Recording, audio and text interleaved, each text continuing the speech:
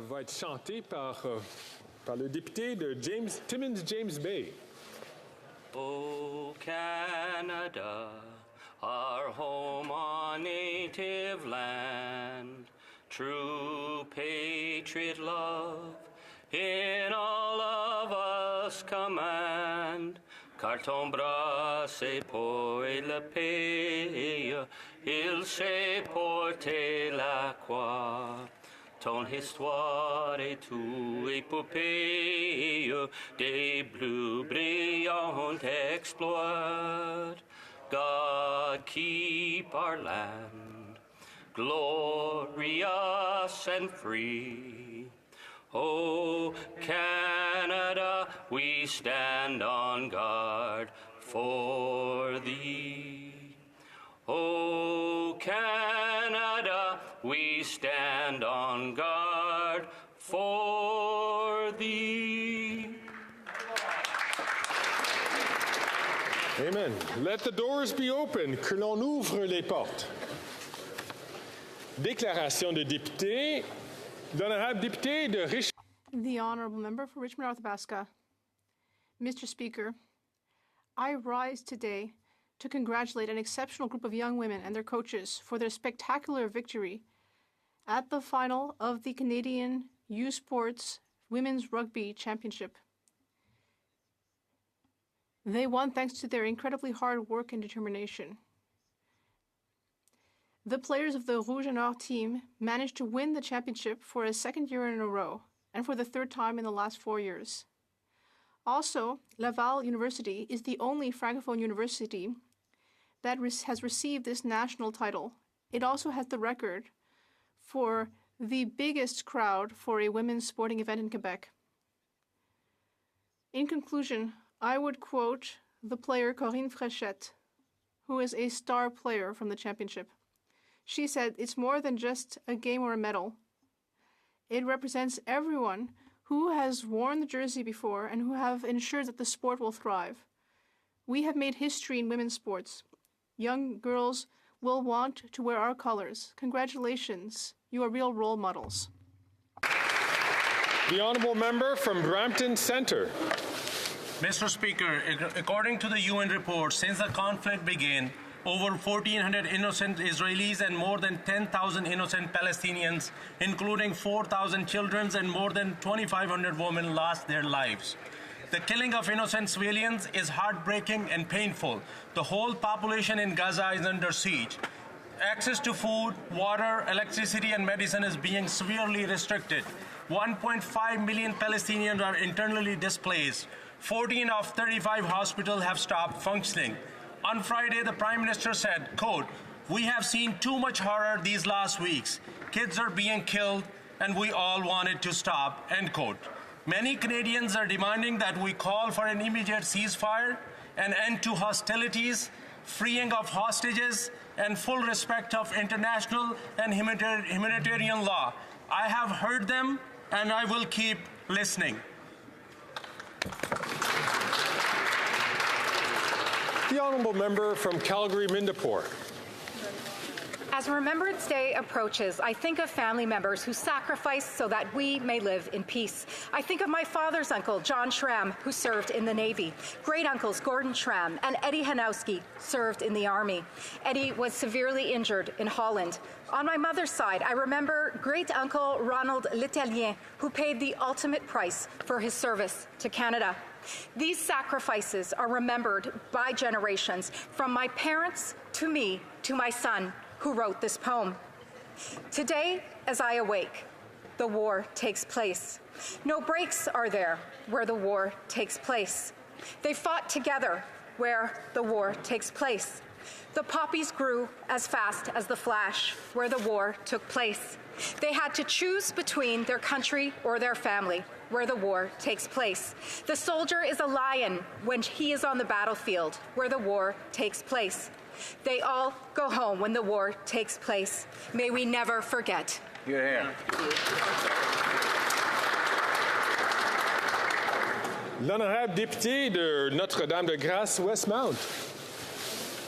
Monsieur le Président, Mr. Speaker, I rise today to pay tribute to an exceptional Montreal photographer, Brian Merritt. He passed away on September 21st. Mr. Merritt became an activist and leader in the preservation of architectural heritage of Montreal.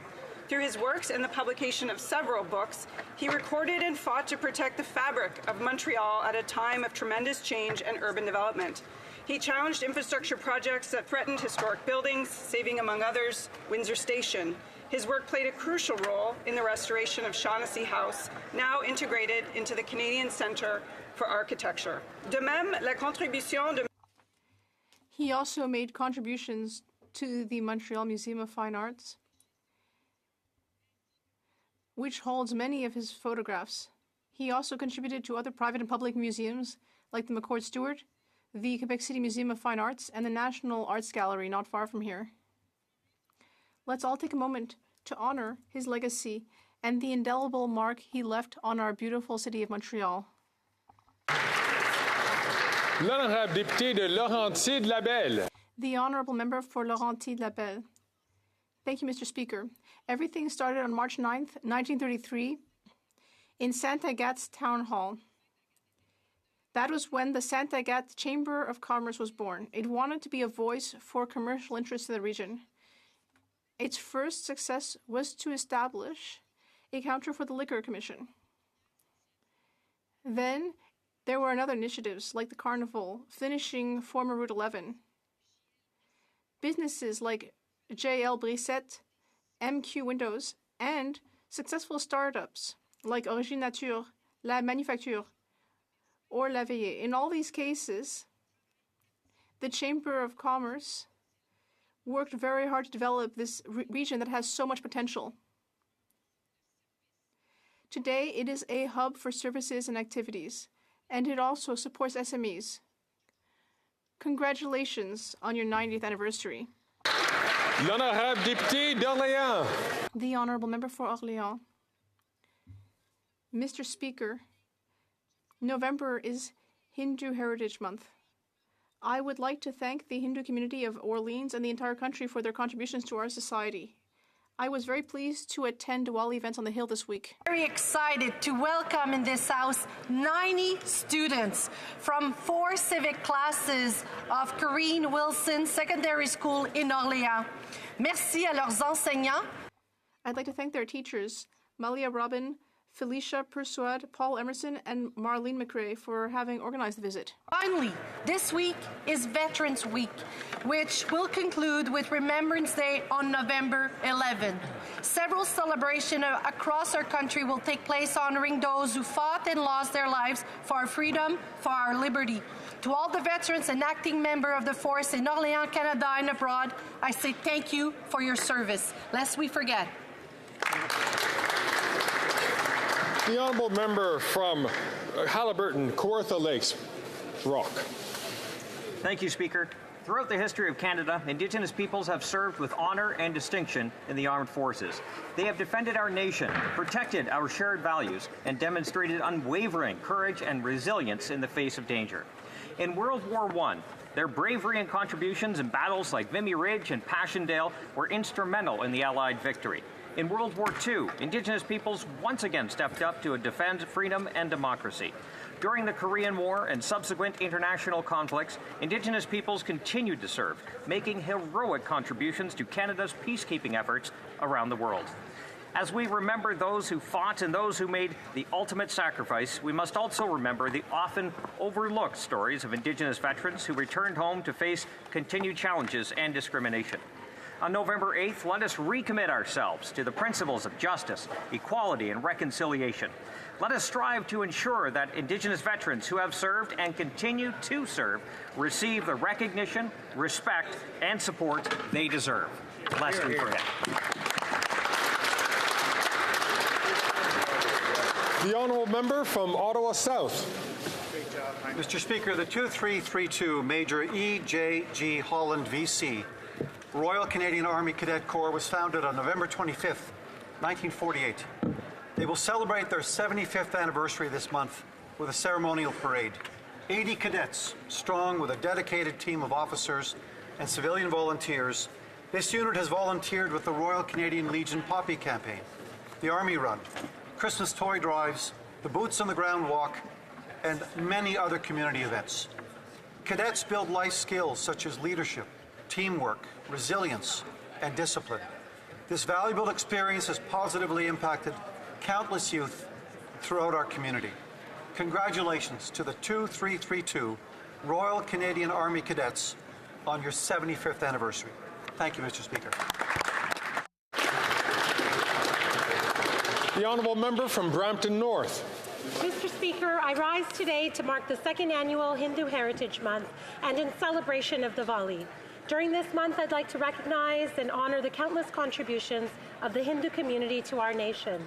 Over the past 120 years, they have been an integral part of Canadian society. Hindu communities have flourished and grown immensely, leaving their mark on several aspects of Canadian society, from medicine and cutting-edge technology to arts and thriving businesses. Mr. Speaker, this weekend I'll also be celebrating Diwali with the Hindu community in Brampton. The Festival of Lights marks the victory of light over darkness, knowledge over ignorance, and good over evil. It is a time for families and friends to come together, share joy, and express their gratitude for the blessings in their lives. During this special month, I encourage all Canadians to take the time to learn more about the Hindu culture and the significance of Diwali, to engage with our Hindu friends and neighbours, and to join in on the festivities. Let us embrace the opportunity to foster understanding, respect, and appreciation for the rich traditions that define our nation. Thank you. The honourable member from Banff Airdrie. As we approach Remembrance Day, it is important to remember and recognize the sacrifice that so many Canadians made for our freedoms. The toll of war weighs heavily upon our veterans, and so it is our duty to honour their sacred contribution and ensure they are cared for. Yet this Prime Minister has told them that they are asking for more than he can give, and after 8 years we are seeing veterans suffering in record numbers. We need to recognize that veterans, particularly those with injuries, are vulnerable to the cost of living crisis brought on by this government. The Veterans Food Bank in Calgary reports that the demand for their services has doubled, and they expect their shelves to be empty by the end of the week. Veterans are suffering right now, with more and more using food banks and homeless shelters. And now the cost of living crisis has gotten so bad that there are serving members of the Canadian Armed Forces who are living in their cars because they can't afford a place to live. This Prime Minister is just not worth the cost. It's time to bring home a government that will honour the service and sacrifice of our veterans, not just on Remembrance Week, but every single day.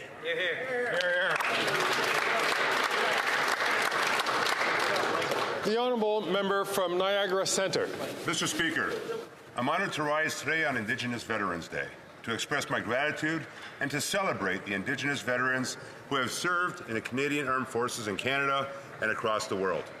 The service of First Nations, Inuit, and Métis peoples to our country in times of conflict, war, and peace goes back generations. It is up to all of us to ensure that their sacrifices are never forgotten and that their contributions are fully appreciated. It is essential to acknowledge that many Indigenous veterans faced unique challenges and discrimination during and after their service. Despite these challenges, they persevered, showcasing their remarkable resilience and determination. On this Indigenous Veterans Day, let us all remember and pay our heartfelt tribute to these individuals who have stood at the forefront of our nation's defense and exemplify, Mr. Speaker, the true meaning of service and sacrifice, lest we forget. L'honorable député de Montmagny-Lillet, The honourable member from Montmagny-Lillet, Kamouraska, Rivière-du-Loup. Mr. Speaker, after 8 years of this Prime Minister, he's trying everything to save his career. Luckily for him, he's found a new friend, this centralizing Bloc Québécois.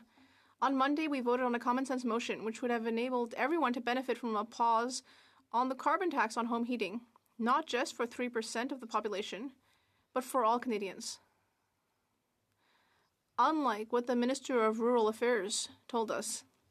But the Liberals voted against the motion, and the Bloc too. If you vote for the Bloc, you'll pay a steep price, because they want to radically increase the carbon tax. This new, costly Bloc Liberal coalition will hurt everyone, including in Quebec. And that's not just my opinion.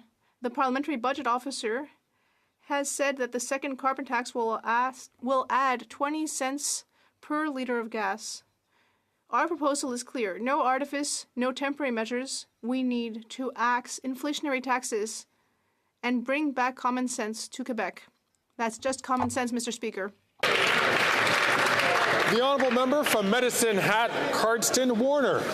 Mr. Speaker, after 8 years of this Prime Minister, he's just not worth the cost. Canada is broken, and households and businesses across this country are struggling to hold on, losing hope that things will ever get better. The PM decided to pause the carbon tax on home heating oil for only 3% of Canadians. His divisive policies have left Western Canadians out in the cold, having to decide between eating and heating. The Economic Development Minister thinks Westerners should just elect more Liberals if they want to afford home heating. Well, Mr. Speaker, surprisingly, Albertans in Edmonton Centre and Calgary Skyview did vote Liberal. However, their MPs didn't even try to get Albertans the same breaks as other Canadians. In fact, on Monday, these same two MPs voted against our Conservative motion to axe home heating, or carbon tax on home heating. It is now clear, now more than ever, Canada needs a common-sense Conservative government to start fixing the problems created by the NDP Liberal Carbon Tax Coalition. Hear, hear, hear, hear. The honourable member from Waterloo. Mr. Speaker, for the last 32 days, I, along with colleagues from Kitchener-Conestoga, Kitchener-South Hespeler, and Cambridge, have been listening to and consoling residents in the Waterloo region for the deaths of thousands of innocent Israelis and Palestinians. We feel their pain, their grief, and bring their calls to action to this chamber. Mr. Speaker, there are parents having to explain to their kids why they are seeing death and horror in their social media feeds. We have children afraid to wear religious symbols, neighbors grieving the loss of loved ones, faith leaders fearing for the safety of congregations, and people feeling silenced from publicizing their views. Mr. Speaker, we hear the range of calls from Canadians, including for a humanitarian ceasefire, the release of civilian hostages, the safe return of all Canadians, a dedicated humanitarian corridor. We must continue working hard to achieve a just and lasting peace for all Palestinians and Israelis for the sake of humanity. Thank you, Mr. Speaker. L'honorable député de Victoria.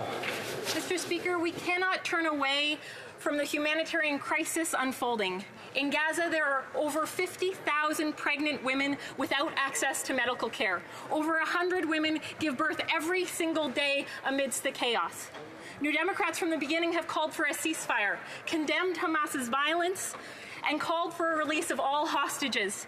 And now, as people who have nothing to do with Hamas's violence are being killed, we must center human rights, international law, and human decency. C-sections are being performed without anesthetic. Imagine being pregnant with no medicine, no food, no water, no electricity.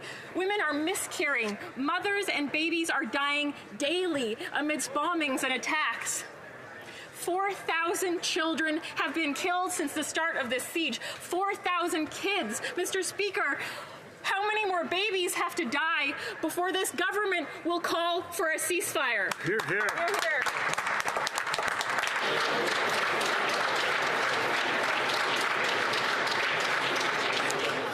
L'honorable député de... The honourable member for Trois-Rivières. Thank you, Mr. Speaker. The Traversier Day Centre and Peer Mental Support Centre in Trois-Rivières is celebrating its 35th anniversary this year. Its mission is to help people who are living with a mental health issue and help them in improving their quality of life. In order to better meet clients' growing needs, the organization has started an innovative new project, which will enable it to broaden its services and help more people. A mobile response team. This team will be able to meet people living with mental health issues and meet them closer to where they live. The vehicle is completely autonomous and has been designed to hold consultations. It can even host small groups for activities. I would like to congratulate Director General Shahnaz Moussa on her exceptional work, as well as the chairwoman of the board, Isabelle Fortin. They have brought together the entire team behind this project. I'd like to congratulate the entire team on this excellent initiative. The honourable member from Chatham-Kent, Leamington. Mr. Speaker, after 8 years, Canadians are seeing this Liberal NDP government for what it is. This Prime Minister is just not worth the cost. He continues to divide Canadians now over the carbon tax. But he still plans to quadruple the tax on home heating, on gas, on groceries for 97% of Canadians. But he decided to pause the tax for 3% of families in areas where he was plummeting in the polls and where his Liberal MPs were revolting. The Liberal Rural Affairs Minister said if people in other regions wanted to have the same pause, elect more Liberals. Is that politics or is that policy? But the people in Thunder Bay, Superior North, did elect a Liberal MP, and yet her constituents are not getting the pause. Why didn't she use her influence with this Prime Minister to bring relief to her constituents?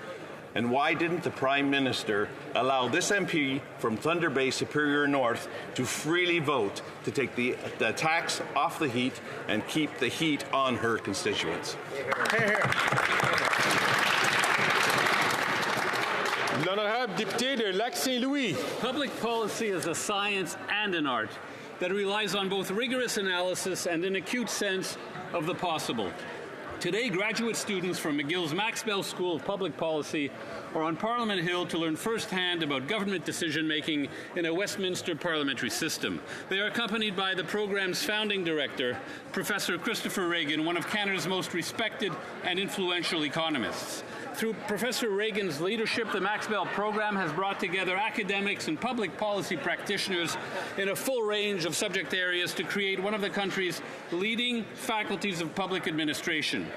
I ask members to join me in welcoming Max Bell students to the nation's capital today. Government necessarily plays a crucial role in our complex and rapidly evolving world. We look forward to these bright young minds taking up important roles and responsibilities for guiding our ship of state into a promising future. Hear, hear, hear, hear. That's a statement. Oral questions, questions orales. L'honorable chef. The Honourable Leader of the Opposition.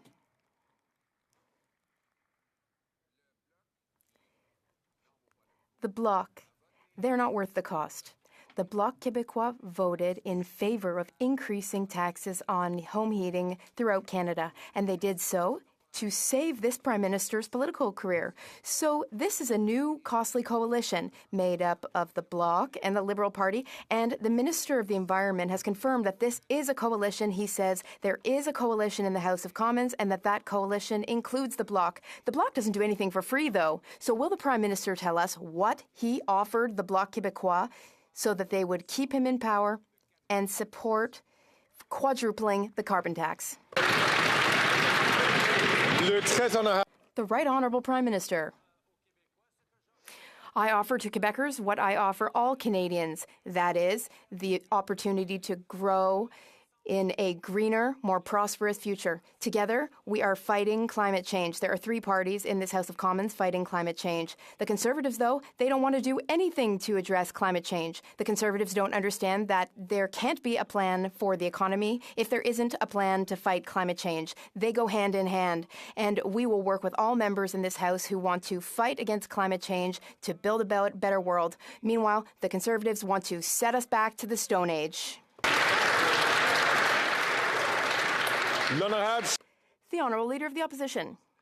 Mr. Speaker, he has just mixed up the Bloc Québécois and Quebecers. Those are not one and the same, because the Bloc Québécois has abandoned Quebecers. But the Prime Minister apparently thinks that the Bloc Québécois speaks for Quebecers. The Bloc Québécois wants to radically increase taxes on Quebecers, and the Bloc Québécois now wants to keep this Prime Minister in power. The Bloc Québécois supports the Prime Minister's inflationary deficits and his centralizing policies. So, the Minister for the Environment also admitted that there is a coalition which includes the Bloc. So, once again, what did the Prime Minister offer the Bloc to get this coalition deal? The Right Honourable Prime Minister. Mr. Speaker, approximately 500,000 Quebecers are still heating their homes with heating oil. All Quebec MPs should know, and that includes Bloc members, the Liberal Party members, and other. We should all understand that those who are spending money on home heating oil are spending more money, they're polluting more, and this mostly affects lower income Quebecers and Canadians. That's why we are offering to replace home heating oil with heat pumps. We'll work with all provinces who want to deliver this program to people free of charge, especially for those living on lower incomes, because we know that to build a better world, we need to do so together. The Honourable Leader of the Opposition. Prime Minister is not worth the cost or the division after 8 years. Panicking under pressure from MPs in a region where he's plummeting in the polls, he'd paused the tax for some people in some places, but his minister said that other people should have voted Liberal if they wanted the same break.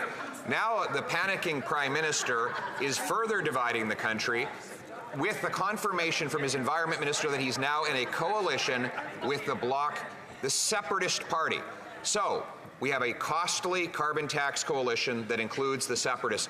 What did he promise the Separatists to get them to sign on to keeping him in power for 2 more years? Le très honorable Premier Ministre.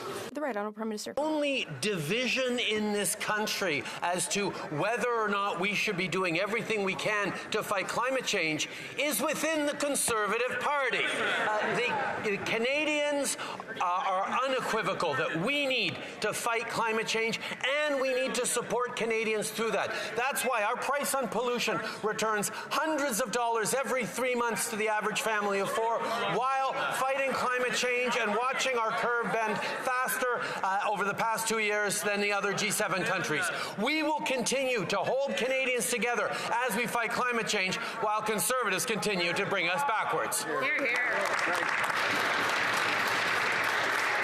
The Honourable Leader of the Opposition. Mr. Speaker, the Prime Minister's own Environment Commissioner confirmed he will not hit his own targets, and the Prime Minister has admitted that his carbon tax is not worth the cost for oil-heated homes. Now, he did that as to save his political hide, but his desperation went one step further this week when he relied on the Separatists to vote with him to quadruple the tax on home heating for everyone else in Canada. So the question is very clear. What did he promise the Separatists to get their support to save his political hide and quadruple his tax? The Right Honourable Prime Minister.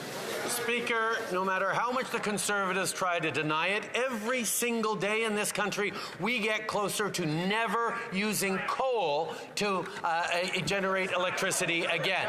And now, Mr. Speaker, we're choosing to phase out home heating oil, which is dirtier, more expensive, and disproportionately relied on by lower-income Canadians. The Conservatives may try to make up all the stuff they like, but the reality is replacing home heating oil is good for Canadians when we put in heat pumps, and that's exactly what we're doing.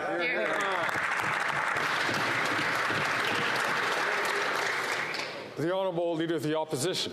Mr. Speaker, after 8 years, he hasn't eliminated coal-fired electricity. He hasn't eliminated oil-powered heating in homes, and his carbon tax will not allow him to meet his own GHG targets, according to his Environment Commissioner. Now, that is the reality, that his carbon tax is not worth the cost. And that's why people, all 10 premiers, Conservative, Liberal, and NDP, are calling for him to take the tax off so Canadians will keep the heat on. Will he be fair to all Canadians, or will he sign on with the Separatists to divide our country some more?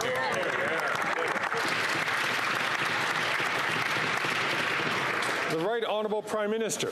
I have to admit I'm a little worried for the Leader of the Opposition. When he has to stoop to bringing up the separatist boogeyman to try and scare Canadians, he must be running out of material. The fact of the matter is, Mr. Speaker, Canadians are afraid of climate change.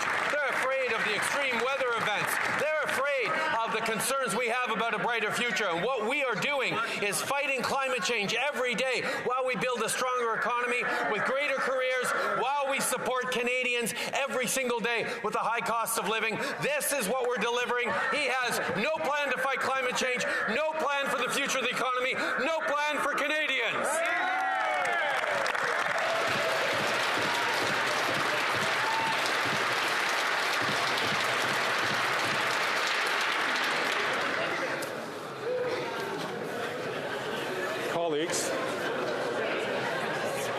Colleagues, I'm going to ask colleagues to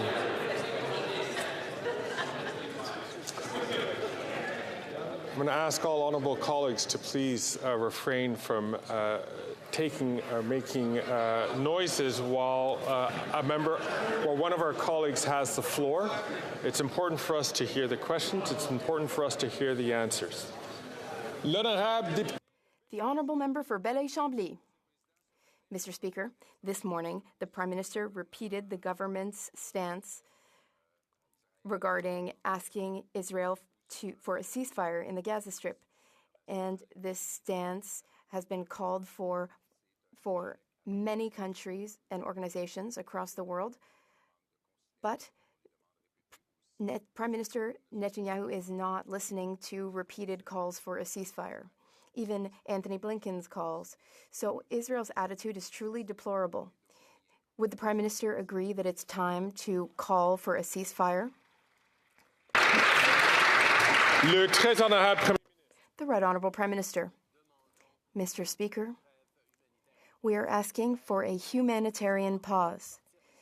That would help get the hostages out of Israel, out of the Gaza Strip, as well as others who are citizens of other countries out of Gaza. And it would also allow for humanitarian aid to get to Gaza. We need, in order to get humanitarian help, to support that. We need to support a two-state solution. We need to put an end to all this conflict because the images we're seeing on TV every night are heartbreaking to Canadians and to everyone in the world. We need to continue to work for the peace and security of all. The Honourable Member for Belleuil-Chambly.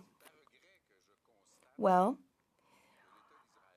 I regret to observe that the State of Israel, in fact, has broken the trust that the international community had in them.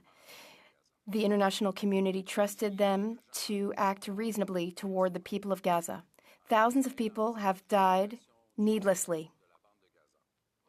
Israel is occupying Gaza, but it's gone on for a long time. So there needs to be a strong action by the international community. The international community needs to take action to request a ceasefire for international peace. The Right Honourable Prime Minister. Mr. Speaker, as we all know, we are working with our partners around the world in order to protect civilians. We are working to restore peace and safety for all people of the region, and we will continue to work towards that. But as parliamentarians and as Canadians, Mr. Speaker, we need to be very worried about the divisiveness and hatred and fear-mongering that we're seeing in some parts of in Canada. We need to stand up to Islamophobia. We need to stand up to anti-Semitism. We need to stand up to all forms of hatred because we need to remember who we are as Canadians. The Honourable Member for Burnaby South. The Liberal and Conservative corporate coalition may strike again today. We put forward a plan to help Canadians with their home heating bill, to help Canadians tackle the climate crisis and make big oil and gas pay for it. Now, environmental organizations are on board, but climate delay liberals and climate deny conservatives will back the profits of big oil again. So how can the Prime Minister and the leader of the Conservative Party justify voting against this? Hear, hear. The Right Honourable Prime Minister. Mr. Speaker, it was with confusion and consternation that I noted the way the NDP voted with the Conservatives against one of the most successful measures Canada has ever seen in the fight against climate change. Putting a price on pollution is exactly how we've managed to bend the curve on our emissions faster than other G7 countries over the past 2 years. How we are moving forward with global leadership on the fight against climate change. Seeing the NDP vote with the Conservatives against a price on pollution is something that has disappointed millions of progressives across this country.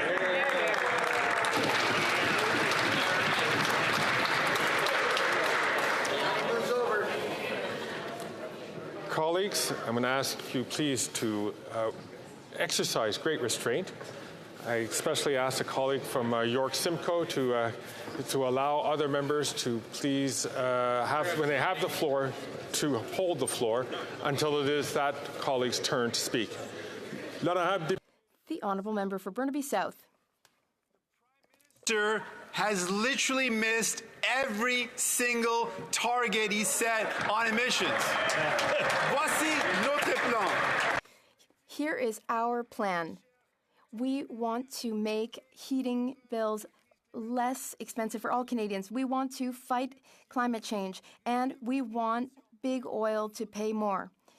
Many organizations that work for the environment agree with this, but the Liberal Conservative CEO coalition will continue to protect big oil.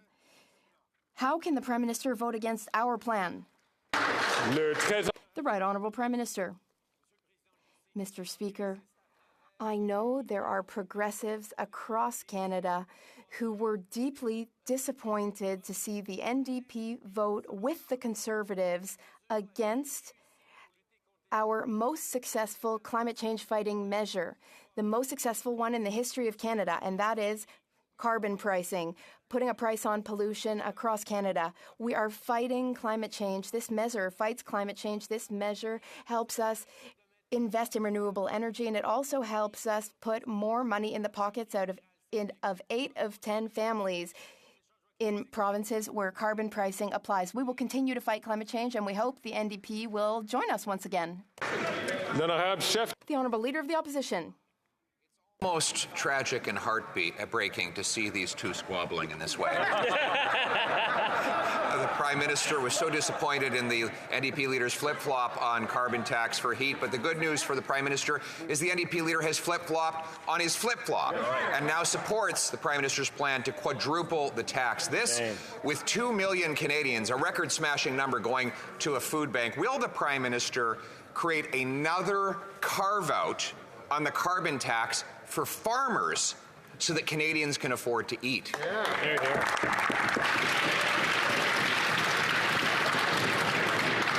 The Right Honourable Prime Minister.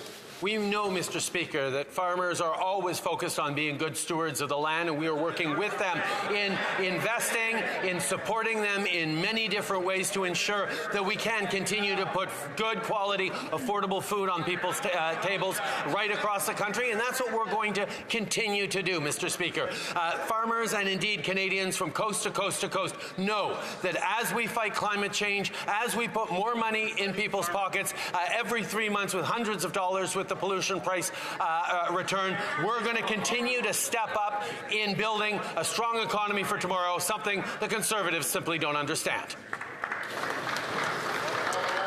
The Honourable Leader of the Opposition. Mr. Speaker, the Prime Minister is quadrupling his carbon tax on the farmers who make the food, quadrupling the tax on the truckers who ship the food, therefore quadrupling the tax on all who buy the food. Good news is there is a common sense Conservative bill that's passed through the House and in the Senate where the Prime Minister's senators are holding it up. Will the Prime Minister once again cave and allow another carve-out on the carbon tax for farmers? Yes or no?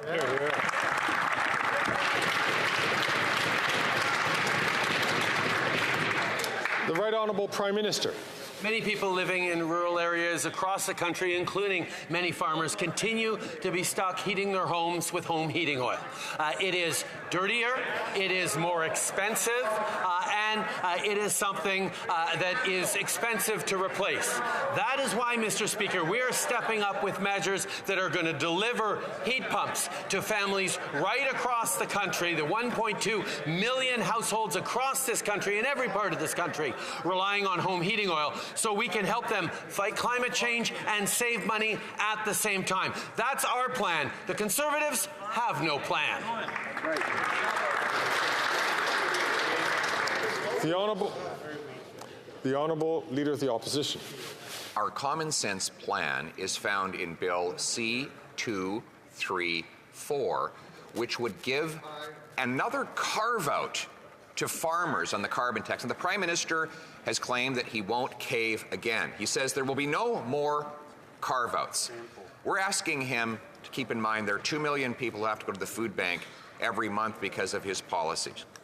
Will he put his ego and pride aside and ask his Liberal senators to pass Common Sense Bill C-324 to axe the tax and create a carbon tax carve-out for our farmers?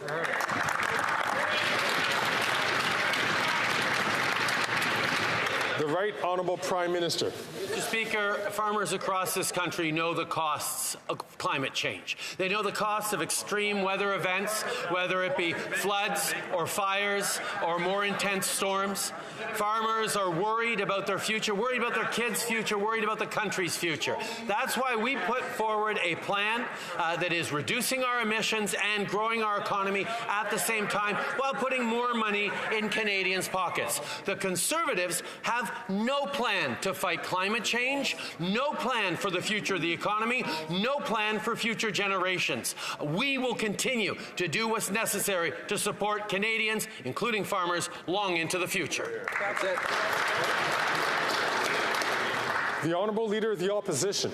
The Prime Minister won't answer a simple question. It's about the Common Sense Conservative bill to carve out farming from the carbon tax. But I understand why he feels he's in a bind, because his Environment Minister said, as long as I am Environment Minister, there will be no more exceptions to carbon pricing. That implies that he would resign if there was another carve-out. Will the Prime Minister sacrifice his crazy carbon tax minister and support our common sense bill to take the tax off?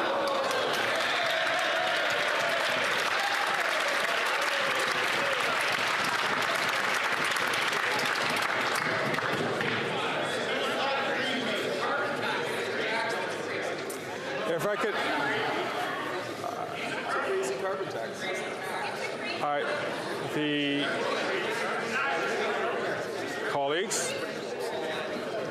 colleagues, all colleagues should know that we cannot use language which calls into question the character of honourable members, individual members.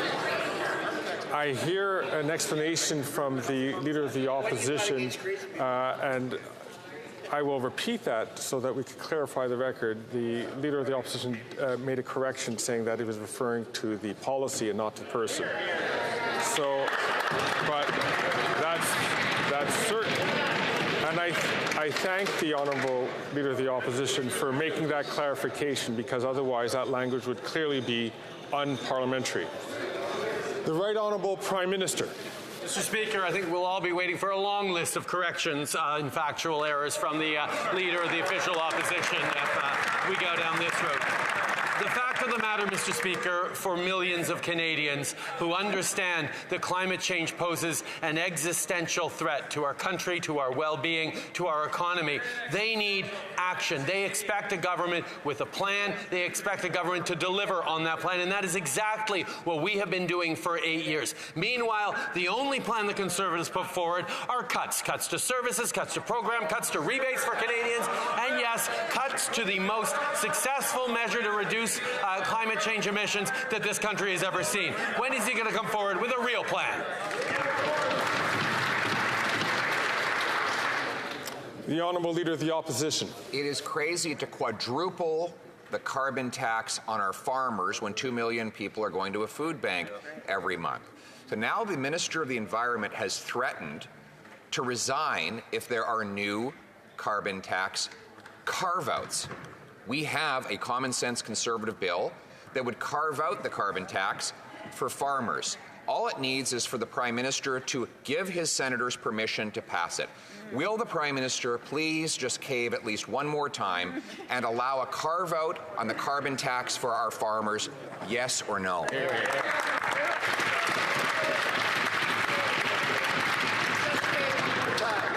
The Right Honourable Prime Minister. Speaker, I won't use the word crazy, but I will say it is deeply, deeply irresponsible for the Conservative Party of Canada continue to deny that taking action against climate change is important. To continue to deny that climate change is a real threat to Canadians and to our economy.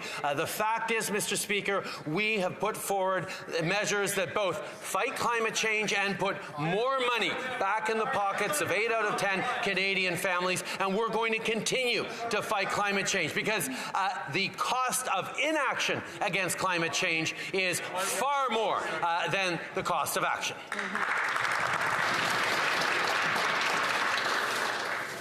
Ernest, s'il vous plaît.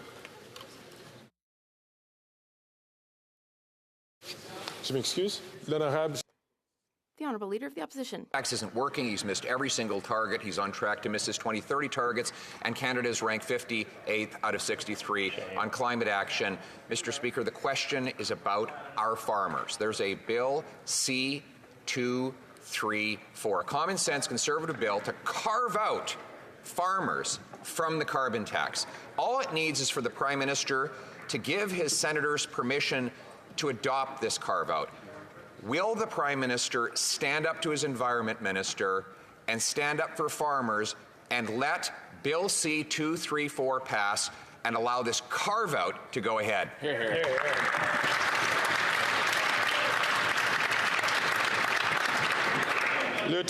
The Right Honourable Prime Minister. I will admit, it doesn't happen often, but every now and then I am a little bit envious of the position that the Leader of the Opposition finds himself in, of being able to criticize on the one hand that we aren't doing enough to fight climate change, and then on the other hand say that we need to stop everything we're doing to fight climate change. Unfortunately, Mr. Speaker, Canadians are smarter than he takes them for. Canadians know the only way to build a strong economy for the future is to fight climate change at the same time. That is exactly what we are doing, and until he puts forward a plan that is responsible and real on fighting climate change and growing the economy, Canadians will continue to dismiss him. That's right.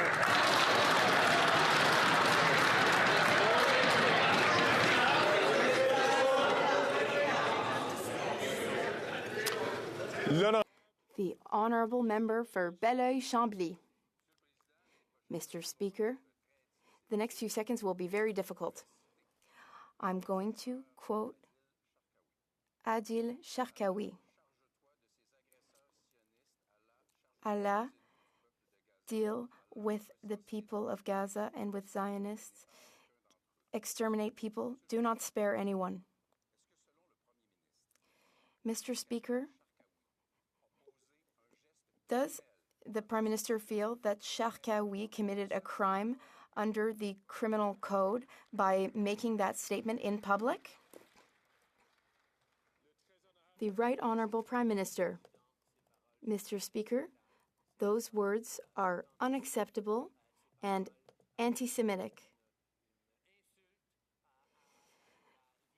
Those words spoken by a preacher are an insult to the lives and hope of millions of people across the world, including millions who lost their lives during the Holocaust because they were Jewish. We will always stand up to anti-Semitism. We will always be there to promote peace and compassion among peoples throughout the world. The Honourable Member for Belleuil-Chambly. Mr. Speaker, 3 hours ahead of question period, I informed the Prime Minister that I would ask this question. So I want a clear, specific answer. The preacher who said that, are his words criminal? And should they be treated as a crime and punished as a crime? The government appointed someone to serve as a liaison between communities. Currently, Ms. El Gawabi. Do we need her, though? Le très honorable Premier Ministre. The Right Honourable Prime Minister. Mr. Speaker, it's true that there are people saying unacceptable things around the world and here in Canada, too. What we need to do in this place and throughout the country is to encourage people to listen, to be compassionate. We need to return to our basic values as Canadians. We need to have empathy and compassion for the suffering of our neighbors. Now, as for criminal prosecution and crimes, the police and relevant authorities will make those decisions, and I'm counting on them to make those decisions. The Honourable Leader of the Opposition. Panicking Prime Minister is not worth the cost or the division after 8 years. He'd recently announced that he would pause his carbon tax on heat for some people in some places where he's plummeting the polls and his caucus is revolting. He claims this is not regional, but his own rural affairs minister said that if people on the prairies want the same pause, they should elect more Liberals. Can he confirm whether he endorses these comments or whether he condemns them? The Right Honourable Prime Minister. Perhaps the Conservatives think that phasing out coal was divisive because some parts of the country had already phased out coal and it only targeted the parts of the country that still rely on coal to generate electricity. Mr. Speaker, we are united in our desire to fight climate change as Canadians. We are united in our desire to support Canadians who need it through into a better future. That's why banning and phasing out home heating oil by replacing them with heat pumps right across the country is an approach that will unite Canadians. The only division is amongst Conservatives who still think that climate change is fake. That's right. The Honourable Leader of the Opposition. Stating falsehoods about our position will not distract from the original question. Here is the question. The Minister of Rural Development said that if people in the prairies wanted a pause on the carbon tax for home heat, they should elect more Liberals. Does the Prime Minister denounce these comments, or does he agree with them?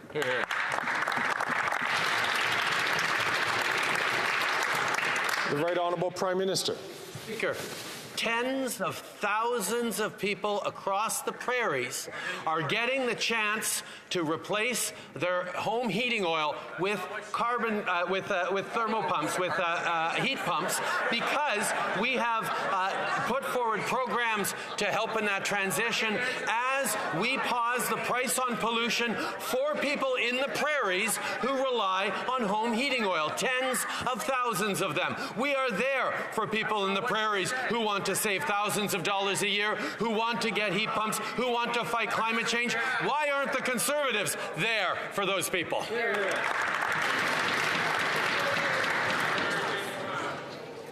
The Honourable Leader of the Opposition. We're there for all Canadians.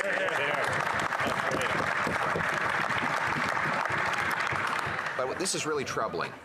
We thought that perhaps it was a gaffe when his Liberal Rural Affairs Minister said that the prairies would have to elect more Liberals if they wanted a pause. And if this really is just a fair policy that applies evenly across the country, then why would you have to elect more of any particular party in your region to benefit from it? So I'll just give him one last chance.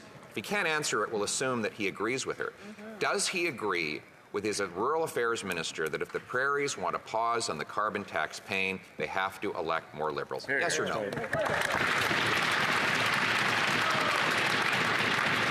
The Right Honourable Prime Minister.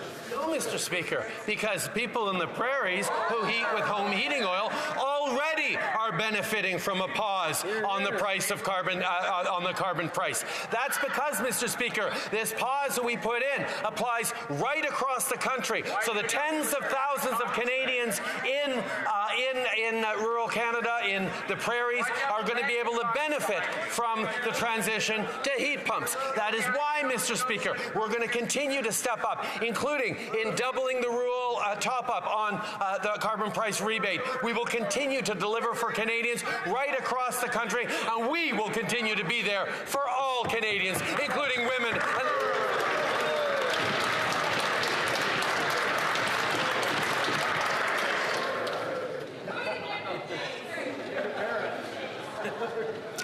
The Honourable Leader of the Opposition.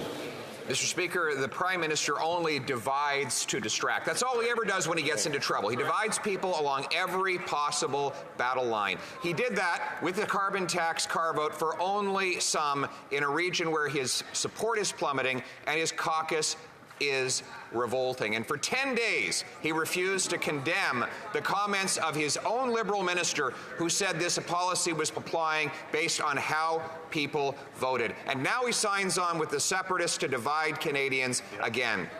Will he, instead of dividing Canadians, reverse the policies that are driving them to the food bank? The Right Honourable Prime Minister. Mr. Speaker, we see the Conservatives' approach to partisan politics and to personal attacks. The reality is, when we stood with the 80 to 90% of Canadians who chose to get vaccinated, they called us divisive. When we chose to stand with women across this country who want to control their own bodies, they called us divisive. When we stand with the 2 LGBTQI+ kids who are being discriminated against in schools across this country, they call us divisive, Mr. Speaker. I ask Canadians, who are dividing Canadians more than Conservatives with their attacks, with their choices, with their politics?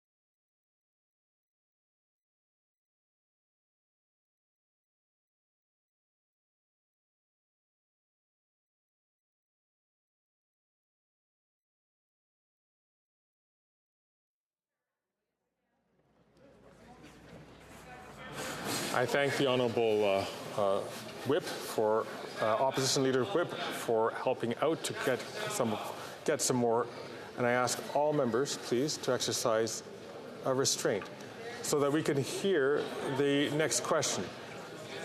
The Honourable Member from Burnaby South.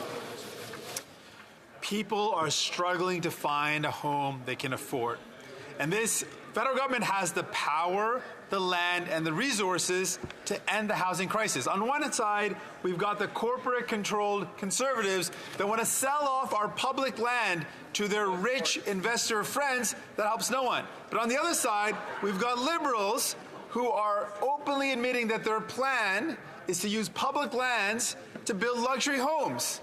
How can this Prime Minister justify using public lands to build homes that people can't afford? The Right Honourable Prime Minister. Mr. Speaker, that's simply not true. We know Canadians are worried about paying their rent, finding an apartment, or buying a home. That's why we're working on affordable housing and housing affordability right across the country. It's why we put forward the Affordable Housing and Groceries Act, which helps build more affordable apartments by cutting the GST on construction. Housing advocates and developers have described this move as a game changer that will get more affordable housing built. It's why it's essential that all members work with us to move these important measures forward. The Honourable Member from Edmonton Strathcona. Every single Canadian deserves to have health care when they need it. Public, universally accessible health care. But the Conservative leader, Danielle Smith, just got caught trying to make health care more chaotic and more bureaucratic. She is not hiring more health care workers, not treating health care workers with respect, and leaving the door wide open for more privatization. Sound familiar? This is right out of the Conservative playbook. Yes. And on the Liberals' watch. Why are the Liberal government sitting on their hands while Alberta has their health care privatized? Hear, hear.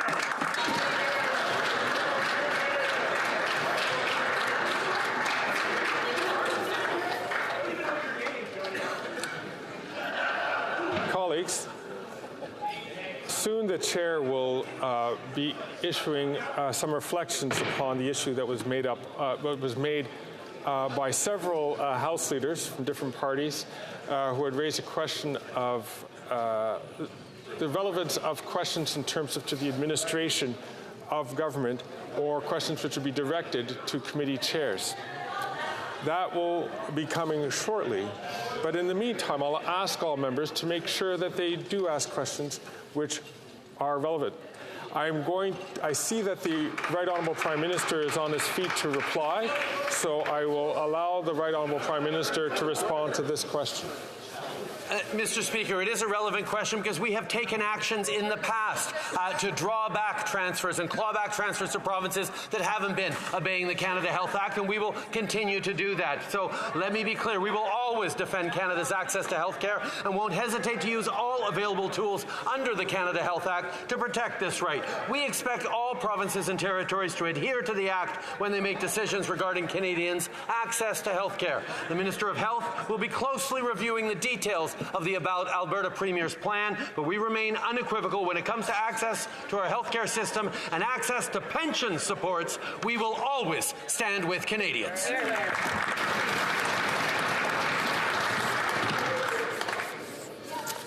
The honourable member from Aurora Oak Ridges, Richmond Hill. Mr. Speaker, the planet is burning, and 72% of Canadians are worried about climate change. Sadly, the Leader of the Opposition does not appear to be one of them. He stated that he will do nothing to reduce our emissions nor work with the global community within the Paris Accord to protect our future. In fact, just like Donald Trump, the Leader of the Opposition will take Canada out of the Paris Accord. The federal government is committed to net zero and has invested over $120 billion in a greener future. Will the government stand for future generations, unlike the reckless Conservatives with their...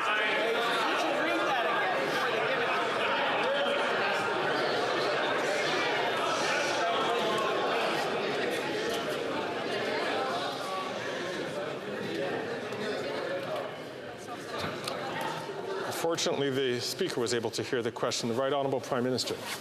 Speaker, I want to thank the MP for Aurora Oak Ridges, Richmond Hill, for her great questions on this important file. It is shameful that the Conservative leader has no plan to address a crisis facing all of humanity. His emphasis on technology to fight climate change means nothing because he is somebody who has been opposing the development of offshore wind technology in Atlantic Canada. While our government has a serious plan that addresses affordability and the climate crisis, that leader has no plan and no vision. Perhaps he should put his glasses back on.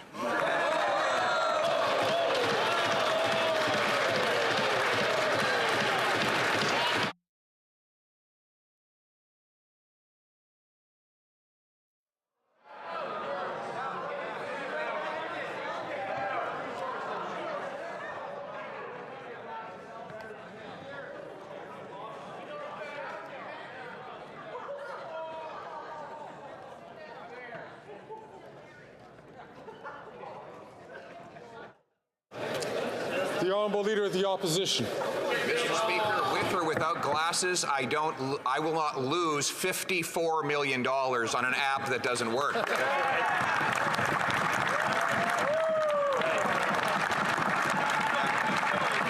Now, this is a Prime Minister whose government is now under RCMP investigation for giving out contracts to firms that did absolutely no work.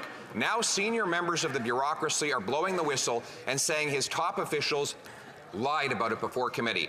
Will the Prime Minister personally cooperate with the police in this latest criminal investigation?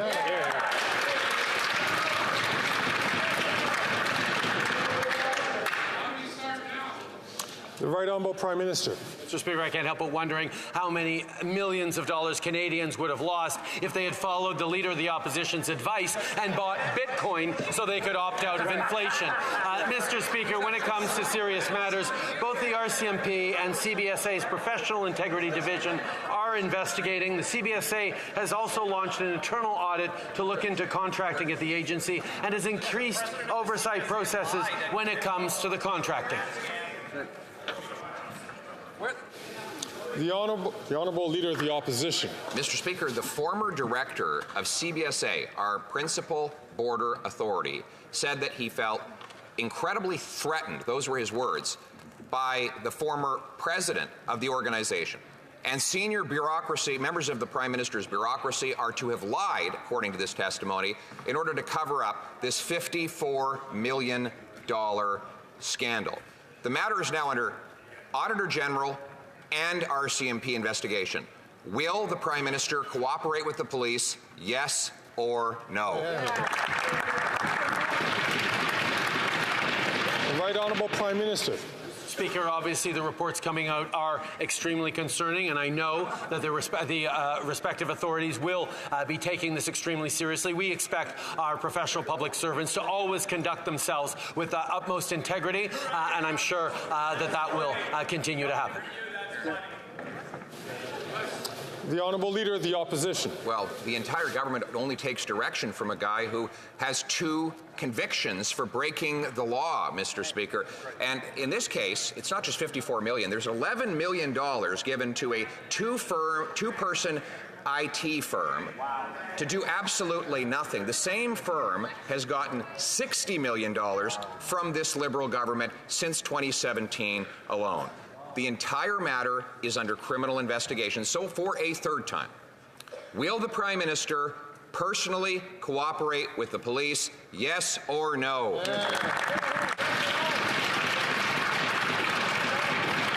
The Right Honourable Prime Minister. You can understand that I won't take overly seriously the accusations from an individual who was Minister of Elections when he was found to break elections law. Mr. Speaker, when we see matters of wrongdoing, we ensure that proper authorities are looking into it, and of course our government will always ensure full cooperation with investigating authorities. Hear, hear. The Honourable Leader of the Opposition. The Prime Minister is a man of conviction. He's got 2 of them, Mr. Speaker.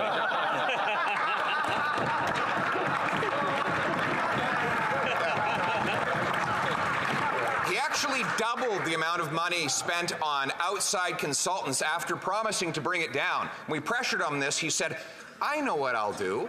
I'll pay $670,000 to another consulting firm to find out how we can spend less money on consulting firms. Here's some free common sense advice. And will he take it?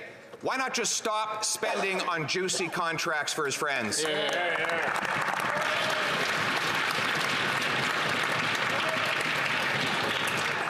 The Right Honourable Prime Minister. Speaker, of course we need to ensure that we're getting the best value for funds spent in the public service, and the Minister agrees and is looking into it. But Mr. Speaker, let's talk about being a person of conviction. I am convinced that we need to fight climate change. I am convinced that the only thing we can do to build a strong economy for the future is protect the environment and fight climate change while putting more money in people's pockets. These are my convictions, and I've continued to be consistent on them over the past 15 years I've been in politics. We look forward to hearing what the Leader of the Opposition believes in, because right now it sure ain't clear.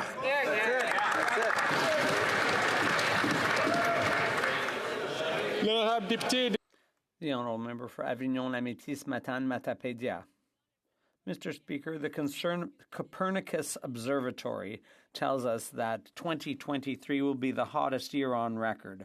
At the same time, the Environment Commissioner says Canada is going to miss its greenhouse gas reduction target for 2030. So here we go again. This is the 10th federal climate plan since 1990, and it's headed for a 10th failure. All talk, no action. How many forest fires, heat waves, and hurricanes will it take before the government takes concrete action to reduce our emissions? The Right Honourable Prime Minister. Mr. Speaker, for 8 years, we've been doing more than any other government in history to reduce emissions. The fact is, as my colleague says, that we have to do even more.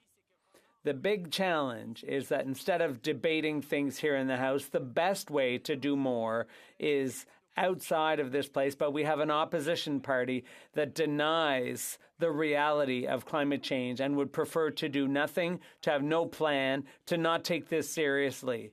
But unfortunately, Mr. Speaker, we're still stuck in this kind of debate over whether or not climate change is real. But on this side of the House, we know it's real and we will fight it. The Honourable Member for Avignon-La-Métis, Matane-Matapédia.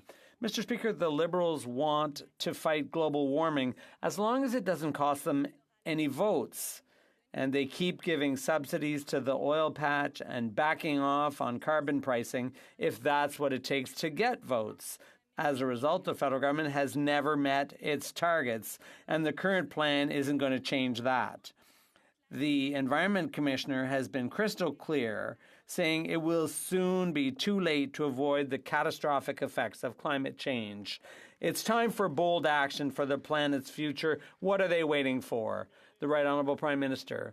Mr. Speaker, the Liberal Party made the choice to form a government that combats climate change. We know Canadians are concerned about this, and that we needed to take concrete steps to put a price on pollution, to invest in green technologies, to make the changes necessary, and to help Canadians pay for the steps they need to take. Unfortunately, the Bloc hasn't changed its stand. All they do is criticize, but the time has come for action.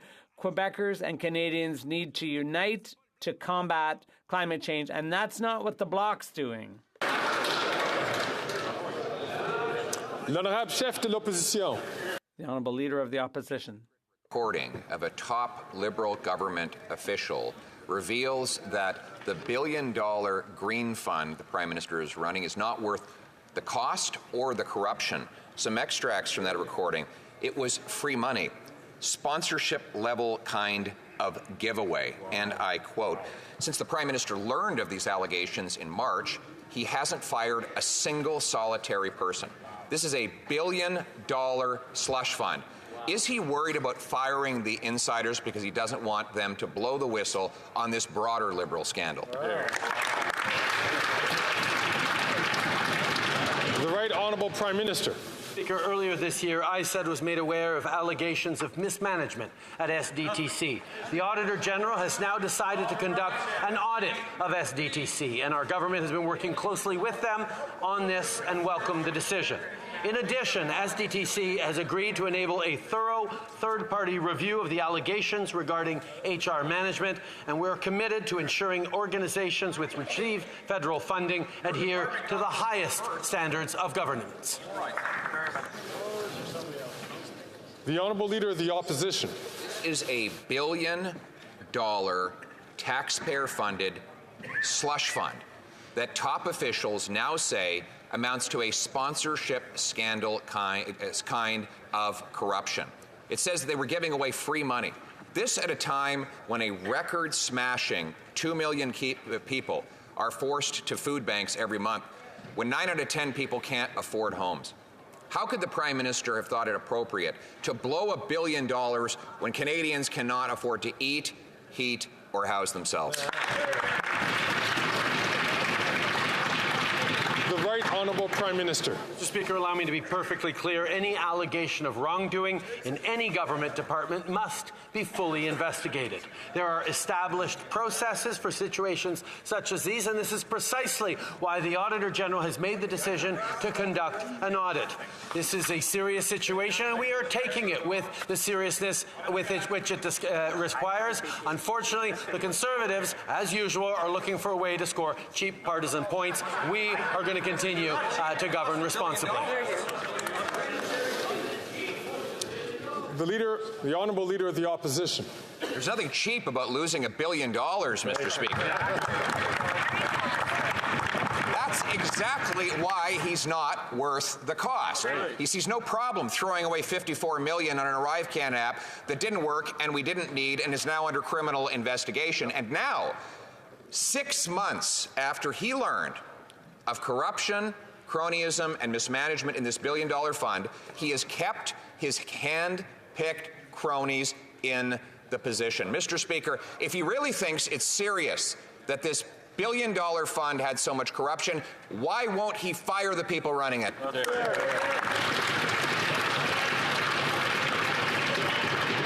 The Right Honourable Prime Minister. Mr. Speaker, Canada is a country of rules and laws, and that's why we need to make sure that we are doing proper investigations and ensuring appropriate consequences for any people involved in wrongdoing. This is how a country of laws and rules functions. Unfortunately, Conservatives are still choosing to make cheap partisan points on very serious issues, and we're going to continue to take these issues seriously. Hear, hear. The honourable member from Charlottetown. Mr. Speaker, Canadians are rightly proud of those who've worn the uniform of the Canadian Forces and defended our rights and freedoms. However, the important contributions of Indigenous veterans haven't always been properly recognized. On the occasion of Indigenous Veterans Day, I'd like to ask the Prime Minister what the government is doing to ensure that the sacrifices of these brave men and women are appropriately recognized. The Right Honourable Prime Minister. I'd like to thank the member for Charlottetown for his question and for his commitment to veterans. Although previous governments were not there for Indigenous communities were there to defend our rights and freedoms. And that's why it's so important to recognize their huge sacrifice. And that's why we're taking steps like creating a team that's dedicated to Indigenous issues. We will be recognizing their sacrifice like we did in the Netherlands earlier this year, lest we forget. The Honourable Leader of the Opposition. The United Kingdom's Foreign Office has given travel advice to its citizens, which reads the following. The risk of terrorist attacks happening in Canada is very likely. End quote. Does the Prime Minister agree with the UK Foreign Office's assessment? And what is he doing to protect Canadians from such an attack?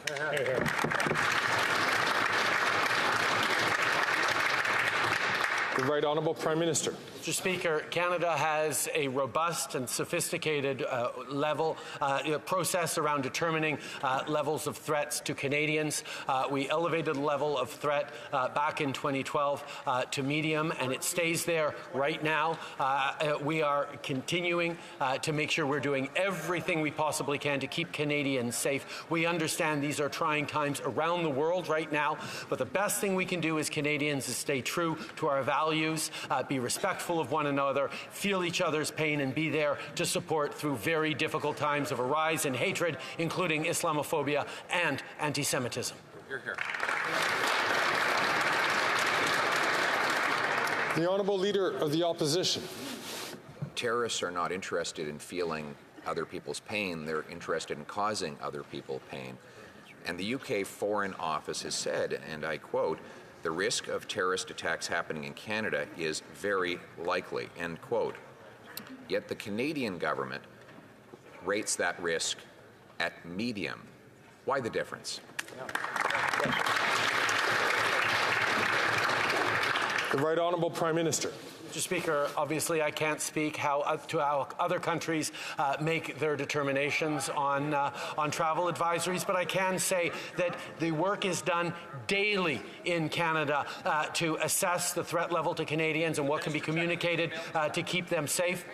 We elevated the threat level to medium in 2014, Mr. Speaker, and it has remained at that level since. But every single day, we reevaluate and ensure that we are doing everything we can, privately and publicly, to keep Canadians safe. Thank you. The Honourable Leader of the Opposition. And yet, if you simply read the UK Foreign Department's assessment of Canada, and I quote, the risk of terrorist attacks happening in Canada is very likely, end quote, then there is a very serious risk, Mr. Speaker. Why did Canadians have to learn from a foreign government about an increasing threat of terrorism in Canada? The Right Honourable Prime Minister. Speaker, once again, I can't speak to how the UK makes its determinations, but I certainly can say that in Canada we have top security agencies and officials who work daily to reassess the threat levels to Canadians. They are working every single day to keep Canadians safe, and will continue to keep Canadians informed on the best ways to keep safe, Mr. Speaker. Here. The Honourable Member from Davenport. Mr. Speaker, the residents of my riding of Davenport are proud of Canada's unwavering support for Ukraine and our proposed modernized Canada-Ukraine Free Trade Agreement, also known as CUFTA. It's become increasingly clear, though, that the Conservative caucus doesn't support CUFTA, criticizing it in committee, and the opposition leader had no shame in filibustering CUFTA in this House. While the Conservative leader would gladly let Ukraine down, can the Prime Minister tell this House why this trade legislation is so important? The Right Honourable Prime Minister. Speaker, I want to thank the MP for Davenport for her advocacy on this file and her steadfast hard work. We have been solid in our support of Ukraine since day one, and we will be there to help them rebuild when they win. We've committed over $9.5 billion in financial, military, and humanitarian aid, and the modernization of our trade deal with Ukraine is another important area of cooperation between our two countries and will be crucial to rebuild Ukraine. On this side of the House, Mr. Speaker, our support for Ukraine has been unwavering. Unfortunately, the leader of the Conservative Party cannot say the same.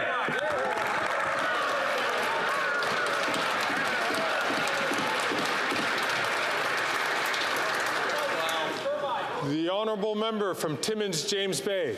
The planet is on fire. So what is the difference between the Conservative leader's approach and the Prime Minister's? Well, the Conservative leader is a climate denier, and he would pull us out of the Paris Accord, whereas the Prime Minister is simply a denier of his global obligations, which is why we're not going to meet our 2030 targets. And the United Nations is pointing out that under this Prime Minister, Canada is planning a massive increase of oil and gas production.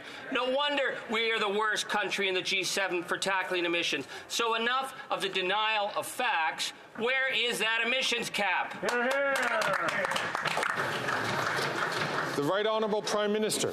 Mr. Speaker, I know the honourable member to be a staunch advocate for the environment and a strong defender of more action against climate change, which is why I know it must have been extraordinarily difficult for him the other day to vote with the Conservatives against the most effective measure Canada has ever used to fight against climate change. Mr. Speaker, on this side of the House, we will continue to step up in the fight against climate change every single day while putting more money in the pockets of Canadians right across the country.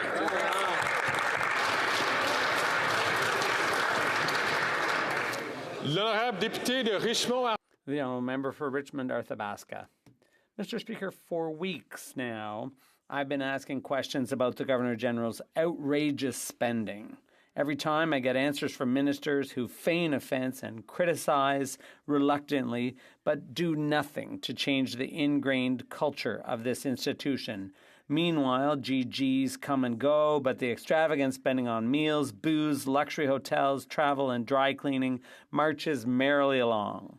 So I ask the Prime Minister today, does his government intend to cut her $33 million budget? Because clearly, she doesn't seem to be able to manage taxpayers' money carefully and responsibly. The Right Honourable Prime Minister. Mr. Speaker, the Governor-General, Mary Simon, is an upstanding, humane, caring person, and she plays an important role in our society and democracy. We will continue to see to it that her spending is managed appropriately, but the fact is she has a very important role for the stability and future of our democracy. Unfortunately, this concludes question period. I ask everyone to please quietly leave the House. And I see that many wish to make points of order. The honourable member for Edmonton-Strathcona. If you seek it, you'll find unanimous consent from the House. Mr. Speaker, we need a ceasefire in Gaza, and we also need all hostages returned. I'm afraid I hear that there is no unanimous consent from several voices in this House. I now recognize the honourable member from Mount Royal, rising on a point of order. Thank you, Mr. Speaker. Mr. Speaker, there have been discussions amongst the parties, and if you seek it, I think you will find unanimous consent to adopt the following motion. That the House unequivocally rejects and condemns the heinous terrorist attacks against Israel by terrorist organization Hamas on October 7, 2023, and demands that Hamas unconditionally and immediately release all hostages, regardless of nationality, that it kidnapped during its attacks. All those opposed to the honourable members moving the motion will please say nay. Agreed. The House has heard the terms of the motion. All those opposed to the motion will please say nay. Carried.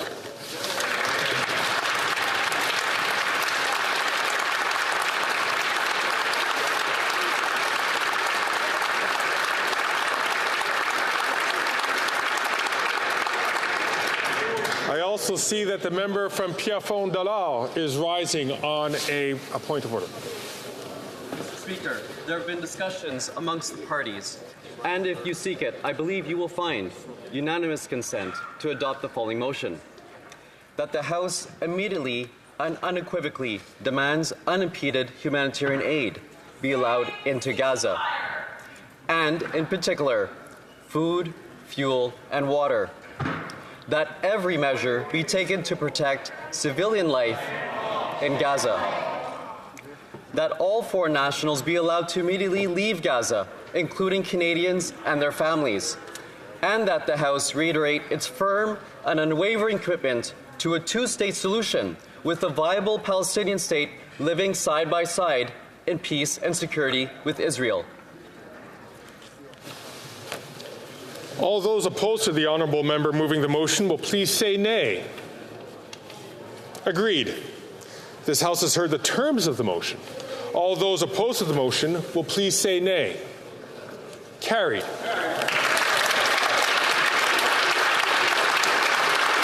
Christopher.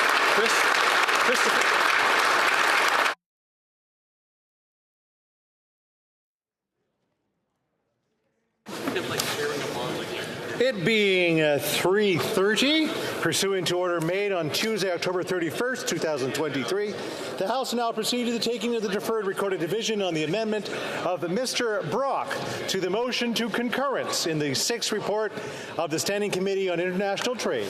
Call in the members.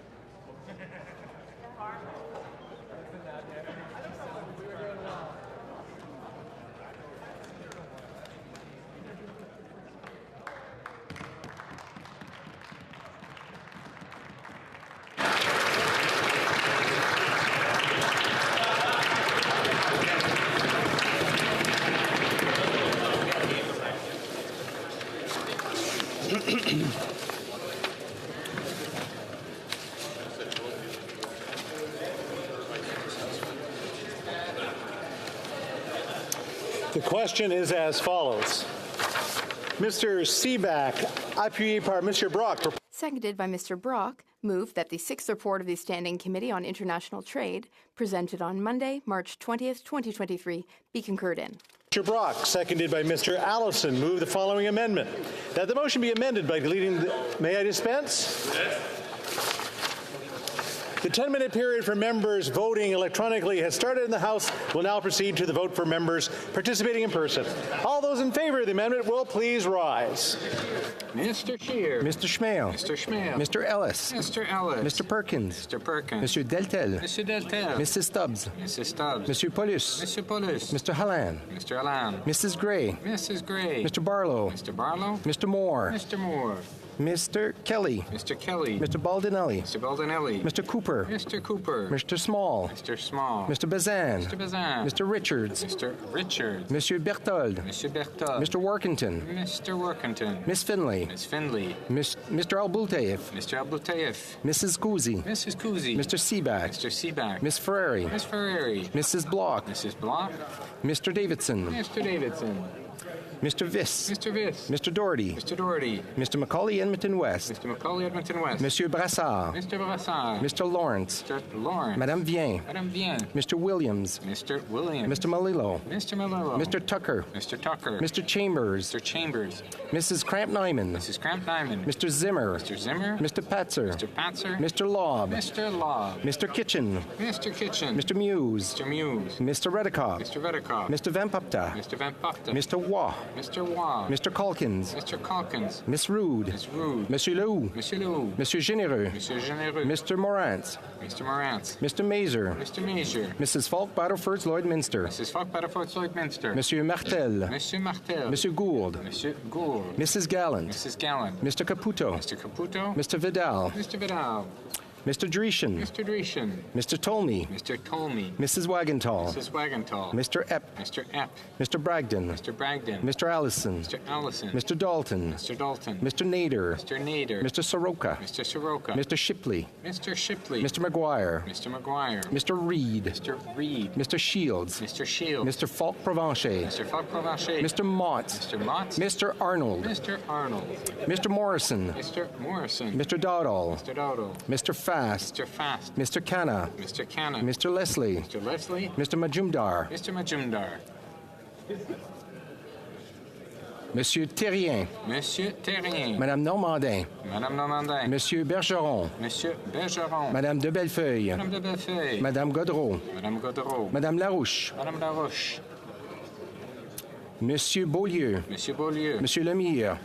Monsieur Lemire. Madame Saint-Clair-Desgagnés. Madame Saint-Clair-Desgagnés. Madame Chabot. Madame Chabot. Monsieur Trudel. Monsieur Trudel. Madame Desbiens. Madame Desbiens. Monsieur Désilet.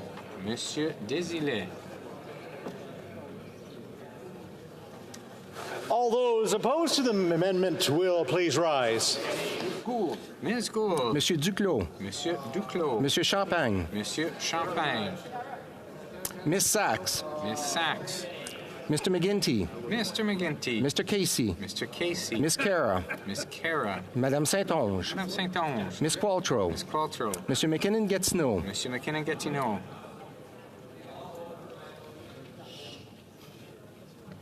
Mr. Beach. Mr. Beach. Miss Jazek. Miss Jazek. Madame Fortier. Madame Fortier. Mr. Dollywall. Mr. Dollywall. Miss O'Connell. Miss O'Connell. Mr. Oliphant. Mr. Oliphant. Mr. Gerritsen. Mr. Gerritsen. Mr. Lamoureux. Mr. Lamoureux. Miss Sahota. Miss Sahota. Madame Bendayan. Madame Bendayan. Mr. Fragiscados. Mr. Fragiscados. Mr. Biddle. Mr. Biddle. Mr. Baptiste. Mr. Baptiste. Monsieur Elcoury. Monsieur Elcoury. Mr. Fillmore. Mr. Fillmore. Mr. Fonseca. Mr. Fonseca. Mr. Hardy. Mr. Hardy. Mr. Housefather. Mr. Housefather. Mr. Cedar Brampton East. Mr. Cedar Brampton East. Mr. Badaway. Mr. Badaway. Mr. Sousa. Mr. Sousa. Mr. Duguid. Mr. Duguid. Mrs. Atwin. Mrs. Atwin. Miss Vandenbelt. Miss Vandenbelt. Monsieur Serré. Monsieur Serré. Madame Koutrakis. Madame Koutrakis. Mr. Fisher. Mr. Fisher. Mr. May Cambridge. Mr. May Cambridge. Mr. Long. Mr. Long. Mr. Longfield. Mr. Longfield. Mr. McDonald Avalon. Mr. McDonald Avalon. Mr. Morrissey. Mr. Morrissey. Monsieur Zuberi. Monsieur Zuberi. Mr. Chang. Mr. Chang. Madame Shanahan. Madame Shanahan. Mr. Rogers. Mr. Rogers. Miss Yip. Miss Yip.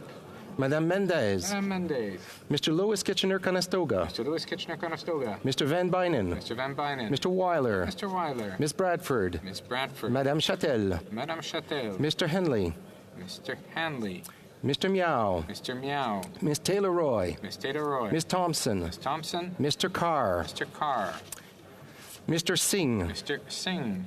Mr. Massey. Mr. Massey. Mr. Julian. Mr. Julian. Miss Kwan. Miss Kwan. Mr. Garrison. Mr. Garrison. Mr. Cannings. Mr. Cannings. Miss Barron. Miss Barron. Mr. Backrack. Mr. Backrack. Madame Hughes. Madame Hughes. Miss Zarillo. Miss Zarillo. Mr. Angus. Mr. Angus. Miss Matheson. Miss Matheson. Mr. Blakey. Mr. Blakey. Miss May Saanich Gulf Islands. Miss May Saanich Gulf Islands. Mr. Morris. Mr. Morris. The House will now wait for the electronic voting period to end before resuming its proceedings.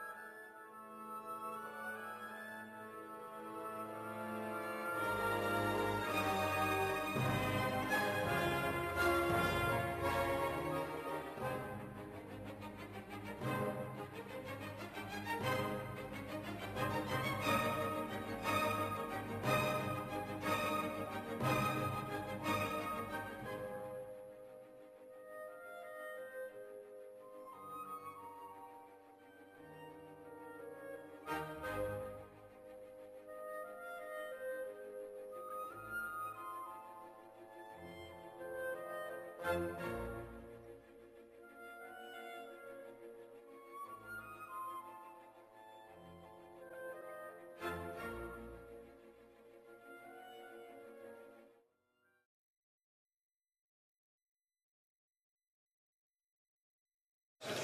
wish to inform the House the electronic voting period has ended. Si les députés n'ont pas pu voter en raison de problèmes.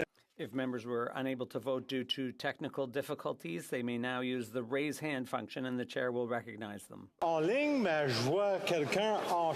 There's no one online, but I see someone here in the House. Count my vote as nay, please.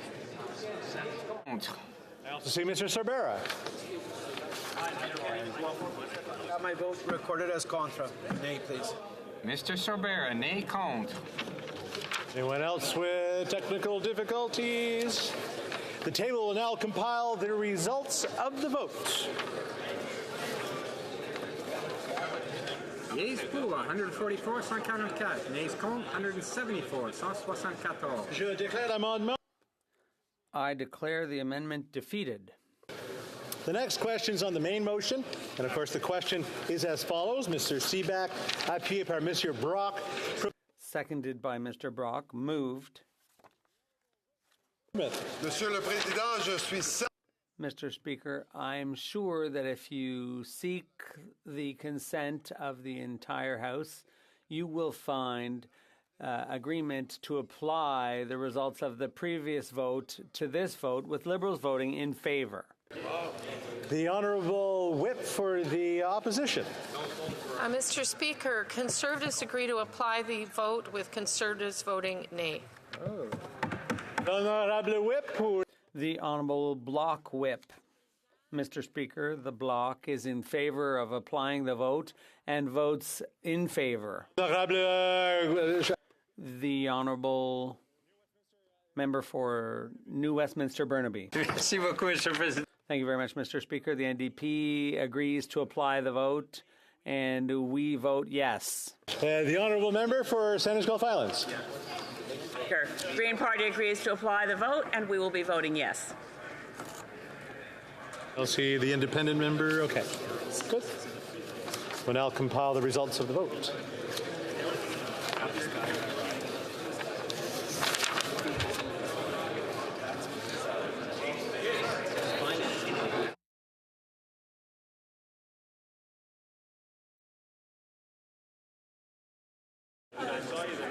Yeas pour 203, 203. Nays contre 113, 113. I declare the motion carried. The House will now proceed to the taking of the deferred recorded division, the motion of Mr. Bachrach relating to the business of supply. The question is as follows. Let me get to the first part first. Mr. Bachrach, seconded by Mr. Boulris, moved that given that 1, 2023 saw a record fire season due to climate change in which the area burned was double that of the historic record, and hundreds of thousands of Canadians were evacuated from their homes. 2, Canadians continue to struggle with dramatic increases to the cost of living, while Canada's biggest corporations, including oil and gas corporations, post record profits. 3, the programme FIT. 3, federal government programs aimed at supporting energy-efficient retrofits such as heat pumps. May I dispense? Are hard to access, especially for low-income Canadians. 4, effective climate action must also address the very real affordability concerns of ordinary Canadians.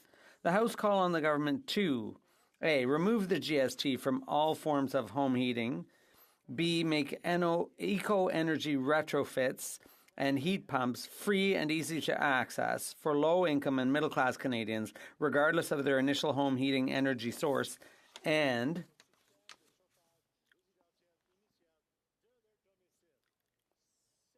C, by putting in place a tax on the excess profits of big oil and gas corporations. The 10-minute period for members voting electronically has started in the House. We'll now proceed to the vote for members participating in person. All those in favor of the motion will please rise. Mr. Singh. Mr. Massey. Mr. Massey. Mr. Julian. Mr. Julian. Ms. Kwan. Ms. Kwan. Mr. Garrison. Mr. Garrison. Mr. Cannings. Mr. Cannings. Miss Barron. Miss Barron. Mr. Backrack. Mr. Backrack. Madame Hughes. Madame Hughes. Miss Zerillo. Miss Zerillo. Mr. Angus. Mr. Angus. Miss Matheson. Miss Matheson. Miss McPherson. Miss McPherson. Mr. Blakey. Mr. Blakey. Mr. Morris. Mr. Morris. Miss May, Sandwich Gulf Islands. Miss May, Sandwich Gulf Islands. All those opposed to the motion will please rise. Ms. Gould. Miss Gould. Monsieur Duclos. Monsieur Duclos. Miss Sachs. Miss Sachs. Mr. McGinty. Mr. McGinty. Mr. Casey. Mr. Casey. Miss Cara. Miss Cara. Madame Saint-Onge. Madame Saint-Onge. Monsieur McKinnon-Gatineau. Monsieur McKinnon-Gatineau. Miss Ian. Miss Ian. Mr. Beach. Mr. Beach. Miss Jazik. Miss Jazik. Mr. Dollywall. Mr. Dollywall. Miss O'Connell. Miss O'Connell. Mr. Oliphant. Mr. Oliphant. Mr. Garrettson. Mr. Garrettson. Mr. Lamour. Mr. Lamour. Miss Sahota. Miss Sahota. Madame Bendayan. Madame Bendayan. Mr. Fragiscatos. Mr. Fragascatos. Mr. Biddle. Mr. Biddle. Mr. Baptiste. Mr. Baptiste. Monsieur El Khoury. Monsieur El Khoury. Mr. Fillmore. Mr. Fillmore. Mr. Fonseca. Mr. Fonseca. Mr. Hardy. Mr. Hardy. Mr. Housefather. Mr. Housefather. Mr. Badaway. Mr. Badaway. Mr. Sousa. Mr. Sousa. Mr. Duguid. Mr. Duguid. Mrs. Atwin. Mrs. Atwin. Miss Vandenbelt. Miss Vandenbelt. Madame Koutrakis. Madame Koutrakis. Mr. Fisher. Mr. Fisher. Mr. Long. Mr. Long. Mr. Longfield. Mr. Longfield. Mr. McDonald Avalon. Mr. McDonald Avalon. Mr. Morrissey. Mr. Morrissey. Monsieur Zubiri. Mr. Zuberi. Mr. Chang. Mr. Chang. Madame Shanahan. Madame Shanahan. Mr. Sorbera. Mr. Sorbera. Mr. Rogers. Mr. Rogers. Miss Yip. Miss Yip. Madame Mendez. Madame Mendez. Mr. Lewis Kitchener-Conestoga. Mr. Louis Kitchener-Conestoga. Mr. Van Bynen. Mr. Van Bynen. Miss Bradford. Miss Bradford. Madame Châtel. Madame Châtel. Madame Lapointe. Madame Lapointe. Mr. McDonald Malpec. Mr. McDonald Malpec. Miss Thompson. Mrs. Thompson. Mr. Carr. Mr. Carr. Mr. Shear. Mr. Shear. Mr. Schmale. Mr. Schmale. Mr. Ellis. Mr. Ellis. Mr. Perkins. Mr. Perkins. Monsieur Deltel. Mr. Deltel. Mrs. Stubbs. Mrs. Stubbs. Monsieur Paulus. Mr. Paulus. Mr. Hallan. Mr. Hallan. Mrs. Gray. Mrs. Gray. Mr. Barlow. Mr. Barlow. Mr. Moore. Mr. Moore. Mr. Kelly. Mr. Kelly. Mr. Baldinelli. Mr. Baldinelli. Mr. Cooper. Mr. Cooper. Mr. Small. Mr. Small. Mr. Bazan. Mr. Bazan. Mr. Richards. Mr. Richard. Mr. Berthold. Monsieur Berthold. Mr. Workington. Mr. Workington. Miss Finley. Miss Findley. Mr. Albultaev. Mr. Bultaev. Mrs. Kuzi. Mrs. Kuzi. Miss Ferrari. Miss Ferrari. Mrs. Block. Mrs. Block. Mr. Viss. Mr. Viss. Mr. Doherty. Mr. Doherty. Monsieur Brassard. Mr. Brassard. Mr. Brock. Mr. Brock. Mr. Lawrence. Mr. Lawrence. Madame Vien. Madame Vien. Mr. Williams. Mr. Williams. Mr. Tucker. Mr. Tucker. Mr. Chambers. Mr. Chambers. Mrs. Cramp-Nyman. Mrs. Cramp-Nyman. Mr. Zimmer. Mr. Zimmer. Mr. Patzer. Mr. Patzer. Mr. Lobb. Mr. Lobb. Mr. Muse. Mr. Muse. Mr. Redekop. Mr. Redekop. Mr. Van Pupta. Mr. Van Pupta. Mr. Waugh. Mr. Waugh. Mr. Steinley. Mr. Steinley. Mr. Calkins. Mr. Calkins. Miss Rude. Miss Rude. Monsieur Leroux. Monsieur Leroux. Monsieur Généreux. Monsieur Généreux. Mr. Morant. Mr. Morant. Mr. Mazer. Mr. Mazer. Mrs. Falk Butterford's Lloydminster. Mrs. Falk Butterford's Lloydminster. Monsieur Martel. Monsieur Martel. Monsieur Gould. Monsieur Gould. Mrs. Gallant. Mrs. Gallant. Mr. Caputo. Mr. Caputo. Mr. Vidal. Mr. Vidal. Mr. Dreeshen. Mr. Dreeshen. Mr. Tolney. Mr. Tolney. Mrs. Wagenthal. Mrs. Wagenthal. Mr. Epp. Mr. F. Mr. Bragdon. Mr. Bragdon. Mr. Allison. Mr. Allison. Mr. Nader. Mr. Nader. Mr. Soroka. Mr. Soroka. Mr. Shipley. Mr. Shipley. Mr. McGuire. Mr. McGuire. Mr. Reed. Mr. Reed. Mr. Shields. Mr. Shields. Mr. Falk Provencher. Mr. Falk Provencher. Mr. Mott. Mr. Mott. Mr. Arnold. Mr. Arnold. Mr. Morrison. Mr. Morrison. Mr. Doddle. Mr. Doddle. Mr. Fast. Mr. Fast. Mr. Canna. Mr. Canna. Mr. Majumdar. Mr. Majumdar. Monsieur Terrien. Monsieur Terrien. Madame Normandin. Madame Normandin. Monsieur Bergeron. Monsieur Bergeron. Madame de Bellefeuille. Madame de Bellefeuille. Madame Larouche. Madame Larouche. Monsieur Barcelou-Duval. Monsieur Barcelou-Duval. Monsieur Beaulieu. Monsieur Beaulieu. Monsieur Lemire. Monsieur Lemire. Madame Saint-Clair-Desgagnés. Madame Saint-Clair-Desgagnés. Madame Chabot. Madame Chabot. Monsieur Trudel. Monsieur Trudel. Madame Desbiens. Madame Desbiens. Monsieur Désilet. Monsieur Désilet. The House will now wait for the electronic voting period to end before resuming its proceedings.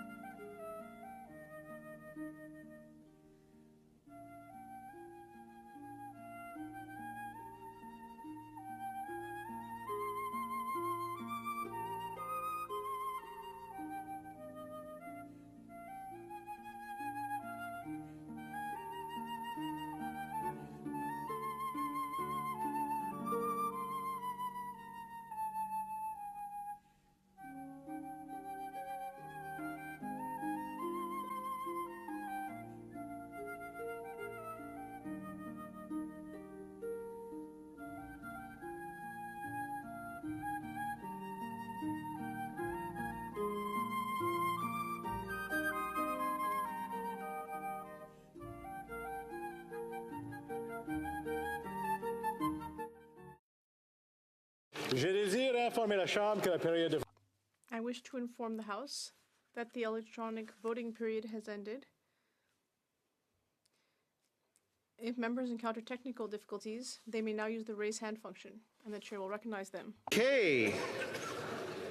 Just wanted to confirm, Mr. Speaker, that my vote was recorded as nay. I received a message saying that it may have been flagged. Yep, it was registered as a nay. Anybody else with a technical difficulty? Nobody in chair? Okay. The table will now compile the results of the vote. Yeas pour 30-30, nays contre 292-292. I declare the motion defeated.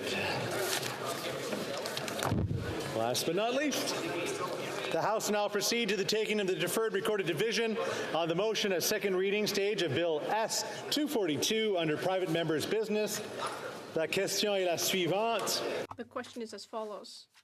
By Mrs. Roberts, move that Bill S-242, an act to amend the Radio Communication Act, be now read a second time and referred to the Standing Committee on Industry and Technology. La période de 10 minutes pour les députés. The 10-minute period for members voting electronically has started, and the House will now proceed to the vote. Start with the sponsor of the item. Williams.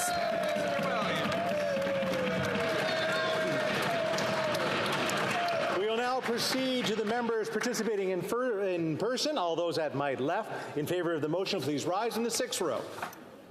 Mr. Morrison. Mr. Morrison. Mr. Dowdle. Mr. Dowdle. Mr. Fast. Mr. Fast. Mr. Khanna. Mr. Khanna. Mr. Majumdar. Mr. Majumdar. In the fifth row. Mr. Dreeshen. Mr. Dreeshen. Mr. Tolmie. Mr. Tolmie. Mrs. Wagenthal. Mrs. Wagenthal. Mr. Epp. Mr. Epp. Mr. Bragdon. Mr. Bragdon. Mr. Allison. Mr. Allison. Mr. Nader. Mr. Nader. Mr. Soroka. Mr. Soroka. Mr. Shipley. Mr. Shipley. Mr. McGuire. Mr. McGuire. Mr. Reed. Mr. Reed. Mr. Shields. Mr. Shields. Mr. Falk Provencher. Mr. Falk Provencher. Mr. Motz. Mr. Motz. Mr. Arnold. Mr. Arnold. In the fourth row.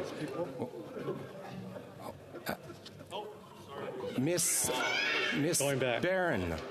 Miss Barron. Mr. Back to the sixth row. Miss Zarillo. Ms. Zarillo. Fourth row. Mr. Muse. Mr. Muse. Mr. Redekop. Mr. Redekop. Mr. Van Popta. Mr. Van Popta. Mr. Waugh. Mr. Waugh. Mr. Steinley. Mr. Steinley. Miss Rude. Miss Rude. Monsieur Lowe. Monsieur Lowe. Monsieur Généreux. Monsieur Généreux. Mr. Morantz. Mr. Morantz. Mr. Mazer. Mr. Mazer. Mrs. Falk Battleford's Lloydminster. Mrs. Falk Battleford's Lloydminster. Monsieur Martel. Monsieur Martel. Monsieur Gould. Monsieur Gould. Mrs. Gallant. Mrs. Gallant. Mr. Vidal. Mr. Vidal. Come on, Coach. Troisième rangée. Mr. Viss. Mr. Viss. Mr. Doherty. Mr. Doherty. Mr. Macaulay, Edmonton West. Mr. Macaulay, Edmonton West. Madame Vien. Madame Vien. Mr. Tucker. Mr. Tucker. Mr. Chambers. Mr. Chambers. Mrs. Cramp-Nyman. Mrs. Cramp-Nyman. Mr. Zimmer. Mr. Zimmer. Mr. Patzer. Mr. Patzer. Mr. Law. Mr. Law. Mr. Cannings. In the second row. Mr. Kelly. Mr. Kelly. Mr. Baldinelli. Mr. Baldinelli. Mr. Cooper. Mr. Cooper. Mr. Small. Mr. Small. Mr. Bazan. Mr. Bazan. Mr. Richards. Mr. Richard. Mr. Berthold. Mr. Berthold. Mr. Workington. Mr. Workington. Miss Findley. Miss Findley. Mr. Abultayev. Mr. Abultayev. Mrs. Kuzi. Mrs. Kuzi. Miss Ferrari. Miss Ferrari. Mrs. Block. Mrs. Block. Mr. Garrison. Mr. Garrison. Première rangée à ma gauche. Mr. Ellis. Mr. Ellis. Mr. Perkins. Mr. Perkins. Monsieur Deltel. Mr. Deltel. Mrs. Stubbs. Mrs. Stubbs. Monsieur Paulus. Mr. Paulus. Mr. Hallam. Mr. Hallam. Mrs. Gray. Mrs. Gray. Mr. Barlow. Mr. Barlow. Mr. Moore. Mr. Moore. Mr. Massey. Mr. Massey. Mr. Julian. Mr. Julian. Miss Kwan. Miss Kwan. All those at my right in favor of the motion will please rise. In the sixth row. In the fifth row. Fourth row. Miss May, Saanich Gulf Islands. Miss May, Saanich Gulf Islands. Mr. Morris. In the third row. Mr. Blakey. Mr. Blakey. The second row at my right. Miss McPherson. Miss McPherson. At the first row at my right. Mr. Angus. Mr. Angus. Miss Matheson. Miss Matheson. All those at my left opposed to the motion will please rise. À ma gauche. In the sixth row. Monsieur Desilets. Monsieur Desilets. Cinquième rangée. Monsieur Beaulieu. Monsieur Beaulieu. Monsieur Lemire. Monsieur Lemire. Madame Sinclair-Desgagnés. Madame Sinclair-Desgagnés. Madame Chabot. Madame Monsieur Trudel. Monsieur Trudel. Madame Desbiens. Madame Desbiens. Quatrième rangée. Monsieur Barcelou-Duval. Monsieur Barcelou-Duval. Madame Vignola. Madame Vignola. Troisième rangée. Madame Larouche. Madame Laroche. Deuxième rangée. Madame de Bellefeuille. Madame de Bellefeuille. Première rangée. Monsieur Terrien. Monsieur Terrien. Monsieur Bergeron. Monsieur Bergeron. All those at my right opposed to the motion will please rise in the sixth row. Madame Mendez. Madame Mendez. Mr. Lewis Kitchener-Conestoga. Mr. Lewis Kitchener-Conestoga. Mr. Van Bynen. Mr. Van Bynen. Miss Bradford. Miss Bradford. Madame Châtel. Madame Châtel. Madame Lapointe. Madame Lapointe. Mr. McDonald Malpec. Mr. McDonald Malpec. Miss Thompson. Miss Thompson. Cinquième rangée.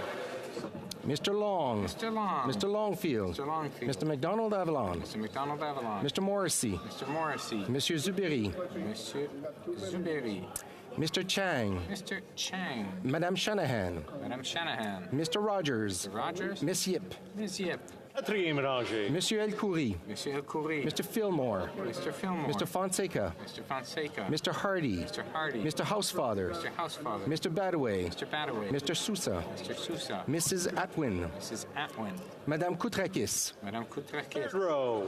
Miss O'Connell. Miss O'Connell. Mr. Oliphant. Mr. Oliphant. Mr. Garrettson. Mr. Garrettson. Mr. Lamoureux. Mr. Lamoureux. Miss Sahota. Miss Sahota. Madame Bendayan. Madame Bendayan. Mr. Biddle. Mr. Biddle. Mr. Baptiste. Mr. Baptiste. Second row at my right. Mr. McGinty. Mr. McGinty. Mr. Scarpeligia. Mr. Scarpeligia. Mr. Casey. Mr. Casey. Miss Cara. Miss Cara. Madame Saint-Onge. Madame Saint-Onge. Monsieur McKinnon-Gatineau. Mr. McKinnon-Gatineau. Miss Ian. Miss Ian. Mr. Beach. Mr. Beach. Miss Jazik. Miss Jazik. Première rangée. Miss Gould. Miss Gould. Monsieur Guilbeault. Monsieur Guilbeault. Miss Sachs. Miss Sachs. The House will now wait for electronic voting period to end before resuming its proceedings.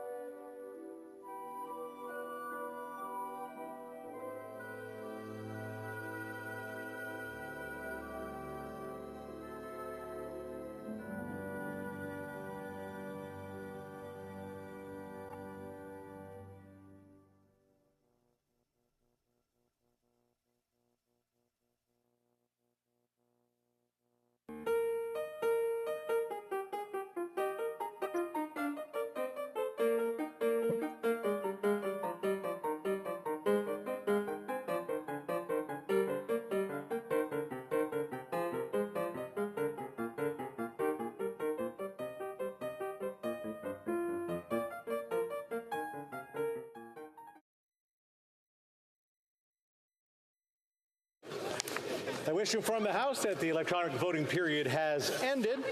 If members were unable to vote due to technical difficulties, I'll ask them to now put their hands up and the chair will recognize them. Personne. The table will now compile the results of the votes. Yeas pour 142, 142. Nays contre 178, 178. I declare the motion defeated.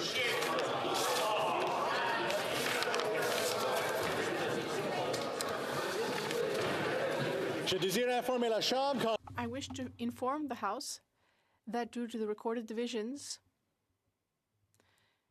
government orders will be extended by 40 minutes. Minister of Economic Development. Thank you, Mr. Speaker. I had technical difficulties on the app, and I'm requesting unanimous consent to change the opposition day motion vote to against. All those opposed to the Honourable Minister moving the motion, please say nay. Agreed. The House has turned the terms of the motion. All those opposed to the motion will please say nay. It is carried. That one too, and we're just going to do a quick switch out here.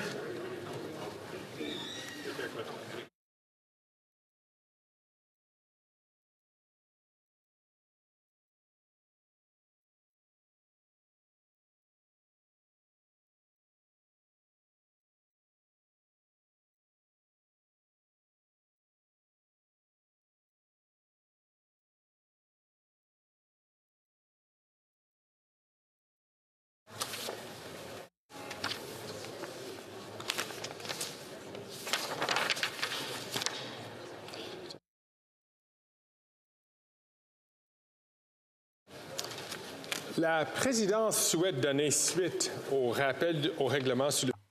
The chair now wishes to follow up on the point of order raised by the Chief Opposition Whip regarding an alleged offensive gesture by the member for Avalon during a recorded division held on Monday, November 6, 2023. When the matter was first raised, the chair committed to reviewing the video in order to determine if an offensive gesture was made by the member during the vote. Having done so, the chair cannot make a conclusive determination as to the nature of the gesture. For his part, the member for Avalon stated that he did not make the gesture in question. The chair is left with two versions of the same event. And consistent with past practice, the chair must take members at their word. I therefore consider the matter closed. Enfin, j'aimerais souligner... The final point I would make is that the responsibility for improved decorum falls to every one of us. As I said in my statement of October 18th, 2023, found at pages 17,592 and 93 of debates, and I quote, "Because of the collegial character of the House and the broad privileges enjoyed by its members, no one, not even the Speaker, can act unilaterally to improve the level of decorum in the chamber. Despite my own strong individual determination to maintaining the dignity and decorum of the House, ultimately those efforts will come to naught without members themselves taking responsibility for their behavior and conduct, and showing their own personal efforts in comporting their business in an appropriate and civil manner. I will therefore need your help in order to succeed." Unquote. There was obviously disorder in the House during the vote that took place last Monday. All members must be mindful of the impact that their sometimes heated words and behaviors might have on others. I ask all colleagues to do their part to elevate the proceedings to ensure that they are more respectful and constructive. Remember that Canadians are watching us, and that we are all accountable for our words and actions in this place.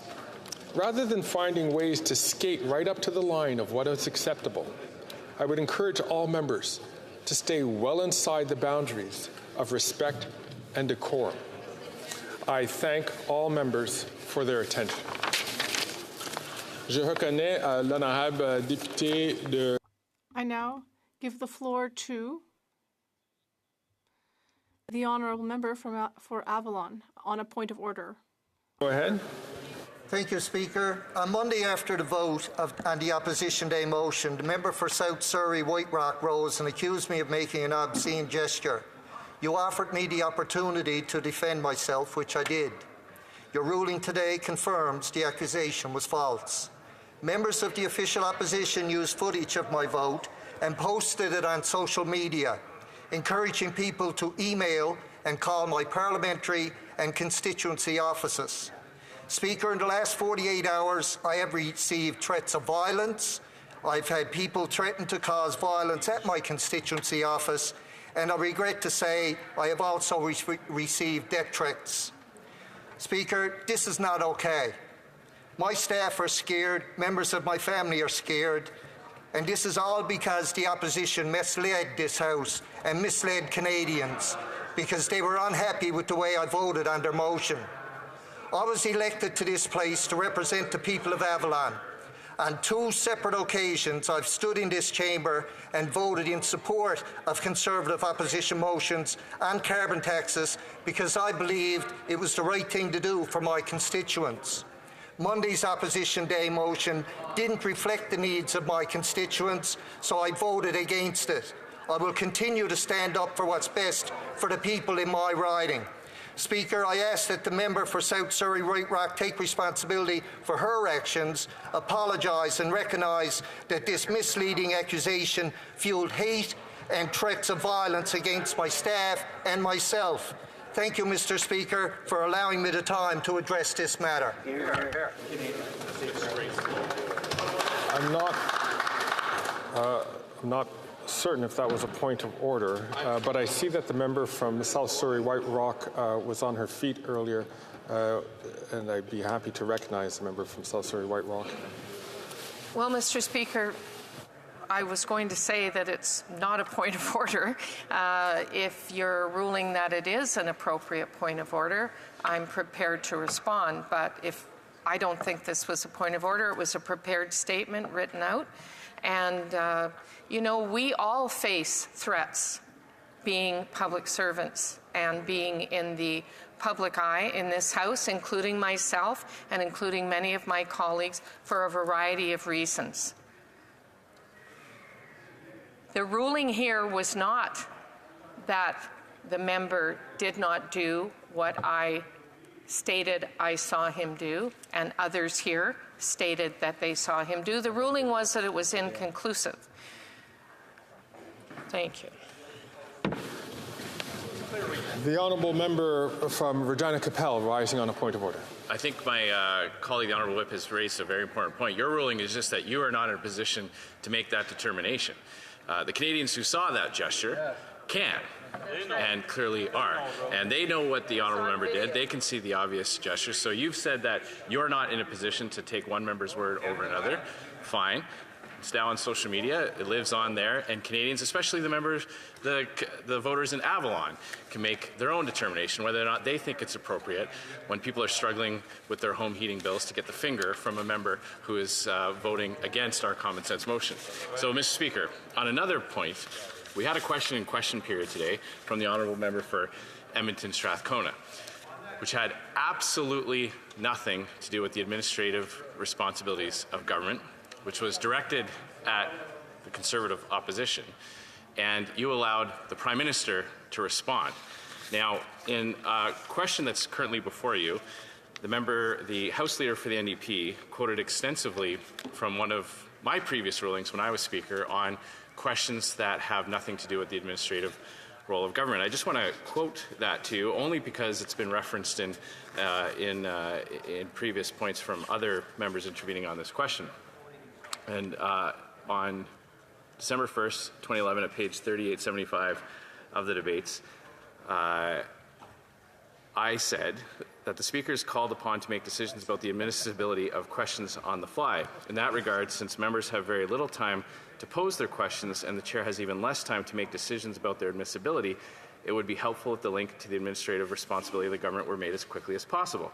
Accordingly, these kinds of questions will continue to risk being ruled out of order, and members should take care to establish the link to government responsibility as quickly as possible. Now, I've had a chance to look at the blues from the question from Edmonton Strathcona. There was nothing about the federal government's area of responsibility. It was an attack leveled at the Leader of the Conservative Party. And the reason why I wanted to cite that part about making the point as quickly as possible is because what we found ourselves in today was you allowed for basically a 35-second attack against the Leader of the Opposition, but did not allow the Leader of the Opposition to respond. You allowed the Prime Minister to respond. Now, I understand why that would be the normal instinct when it's the government who answers questions during question period. But what I would urge you to reflect on as you come back to the House on this larger point about these questions is that if you wait till the very end of the question to make that determination, and if members don't make that link to the administrative responsibility of the government early, what you end up running the risk of having is an unanswered attack on a member or on another party. Now, when the government has the ability to defend itself, you, as many speakers have in the past, have allowed the government to answer or to respond to questions which may otherwise have been ruled out of order for precisely that reason. An attack has been leveled, a charge has been made, and the courteous thing to do would be to allow a minister who would like to respond, use the opportunity to do so. When that attack is made against an opposition leader, there's no opportunity for a response to be made. So it puts the House in a difficult situation where we have members being accused of something. In every other aspect of debate, questions and comments during speeches, when we have motions for time allocation, there's an attack and a counterattack. There's a response to the questions that are being made. The scenario that we had today was an attack on the Leader of the Opposition, followed by an attack on the Leader of the Opposition, a coalition partner asking another coalition partner a question about the Leader of the Opposition. So that is the unfortunate situation that arose out of question period today. What I would urge you to do, Mr. Speaker, is when an attack is being made against an opposition party to quickly determine early on in the question whether or not there is a link to government business, and then not to allow the government coalition partner to respond to an attack from the junior coalition partner. That really does not respect the tradition and the purpose of question period, Mr. Speaker.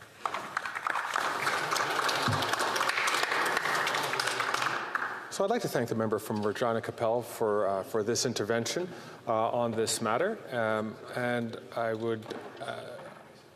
I'm certainly going to review the blues, and I'm certainly going to very much reflect upon what the member has raised in terms of previous rulings that the member had the benefit of sharing with this House when he occupied this chair. And I thank the honourable member for doing so.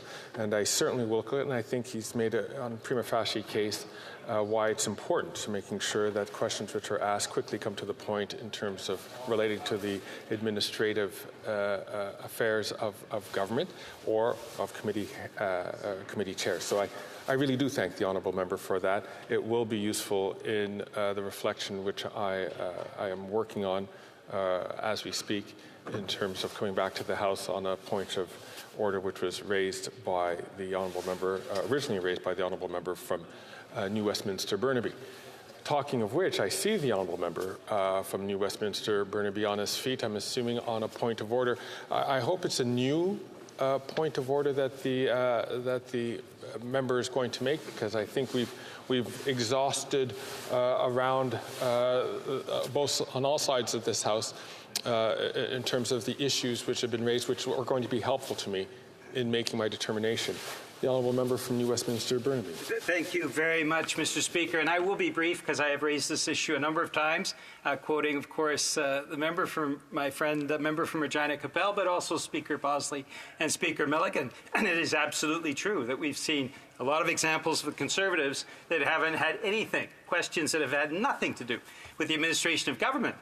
In the case of the member from Edmonton Strathcona, she established that link to government administration and the responsibility for the Canada Health Act in the very first sentence of the question, Mr. Speaker. So, though I agree with the argument of my friend from Regina Capel that questions should carry on government administration, that is exactly why the member from Edmonton Strathcona established that link in the first sentence of her question. I thank all members for their interventions, and I also appreciate the interventions being brief. I'd like to thank again the member for Regina Capel for a very substantive intervention, and I will come back to the House. I'm hoping soon. It might be after the Remembrance constituency break. So, but I hope it can be sooner than that. But if not, it will certainly be shortly after the return of Parliament after the constituency break.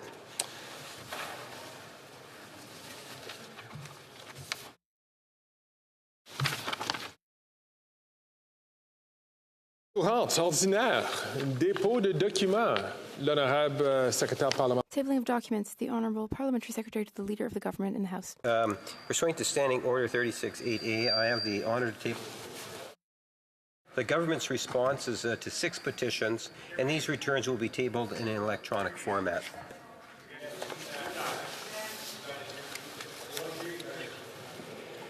Okay, we just, I'll let the honourable member repeat that because I did hear a little bit of feedback there as the Honourable Parliamentary Secretary to the Government House Leader. Yes, thank you, Mr. Speaker. Pursuant to Standing Order 36.8a, I have the honour to table in both official languages the government's responses to 6 petitions.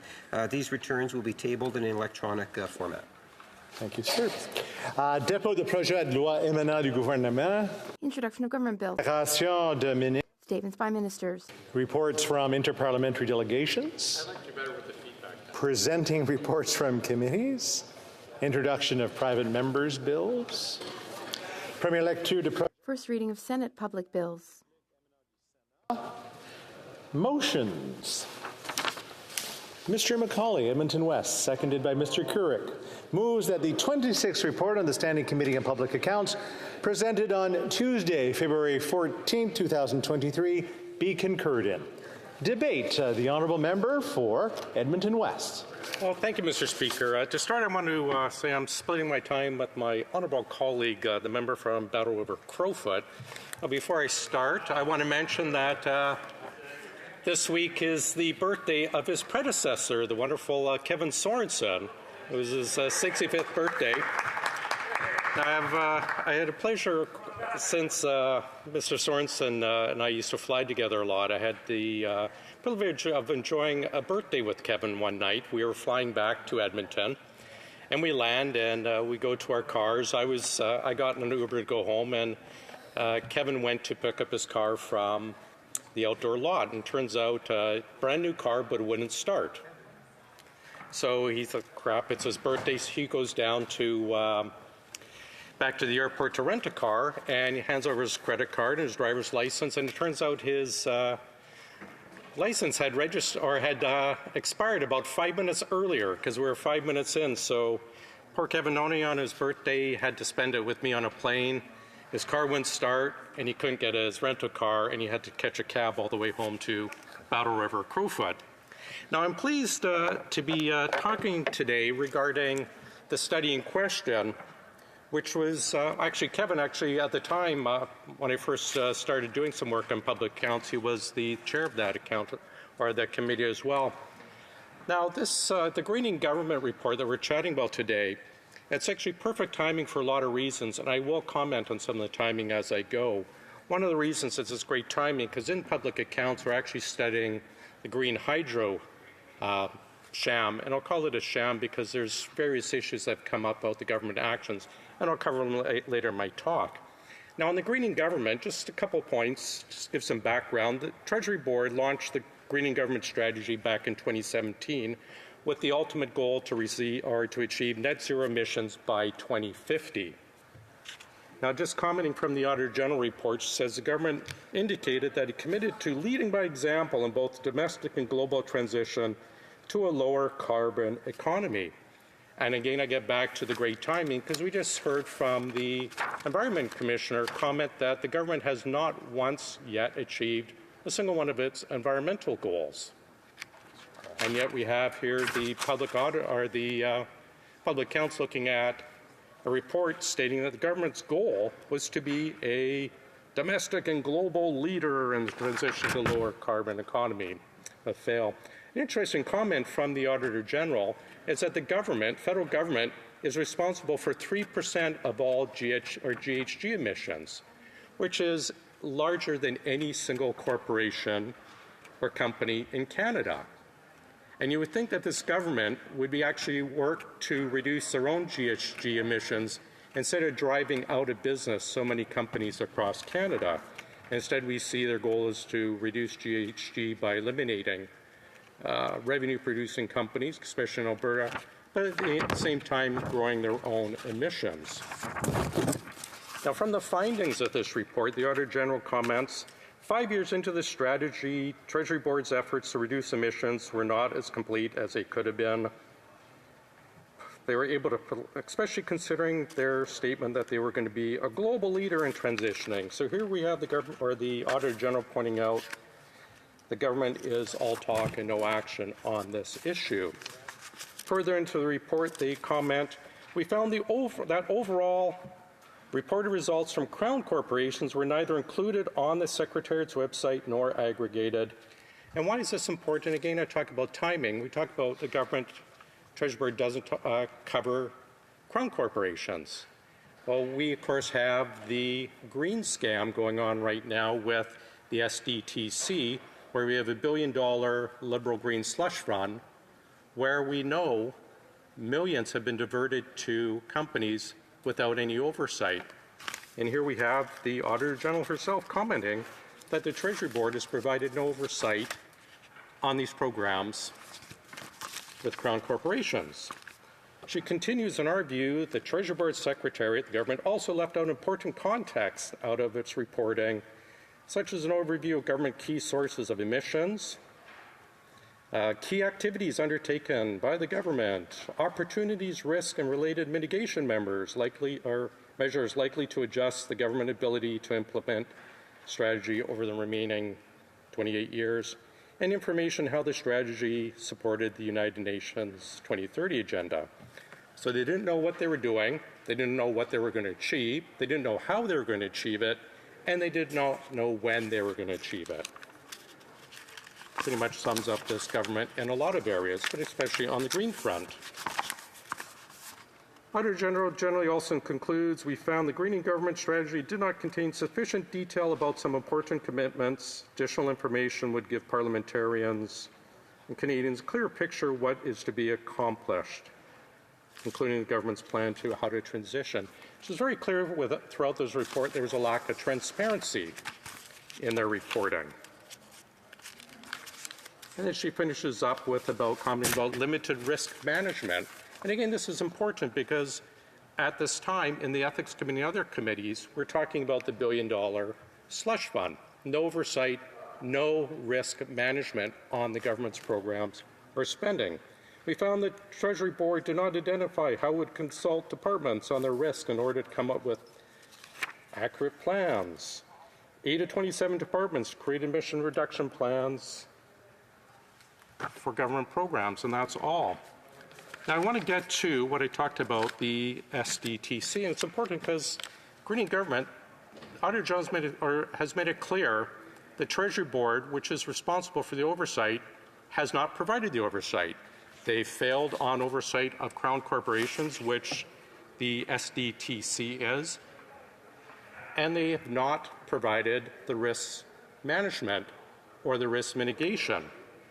Now, the SDTC, a comment in their mission statement, their investments translate to economic and environmental benefits.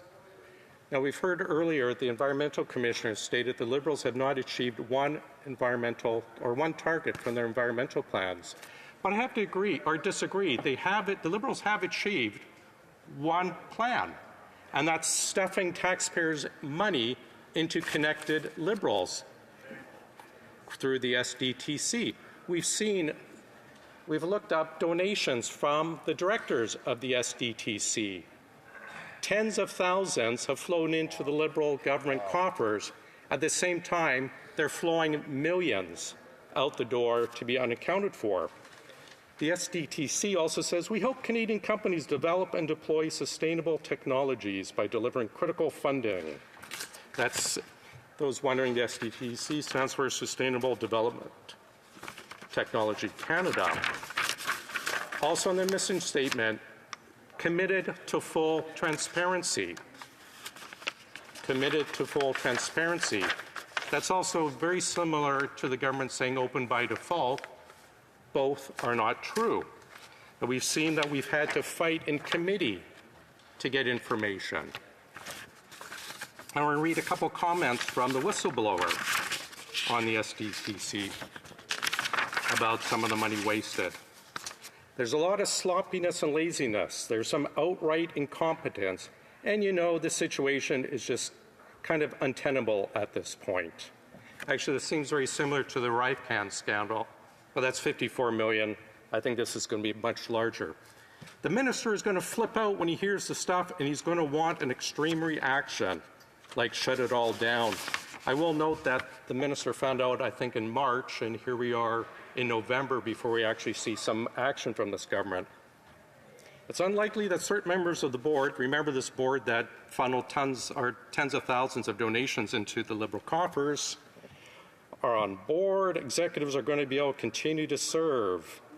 Like they're kind of lost their confidence. So really the discussion will be the mechanisms for getting them out. Continuing pretty well prepared to talk him off the ledge, like, Minister, that's a bad idea. We've got other ideas. So here we have Auditor General Report, Greening Government very clearly laying out problems. Back in 2022, a year ago, we knew there were problems with Crown corporations. March, we had whistleblowers come forward about waste of taxpayers' money, and here it is November, and we still have not seen actions. It's very clear that Canadians cannot afford this costly government after 8 years, and after 8 years, it's very clear the environment cannot afford this government either. Thank you, Mr. Speaker. Questions and comments? Question et commentaire. The Honourable Parliamentary Secretary to the Government House Leader. Yes, thank you. Mr. Speaker, I'm sure that the member was aware that on today's agenda we were supposed to actually be debating Bill S9. And S9 is dealing with the Chemical Weapons Convention and updating that legislation brought in through the Senate. And my understanding was there was going to be virtually unanimous consent in terms of getting this bill passed through.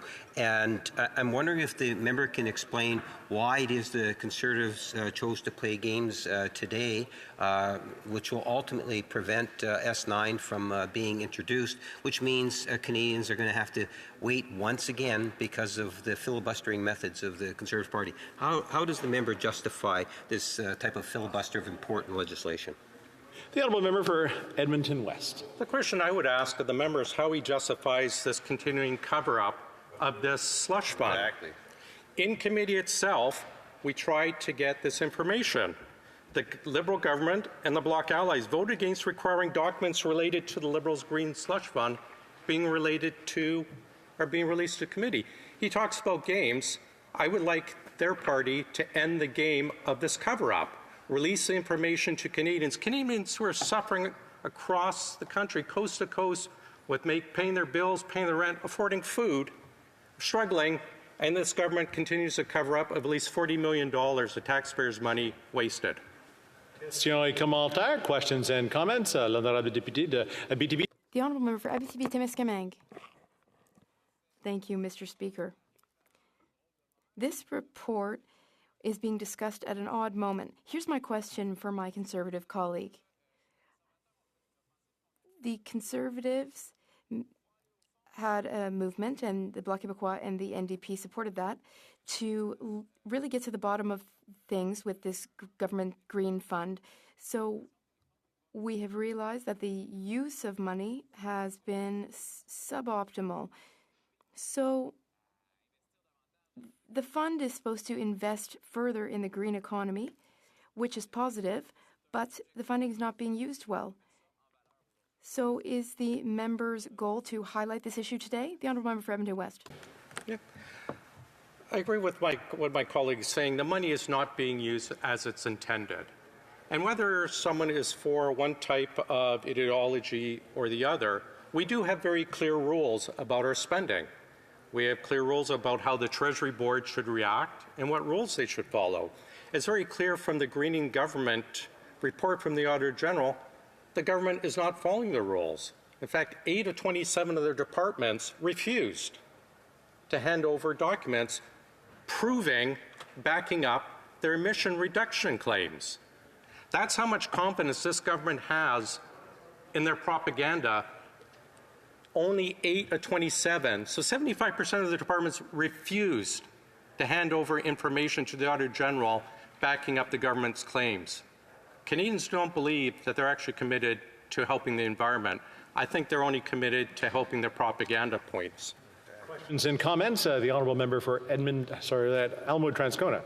Thank you very much, Mr. Speaker. In a previous Parliament, the member from Edmonton West and I did a lot of work on what was at that time called Vote 40, which had all the appearances of a Liberal slush fund. We did some good work together to hold them to account for that. And at the time, it was common to hear, you don't hear it as much in this chamber anymore, but at that time, it was common to hear the phrase, sunshine is the best disinfectant. I wonder if the member from Edmonton West remembers who it was that would so often utter that phrase and what that means in this case here. The Honourable Member for Edmonton West. Well, I'd like to thank my colleague, and we do miss him on Ogo. I enjoy working with my colleague from Vancouver Island from the NDP, but we certainly miss his interventions. It was, of course, the Liberals who talked about sunshine being the best disinfectant.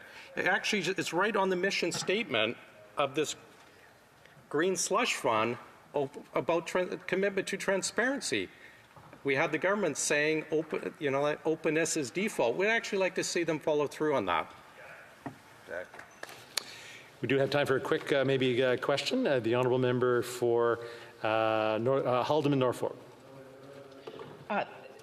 Thank you, Mr. Speaker. Mr. Speaker, I have a point of order. Today I was attempting to vote and I was unable to vote because of technical difficulties. I'm still on the line with the technical department, and so I would like my vote to be registered as yes for the last vote, which was the PMB S242.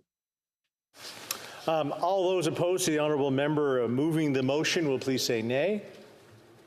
Agreed. The House has heard the terms of the motion. All those opposed to the motion will please say nay. The motion is carried. I thank the Honourable Member for her intervention. I think that question was right there. Thank you. And that's out of time. So there you go. Before we go to the next speaker, it's my duty pursuant to Standing Order 38 to inform the House that the questions to be raised tonight at the time of adjournment are as follows. L'honorable député de Kitchener Centre. The Honourable Member for Kitchener Centre. L'honorable député de Victoria. on small business, the Honourable Member for Victoria on climate change, and the Honourable Member for London Fanshawe on foreign affairs. With the Honourable Member for Battle River Crowfoot. Thank you very much, Mr. Speaker. And as always, it's an honor to be able to rise in this place to debate in issues that are so important to Canadians. And I would just thank my honourable colleague from the West Edmonton Mall constituency, and he did bring up my predecessor, who I remember very fondly, having worked with and volunteered on his campaigns in my home constituency of Battle River Crowfoot, prior to that being Crowfoot. And just a big shout out to Kevin Sorensen, who was chair of the Public Accounts Committee during the 42nd Parliament, and it was his birthday the other day. I won't tell this House how old he is, but a big happy birthday to Kevin, and I know he was able to enjoy some time with his grandkids. Mr. Speaker, here we are again talking about government corruption. You know, it has become something that has not only, that I hear about regularly as a Conservative MP, but has truly disillusioned so many in our country about whether or not they can trust government. And increasingly across the country, north, south, east, and west, and everywhere in between, Mr. Speaker, we hear increasingly that Canadians simply cannot trust the government. And, Mr. Speaker, the reason why this is so concerning is it's one thing to disagree with the government, disagree with their policies, disagree with their ideology, disagree with their policies. But increasingly, Mr. Speaker, because of the last 8 years, that Liberal government, that Prime Minister has decreased the trust. There's been a significant erosion of trust into Canadians' trust in our general institutions. And, Mr. Speaker, why that's so problematic is because it transcends politics. It transcends any particular party. The damage that has been done to this country by that Prime Minister and those Liberals has truly created a circumstance where there are more people all the time that are saying that they simply do not believe that our country can continue to function as is. And, Mr. Speaker, as a parliamentarian, as somebody who believes so very much in the future of our country, as somebody who's proud to represent those constituents in Battle River Crowfoot, Mr. Speaker, it is so unfortunate and distressing that because of that Prime Minister and those Liberals and all the MPs in the Liberal caucus, in the NDP caucus and the Bloc caucus that prop him up. So here we are today debating another motion that brought forward by committee that speaks to some of this corruption. And, Mr. Speaker, it truly emphasizes the point that the Leader of the Opposition, the member from Carleton, the point that he has made, that everything in Canada feels broken. And that is certainly the case when it comes to the cover-up that seems to be taking place with the revelations, whistleblower revelations that have taken place from SDTC. Now, Mr. Speaker, there is a report that we have that was that the minister requested be done on some of these documents. And, Mr. Speaker, it is at the Ethics Committee we asked for this document. And we had Liberal members, along with the Bloc and the NDP, that talked about, oh, well, we'll just ask nicely. We'll just ask nicely. And although myself, and I know the member from Leeds, Grenville, Thousand Islands, and Rideau Lakes, and other Conservatives made the case saying it's past time to ask nicely because this Liberal government refuses to be honest, refuses to allow for the truth to get out. We have a report before us that is heavily redacted. That while we asked for those answers, while Conservatives brought forward a motion that would have demanded those answers, it was the other political parties in this place that joined together to allow the cover-up to continue.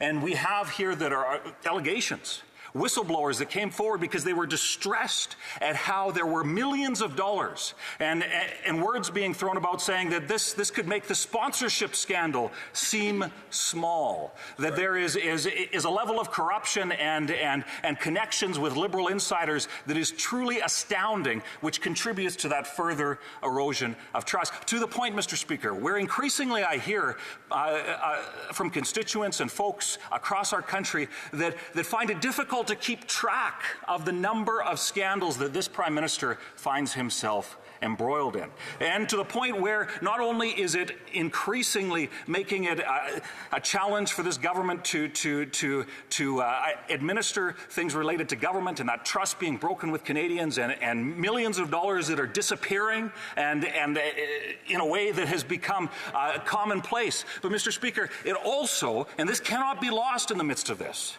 it has reduced the trust that any Canadian has in that government being able to accomplish their objectives. Now again, agree or disagree with what the objective is, one should be able to trust that the government would work towards fulfilling it. We saw, and the proof of this is so very, very clear with that government's own Environment Commissioner's report that was released earlier this week. Mr. Speaker, we see that the Liberals are failing to meet their targets, yet they are spending hundreds of millions of dollars, billions of dollars in things where money's being skimmed off the top. It leads one to that conclusion. And the insiders seem to be the ones that get these lucrative contracts, where $38 million in a $1 billion green slush fund evaporates, and while whistleblowers are coming and telling saying as loud as they can, releasing publicly some of this information, you have the members of this House in every other political party covering up that corruption. Mr. Speaker, and as the Environment Commissioner, this cannot be lost, and not only is there corruption, but the corruption is leading to this government not being able to accomplish anything. Carbon tax not leading to emissions reductions.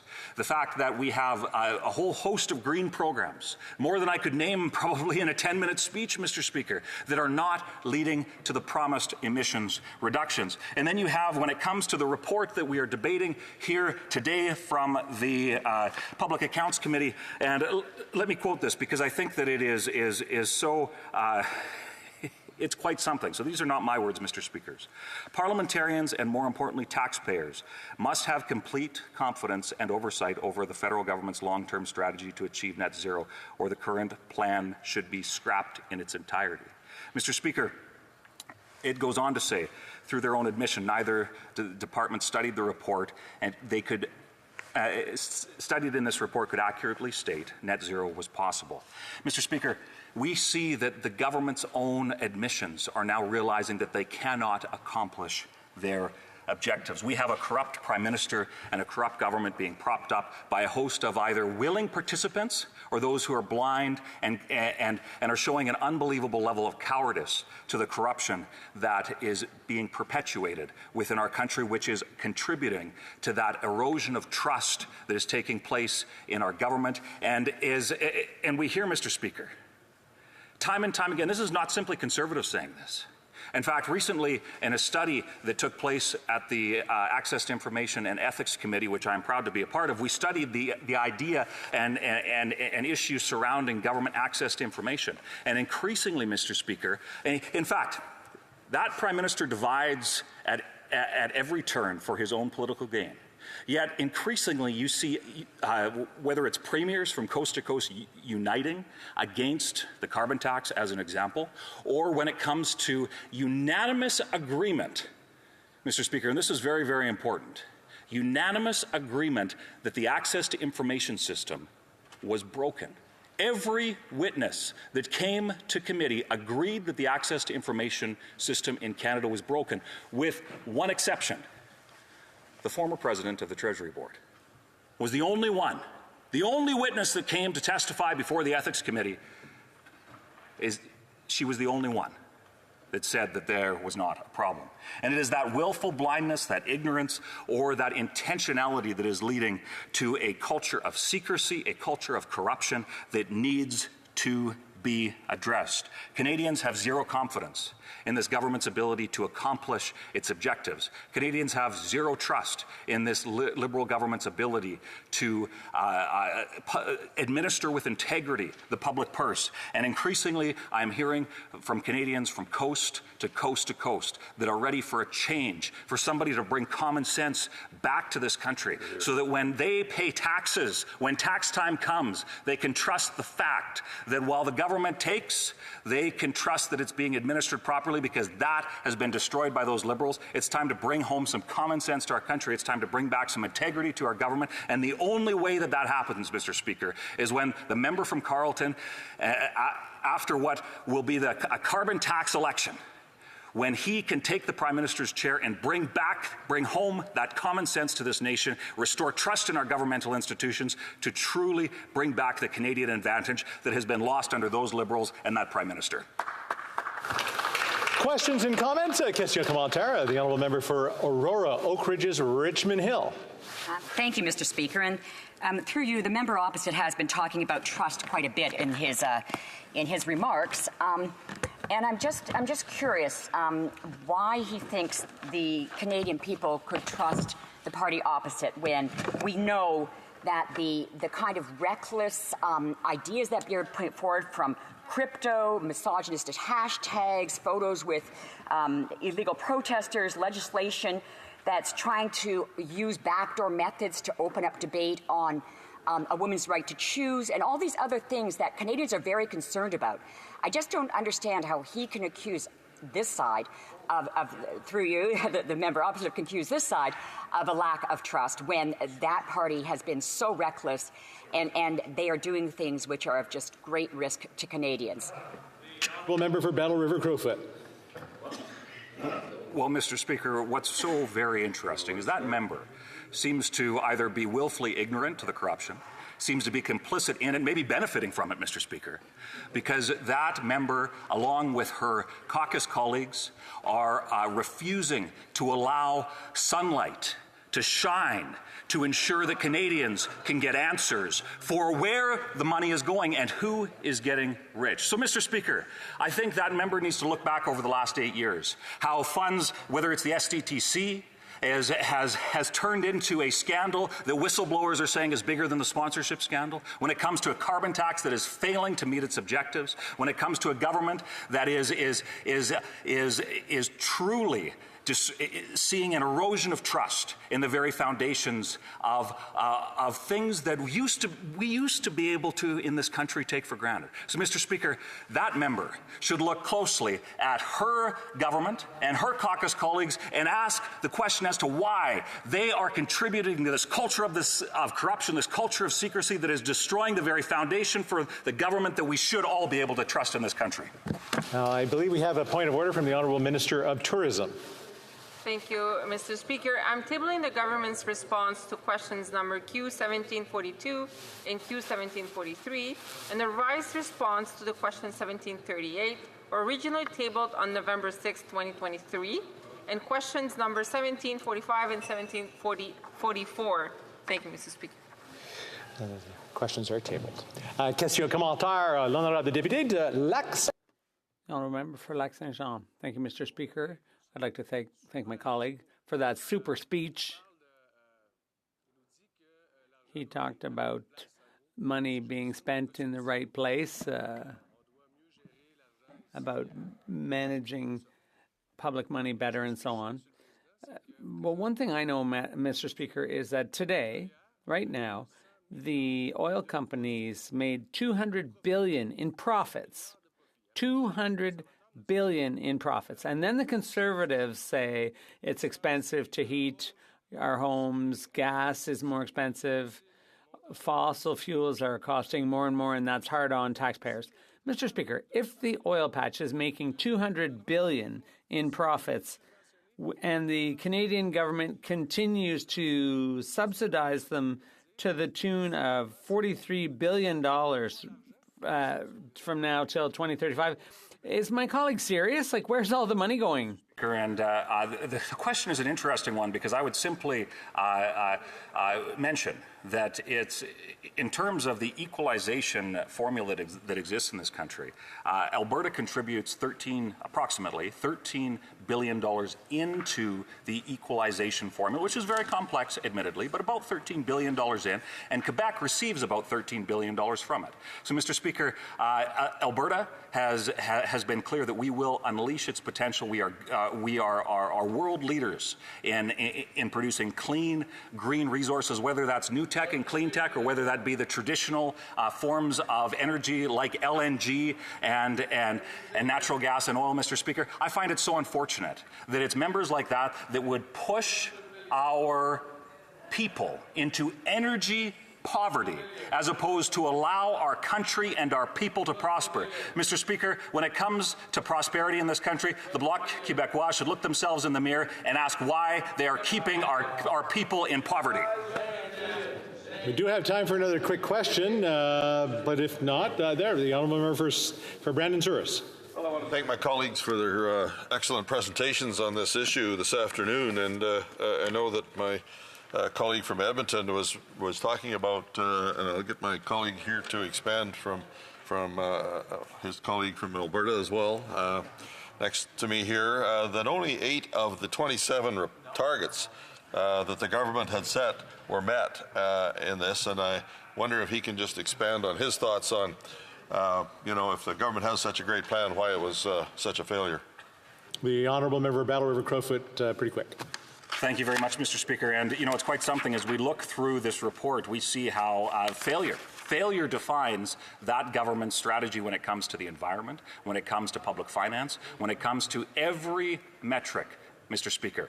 And it is so unbelievably irresponsible of members, especially the backbench, of those 3 political parties, Mr. Speaker, to continue to prop up this corrupt coalition when Canadians truly deserve better. But, Mr. Speaker, that's what they'll get when the member from Carleton becomes Prime Minister and Conservatives form a strong mandate to get our country back on track.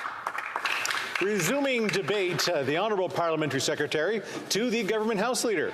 Yes, thank you, Mr. Speaker. And I guess it's nothing new in the sense that here we are, another day of the legislative session where the government is attempting to get legislation through, Mr. Speaker. Legislation that really matters to Canadians. And once again, we're witnessing the Conservative Party in a determined way wanting to prevent government legislation of all forms from being able to pass. And I'm going to get into that shortly, but before I do, Mr. Speaker, just to recognize some of the significance of the legislation that members were here to prepare to debate. The Parliamentary Secretary to Global Affairs, Foreign Affairs, was chatting with me just prior, Mr. Speaker, in regards to S9 legislation that has actually come through the Senate. And it was legislation that was very well received. Legislation that it appeared was going to be passing through. Everyone, from what I understand, is actually supporting S9, Mr. Speaker. Everyone. It's not going to have a problem even getting through the Senate. What S9 is all about is the Chemical Weapons Convention. A convention that has, 190 states, parties that have actually signed on to the convention. And it really updates the list of chemicals, Mr. Speaker. Relatively non-controversial, yet very important legislation. And as the Parliamentary Secretary of Global Affairs was telling me, or Foreign Affairs was saying to me, was anticipating that legislation was going to be passing with all party support. There is a sense of disappointment. A disappointment in the sense that there is no reason why we could not have debated and allowed that debate to come forward. But once again, and I don't know, Mr. Speaker, I guess we'd have to ask the Parliamentary Library or someone to find out. the number of times now that the Conservative Party has brought in a concurrence report during government business in order to prevent government legislation from being debated. This is an ongoing destructive force that the Conservative Party wants to play. Today we're talking, or they're brought up a report that's dealing with the environment. We've been talking a lot about the environment, Mr. Speaker, in the last few days. I have a lot of thoughts that I'd like to share with members in regards to the environment. We had 2 opposition days, Mr. Speaker, both of which were dealing with the environment. Today, it was supposed to be a government day, and a government day where we were supposed to be dealing with the Chemical Weapons Convention. And the Conservatives want to talk about a report. Now, you notice when they started talking about the report, what were they emphasizing? Not necessarily the report in itself, and we give a lot of latitude, just like, Mr. Speaker, you gave me latitude to be able to express my thoughts. But what they were more concerned about was incorporating the word corrupt, try to portray something that's just not there, Mr. Speaker, as much as they can. To try to create this false narrative that on this issue, like a million other issues according to the Conservatives, because they've been talking about this since before the Prime Minister was even the Prime Minister. The area of character assassination. Trying to make the Prime Minister in this case look bad in the eyes of Canadians, Mr. Speaker. And they're using this particular report to try to amplify that. And they're talking about transparency and accountability. Mr. Speaker, I was in the third party on the opposition benches when the Prime Minister became the leader of the Liberal Party. And one of the very first actions that he had taken was the issue of proactive disclosure, indicating that we wanted to be able to share in a very transparent way, in a way that ensured accountability in terms of how individual members of Parliament were actually spending money.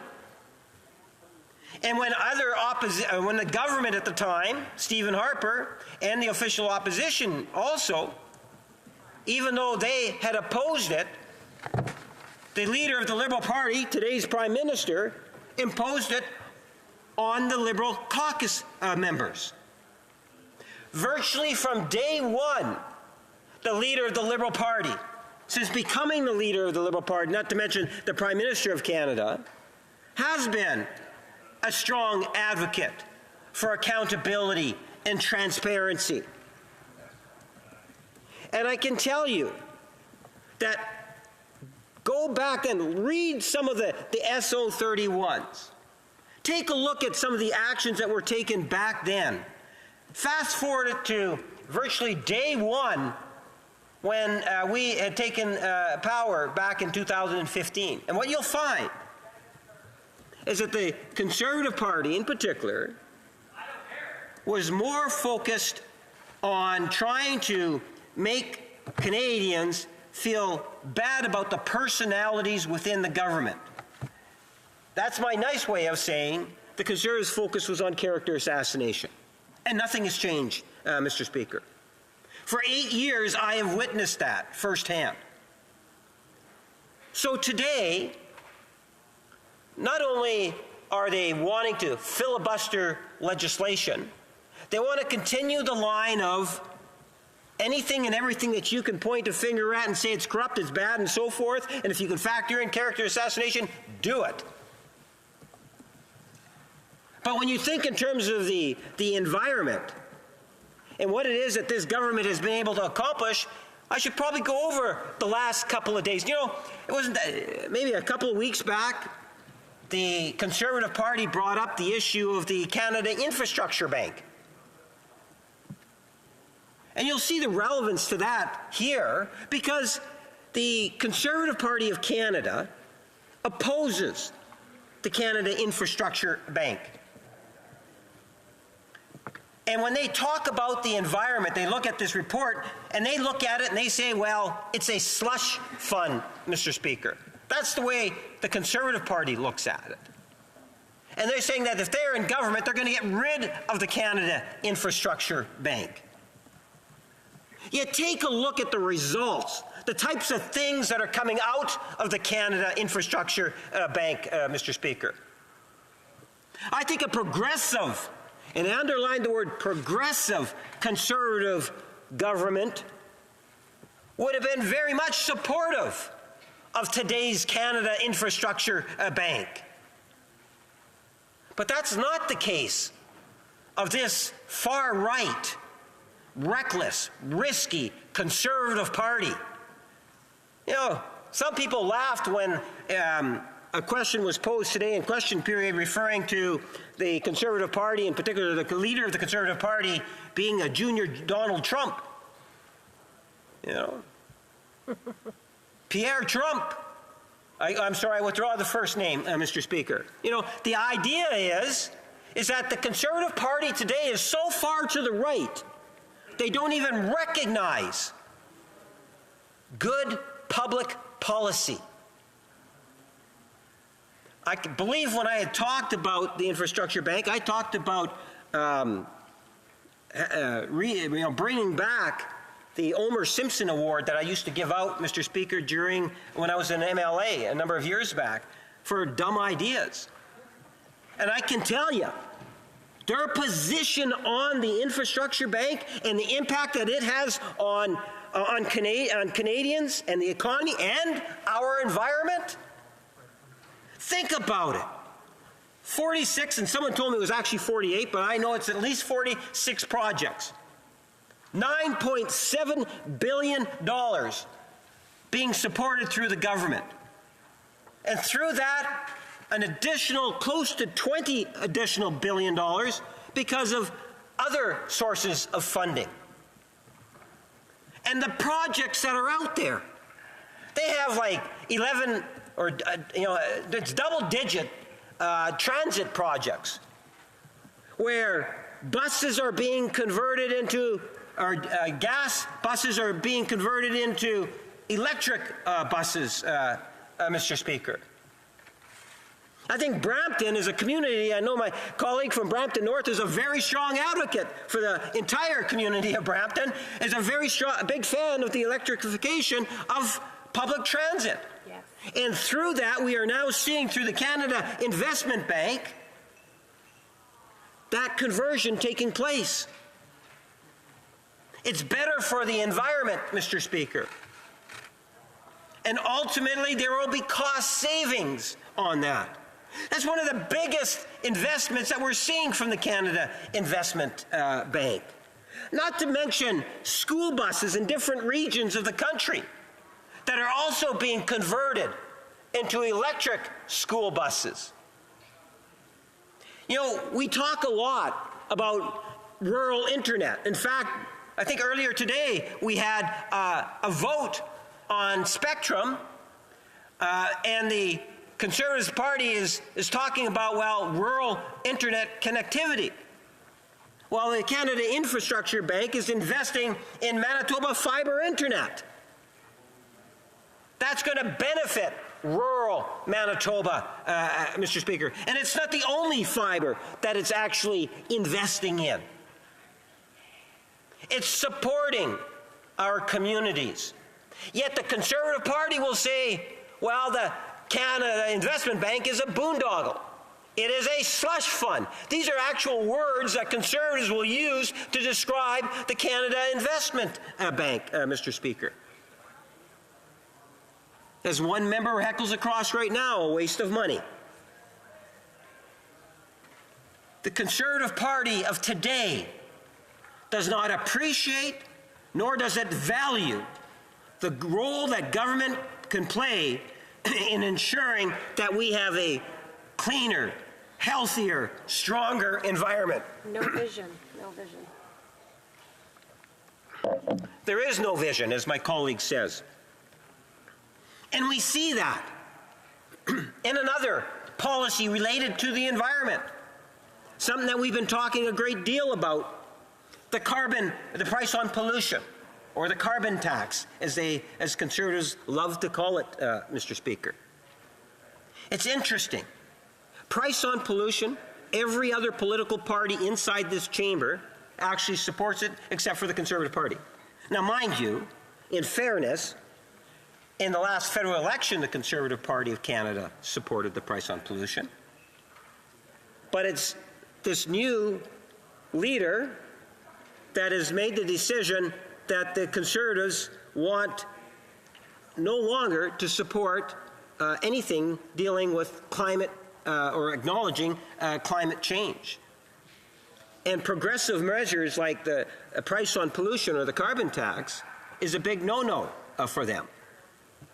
But what they don't realize is that the carbon tax that is actually paid goes back to the provinces, Mr. Speaker, goes back to the people. It is the most cost-efficient way for the public as a whole to get engaged in having a cleaner and healthier environment. In fact, Mr. Speaker, what you will find is that a majority of the residents in Winnipeg North actually benefit by the price on pollution or the carbon tax.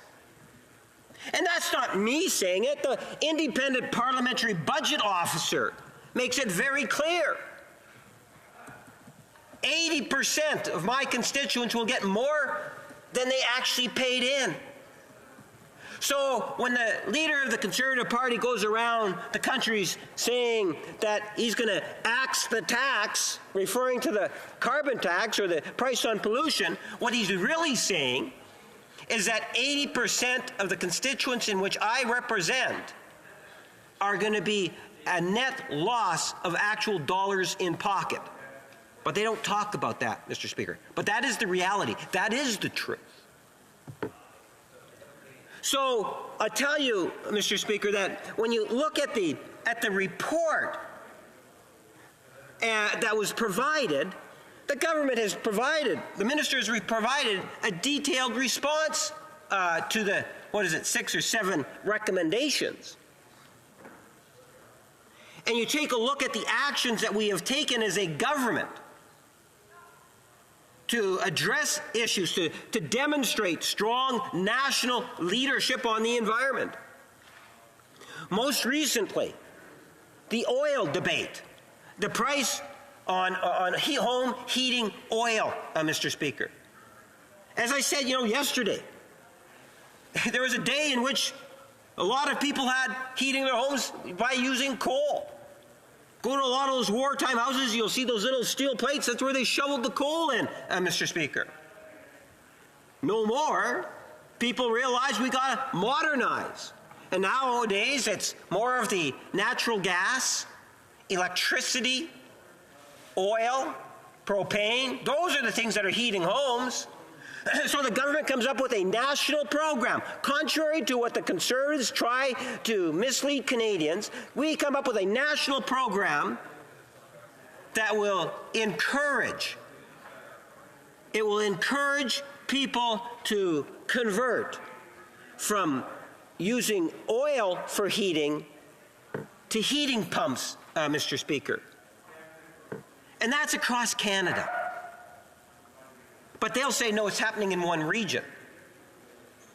These are federal dollars that are actually being spent. So when they talk about how the federal government is spending money on environment and how it is that we're looking for net zero, this is a policy platform that's going to help us get there. The Conservatives as well, only a few hundred have actually been converted over the last number of years. False information again. We're talking about tens of thousands of homes today that have taken advantage of government programs in order to convert into home heating pumps, Mr. Speaker. So there's There's no problem in terms of talking about the issue that the members have brought forward on this particular motion, Mr. Speaker, the concurrence report. But the real tragedy that we're talking about today is that the Conservative Party of Canada does not believe that they have to behave in a responsible fashion on the floor or what takes place inside this chamber. They continuously bring in concurrence report after concurrence report with some sort of a lame excuse, Mr. Speaker, that cannot be justified, and I would challenge any one of them to go to any university in Winnipeg or in Ottawa with me, go to an intro and poli-sci class or something of that nature, and try to defend their irresponsible behavior in trying to filibuster all types of legislation. They don't want to have a vote on the Ukraine trade deal. What do, Mr. Speaker? They bring in concurrence reports. They don't allow it to come to debate. They talk about foreign interference, yet we bring in legislation that deals with international investment. And what do? They bring in concurrence report. They don't want to debate. And then they'll go crying to the media, well, the Liberals are bringing in time allocation. Well, duh. You can't pass anything with the Conservative Party here unless you bring in time allocation. They made a point of making that a reality today, Mr. Speaker. That is so true. They don't want legislation to pass the House of Commons. Wasting time. In a minority government, there is a responsibility that the official opposition has too, Mr. Speaker. I see a part of my job is to hold the Conservatives accountable for their behavior, because their behavior is absolutely irresponsible to prevent legislation that supports Canadians, whether it's through pandemic situations or supporting what's taking place, Ukraine trade agreement, or the legislation today that was supposed to be on chemical weapons convention, Mr. Speaker. All of that. The Conservative Party wants to take this reckless, risky way of dealing with issues on the floor of the House, and I say shame on them, Mr. Speaker. They have an obligation to Canadians, and they are not living up to it. Questions and comments? Question et commentaire. The Honourable Member for Simcoe North. Thank you very much, Mr. Speaker. I listened with great interest to the intervention from my colleague across the way. There's been plenty of legislation that Conservatives have agreed with and voted for. There was a bill on disabilities, there was a bill on childcare, there was a bill on extending COVID support payments. If it's good legislation, we vote for it. In fact, they actually have legislation they still haven't brought back to the House, C-56, I think, which members have indicated that they would support with. But the real question is, we were told, Canadians were told, that we could not cut or pause the carbon tax for any Canadians because of fires, floods, and hurricanes. And I just want to know, how does any member in that party sleep at night? How does this member sleep at night knowing that they paused the carbon tax on heating oil because just 6 months ago they said you couldn't pause anything because of hurricanes, floods, and fires? The Honourable Parliamentary Secretary. Well, Mr. Speaker, I don't have any problem sleeping at night. The greatest frustration that I get when I come into the House of Commons, the floor of the House of Commons, is trying to figure out what game is the Conservative Party going to play today in order to prevent legislation from passing. And I'm never disappointed because this is the type of behavior. You know, whether it's concurrence reports, I've seen members of the Conservative Party stand up, move someone else be heard, and then cause the bells to ring so that they don't actually have to debate the legislation. I've seen the Conservative Party stand up and say, I move adjournment. They want to end the House. I've seen the Conservative Party deny the opportunity for the House to sit past 6 o'clock because they don't want to sit till midnight because they don't think Canadians should see their MPs sit till midnight. All of which, Mr. Speaker, there's a type of behavior that we see from the Conservative Party because they don't really want to see legislation passed. Yes, if they can be shamed in certain situations, we are able to get some things through, but in good part because of shame and because of time allocation. Questions and comments. Questions et commentaires. L'honorable député de Rivière. The Honourable Member for Rivière-des-Mille-Îles. Thank you, Mr. Speaker. Listening to my Conservative colleagues can give us rashes even, or hives, because we're listening to a lot of odd things from the Conservative Party. But there were some aspects of the speech which were very interesting. But the Commissioner of the Environment and Sustainable Development has just reminded us that Canada is the only G7 country which has not reduced its greenhouse gas emissions since 1990. What's worse, you will continue until 2035 to invest up to $83 billion in oil and gas. So it seems that there's a lot of contrast and paradoxes. The Honourable Parliamentary Secretary. Thank you, Mr. Speaker. I appreciate the question. And one of the things that I very much value is the current minister responsible for the environment and his just general attitude in terms of making sure that Canada is on the right track. And what we have seen over the last number of years is that we are going in the right direction. And as a government, we continue to be committed to ultimately hit that net zero, and that's why we brought in legislation not that long ago, 18 months or 2 years, I'm not exactly sure when it was, but we brought in the net zero legislation, which also incorporated reporting mechanisms so that there be updates and reports every 5 years. Questions and comments. Question commentaire. The Honourable Member for Saanich Gulf Islands. Thank you, Mr. Speaker. To refresh the honourable member's memory, the Bill C-12, the Climate Accountability Act, came in 2021. I voted against it because it does absolutely nothing towards climate accountability. And I know we're not debating climate tonight, but it's coming up. And to the honourable member, the Government of Canada just found out from the Commissioner for Environment and Sustainable Development that we're not moving in the right direction. We continue to ignore the budget that really matters, which is the carbon budget. So net zero by 2050 is irrelevant if we don't hit the near-term targets by 2030, because then we'll be on a trajectory to an unlivable world for our own children. It's an unforgivable failure, and it's an unnecessary failure. And I know the Conservatives aren't helping, but I do think the Liberals owe the Conservatives a large thank you, because if not for the Conservatives, the Liberals wouldn't have any claim to having a better record than anybody else in the history of time. Thank you, Mr. Speaker. The Honourable Parliamentary Secretary. Well, thank you, Mr. Speaker. And I, for one, always believe that there's room for improvement. There's no doubt about that. And I look at, as I say, at the Minister of the Environment, and I have every confidence in his leadership on the file. And we are moving in the right direction. I believe that the net zero is in fact achievable. I look forward to continuing to bring in and see policies through the government that will actually help lead us in that direction, whether it's the Canada Infrastructure Bank and the investments that they're making in cooperation with other stakeholders to direct government involvement, such as the heat pumps.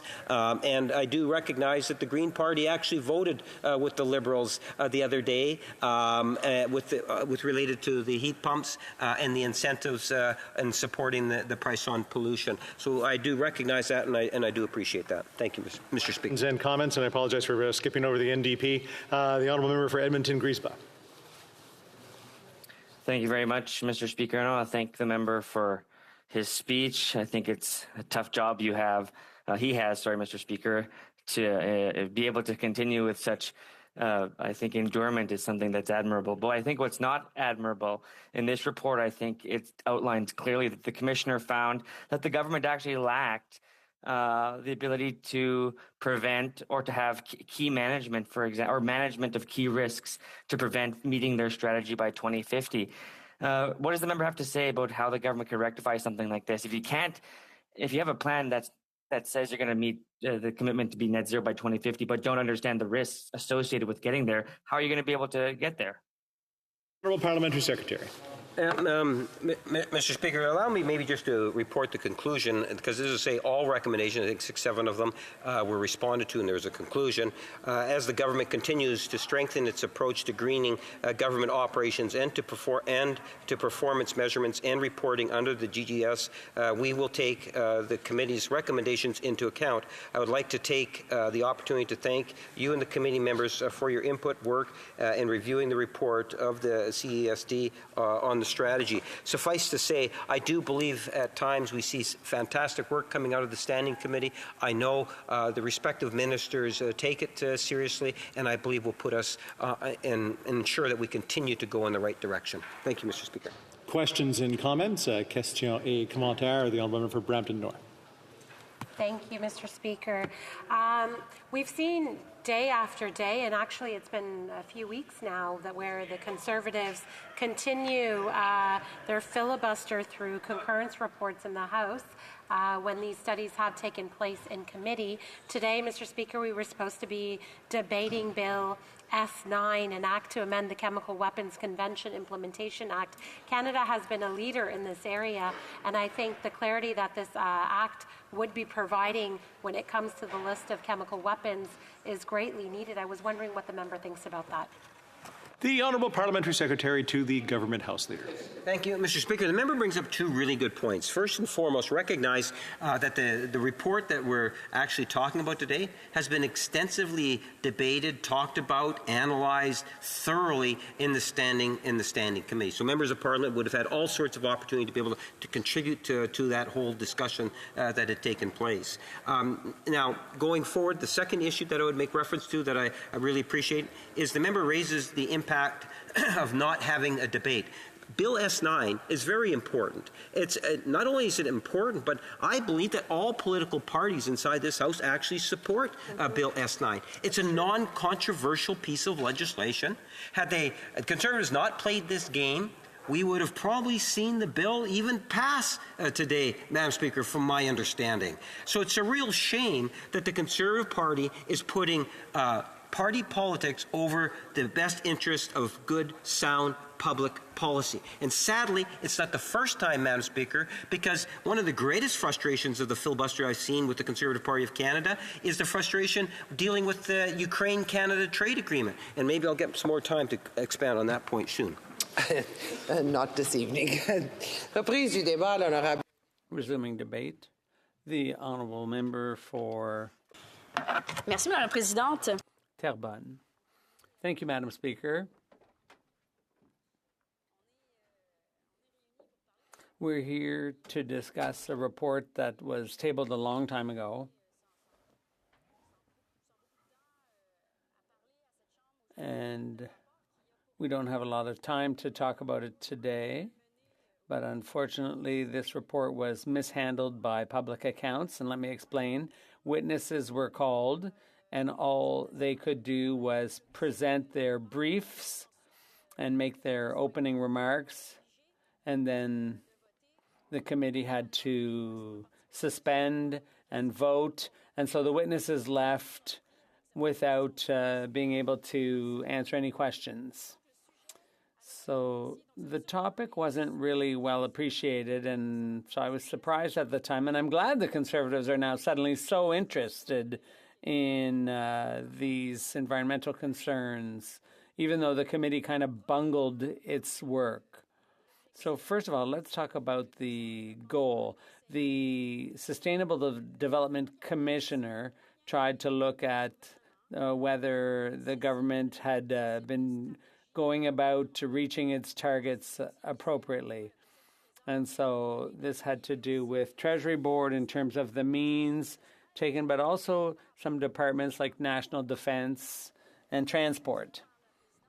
And the findings are quite damning, Madam Speaker. The government quite simply didn't appropriately fund the achievement of its targets. That's hardly new. We weren't surprised. Another important finding was that Transport and National Defense do not have any risk management strategy.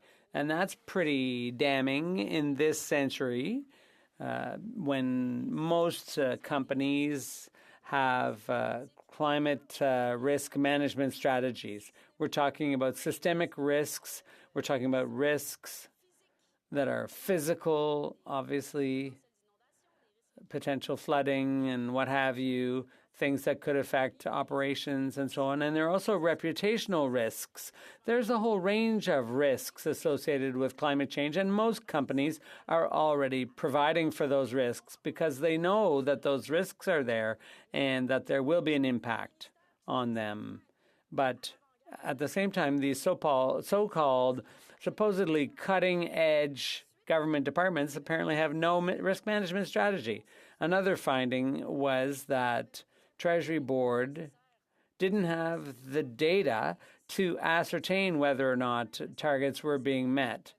So the commissioner found that the targets were not being met, but they also found that Treasury Board was incapable of even making that assessment, that they didn't have the data. So without data, there's obviously no analysis. So that's great in terms of getting ahead with your strategy. And then the commissioner found that there was no accounting or transparency in reporting on these things. For example, Crown corporations are not even included. And just a reminder about Crown corporations, we're talking about organizations that are tasked, mandated with implementing government policy. So they're funded heavily and they operate at arm's length without being accountable to the government, to Canadians, to the public in the way that a government department would be. So their strategy is simply, let's funnel as much money as we can, either in tax breaks or financing for Crown corporations, and no one will know, quite simply, what happened. Well, no one will know whether Crown corporations are actually trying to further the government's strategy and whether they are even basically trying to implement this environmental transition, because nobody will know what the Crown corporations are actually doing. So I'd also like to point out that at the early meetings we had at Public Accounts, it had to do with the investment, the public service pension plan investment organization, and they had been found to be laggards among Crown corporations. So, but we're talking about the Public Service Pension Plan Investment Board, and they were found to be at the bottom of the class in terms of accountability and meeting targets and so on. But it was very hard for us as members of Parliament to find out how much money was at stake here. And we're talking about employees, workers' contributions to that pension plan. And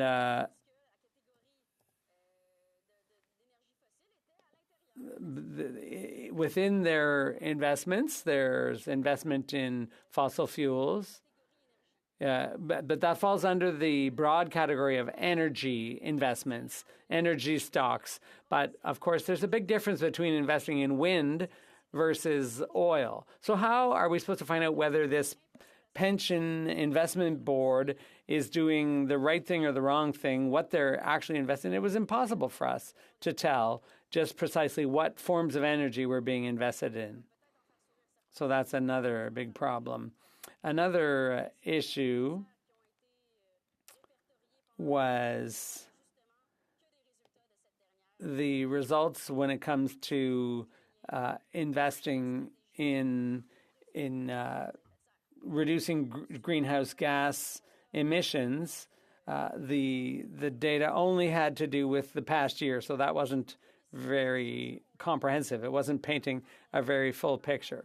So the Conservatives have brought up this report, even though they didn't really want to spend much time on it in committee. Now, a year later, they want to spend some of the House's time dealing with this.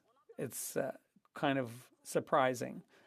And there's an awful lot of noise coming from them about the carbon tax. So if you don't mind, I'd like to switch to put my teaching hat on, and I'll give you a little lesson about what's happening in Quebec in terms of combating climate change and what's being done in the public sector there. In Quebec, there's a cap and trade system, and in order to reduce GHG emissions in Quebec, the government of Quebec puts a price on per ton of carbon. And I'm looking at one certain party to see if they're following me so far. So the strategy Quebec chose was initially put in place in 2016, and it was extended gradually in 2015 to providers of fuels and so on. And in Quebec, road transportation is the main source of emissions. So instead of putting a set price on each ton of pollution, the government of Quebec puts a total limit and leaves it up to the polluters to decide what the caps are. That's why it's called a cap and trade system. So instead of putting a direct price per ton of pollution, we set a limit, a cap, and then there are quotas. And we leave it to the market to determine what price to levy on each ton emitted by each company. And under that system, the government issues a number of quotas equal to the aggregate total or the cap. And emitters have to negotiate among themselves, trade basically these quotas. And the more the excess there is, the more the price goes up. So those emitting more than 25,000 tons of CO2 have to purchase emission rights. Refineries in Quebec are subject to the same system, not only for their refining activities, but also for their activities as wholesalers or distributors. As far as their activities are concerned, when it comes to refining, they get free allowances from the government of Quebec covering 95% of emissions, which is a proportion that's set to gradually decrease. And I, as a professor, I worked on public finance, and I became a bit of an expert in this cap and trade system, and hopefully this will, when people talk about Quebec's system, they'll be more realistic and accurate in the future. So to purchase emission rights, the cost of distributing fuel is reflected in the price at the pump, and although it's not directly levied through the price of gas paid by the driver at the pump, the levies are borne, so consumers pay a small part, and everybody's waiting for this, what I'm getting to. How much does the consumer pay per liter of gasoline? It has increased since 2015. The price at the pump has increased from approximately 4 cents in 2015 to almost 9 cents in 2023. There you go. So we know what the impact of this cap and trade system is in Quebec when it comes to the price at the pump, from 4 cents up to 9 cents. But it is important to note that a portion of the taxes levied are devoted to maintaining and developing the road network. In the context of fighting climate change, fuel taxes can also be seen as a disincentive or a deterrent to buying gas. After detailing the taxes applicable to gasoline, the authors noted that in Quebec they have a limited effect on recent jumps in pump prices. So I'll repeat this. There's other taxes other than those resulting from cap and trade. So when you take all taxes lumped together, GST, PST, and the cap and trade system and so on, when it's all considered together, the finding was that these surcharges and taxes have only a limited effect on recent spikes in prices at the pump, and that in constant dollars, the amount has remained relatively stable over the past 10 years, and they remain relatively low in comparison to elsewhere in the world. So Quebec's carbon tax, if you want to call it that, is an example of effective taxation. And this has been around for years. People aren't complaining about it. Quebec has taken responsibility in the fight against climate change. And I'll give a small but important example to show just how effective these measures are. By 2015, Quebec had reduced its emissions by almost 9% over 1990 levels. So it's working. Government has to be able to do things to combat climate change, and Quebec has done just that. And another example of how Quebec is standing out in this, Quebec with its cap and trade system, we linked our system in 2014 with California's. We had to go south of the border to find another partner because in Canada, no province was interested in getting on board with Quebec, but it was such an important matter that we joined up with California. It's 8 years ago, and Ontario eventually joined the system, and then they jumped ship after a few years. And when I say that was a good decision, I'm being sarcastic, Madam Speaker. So we were ahead of our time in Quebec, but that's not the first time, and it certainly won't be the last, Madam Speaker. So let's rectify the situation.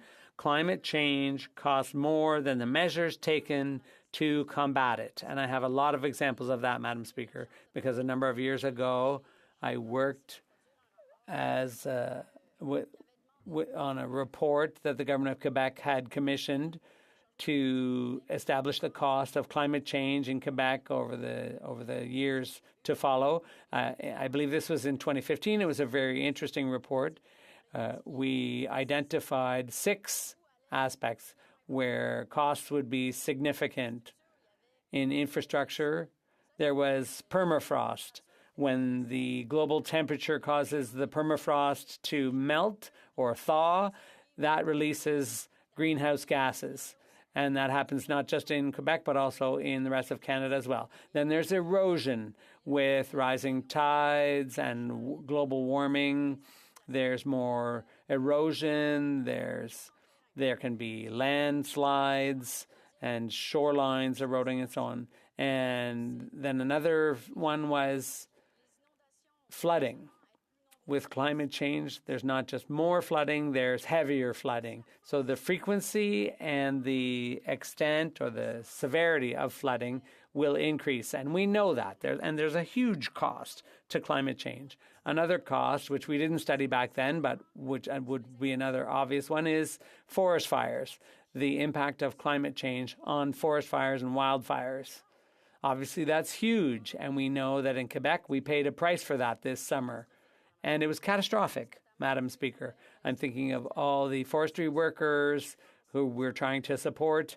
I'm thinking of people in Abitibi and Témiscamingue and northern Quebec who suffered heavily from those forest fires, which were caused by climate change. And then there's the health impacts. Let's talk about the impact on heat waves, the impact of heat waves on human health. A number of seniors' residences still don't have air conditioning, and human lives are lost because of that. There's a cost, unfortunately, to the loss of those human lives, Madam Speaker. Human life has a value attached to it, and that value can be determined. And then there's also pollen.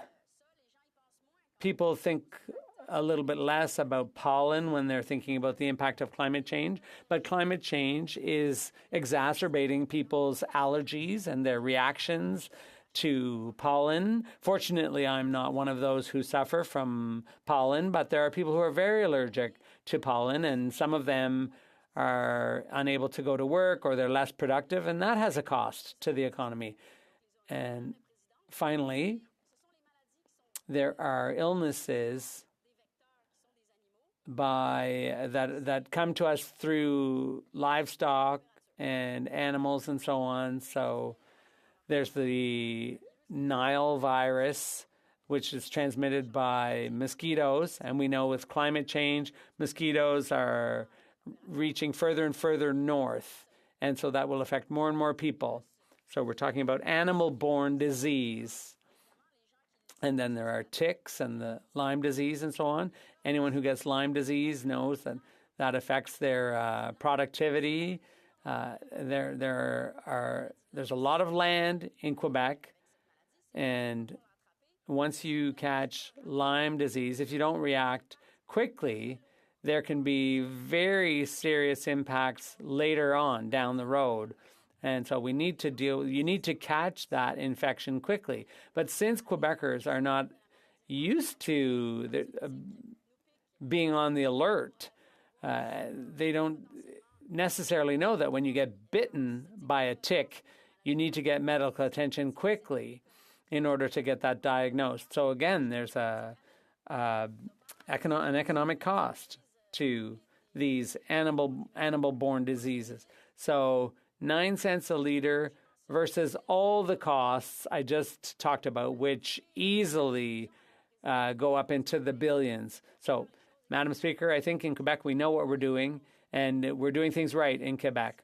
So you can say whether you want to keep working with the government. For now, we are, as they develop their green strategy. But perhaps people should be watching what we're doing in Quebec more closely, because we're doing pretty well as it is. Thank you, Madam Speaker.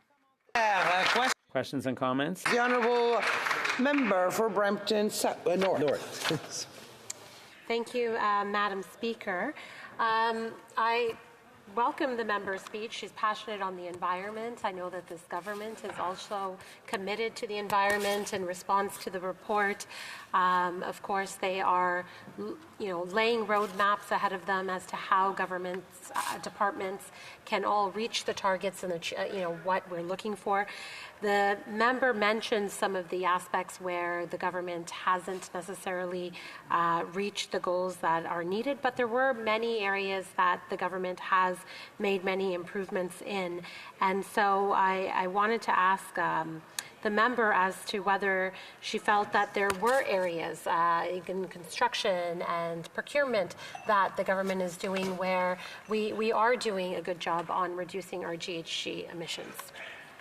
The Honourable Member for Terrebonne. I'd like to thank my colleague for her question. And yes, I know there are things the government is doing, but I'd also remind her that when you started here and you need to get there, but you're only this far along the road, it's hard to really want to pat you on the back for all the progress you've made. I think you still need to be looking at what remains to be done. Questions and comments? The Honourable Member for Abitibi-Témiscamingue. Thank you very much, Madam Speaker. As my colleague put it so well, we're talking about a report here. It's a bit of an older report, but it has to do with greenhouse gas emissions and the environment. And one thing that's interesting is that there was a report, a dissenting report, which made from the Conservatives, that made a recommendation that the SDTC give a full report of the cost of reaching net zero by 2015. So isn't that a bit in keeping with the Conservatives' ideological bent? Aren't they basically trying to make it clear that it's very costly to protect the environment? And while I'm at it, I'd like to congratulate my colleague on her excellent speech. The Honourable Member for Terrebonne. I'd like to thank my colleague for that question. Yes, indeed, what we see from the Conservatives is often they're not helping the country they're a part of to move forward in their fight against climate change. They obstruct, they stand in the way, and that doesn't help anyone, not even their own constituents, in the fight against climate change.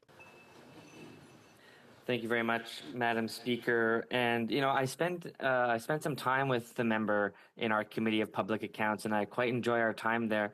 And I find ourselves often agreeing, in particular on this kind of work when it comes to environmental work. And I myself, when I received the reports from the Environmental Commissioner, I'm quite shocked to see that this government in particular, that touts to being one of the most environmentally friendly there has ever been, we see these damning reports. So how would the member rate the government on environmental issues, given the auditor's responses?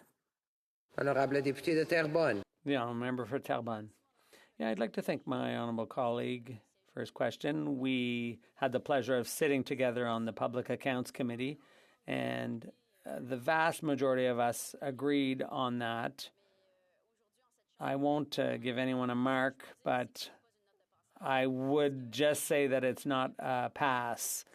Because the government's not reaching its own goals, so they can't pass the exam. I'd have to say that it's well below 60%, but I won't set a specific number on it. Questions and comments? The honourable member for Longueuil-Saint-Hubert. Thank you, Madam Speaker. I congratulate my colleague on her speech that was so clear and enlightening on the impact of climate change. The social cost of not addressing climate change. The Conservatives don't like to talk about this, but there is a social cost, and the IMF even put a figure on it. According to the IMF, they're not Greenpeace, they're not left-wing, they're not Greens, but they put a price tag, and they said $38 billion last year, and U.S., that is. And they talk about the impact of greenhouse gas emissions on health because of air pollution, early death, smog, and so on. $50 billion in 2022 for an industry that made $200 billion in profits that same year. It's incredible. $50 billion in impact. In terms of the social costs. So I think my colleague did a great job of explaining where that $50 billion came from. The honourable member for Terrebonne. Thank you to my colleague for reminding us of that figure because it's important. It shows that the government is acting with one hand without knowing what the other hand is doing. So we have a minister who's super excited about their strategies and their policies and their friends from Equiterre. But on the other hand, there's this $50 billion being sent to a heavy polluter, an industry that is a dirty industry and is racking up huge profits. So it's a real problem to see the amounts. And there's hypocrisy within the government here because they don't seem to be able to walk and chew gum at the same time. It's a disaster. And if the cost of inaction, Madam Speaker, on climate change is huge. Questions and comments?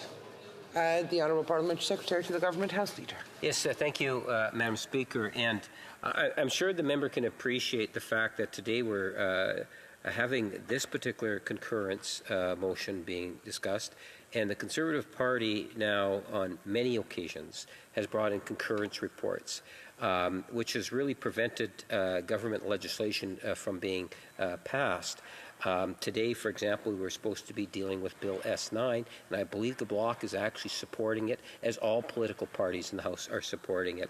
And I'm just wondering if she can just provide her thoughts in regards to that much like you wouldn't want opposition days constantly interrupted by concurrence reports, it does have a negative impact on legislation being ultimately passed. Would she not agree?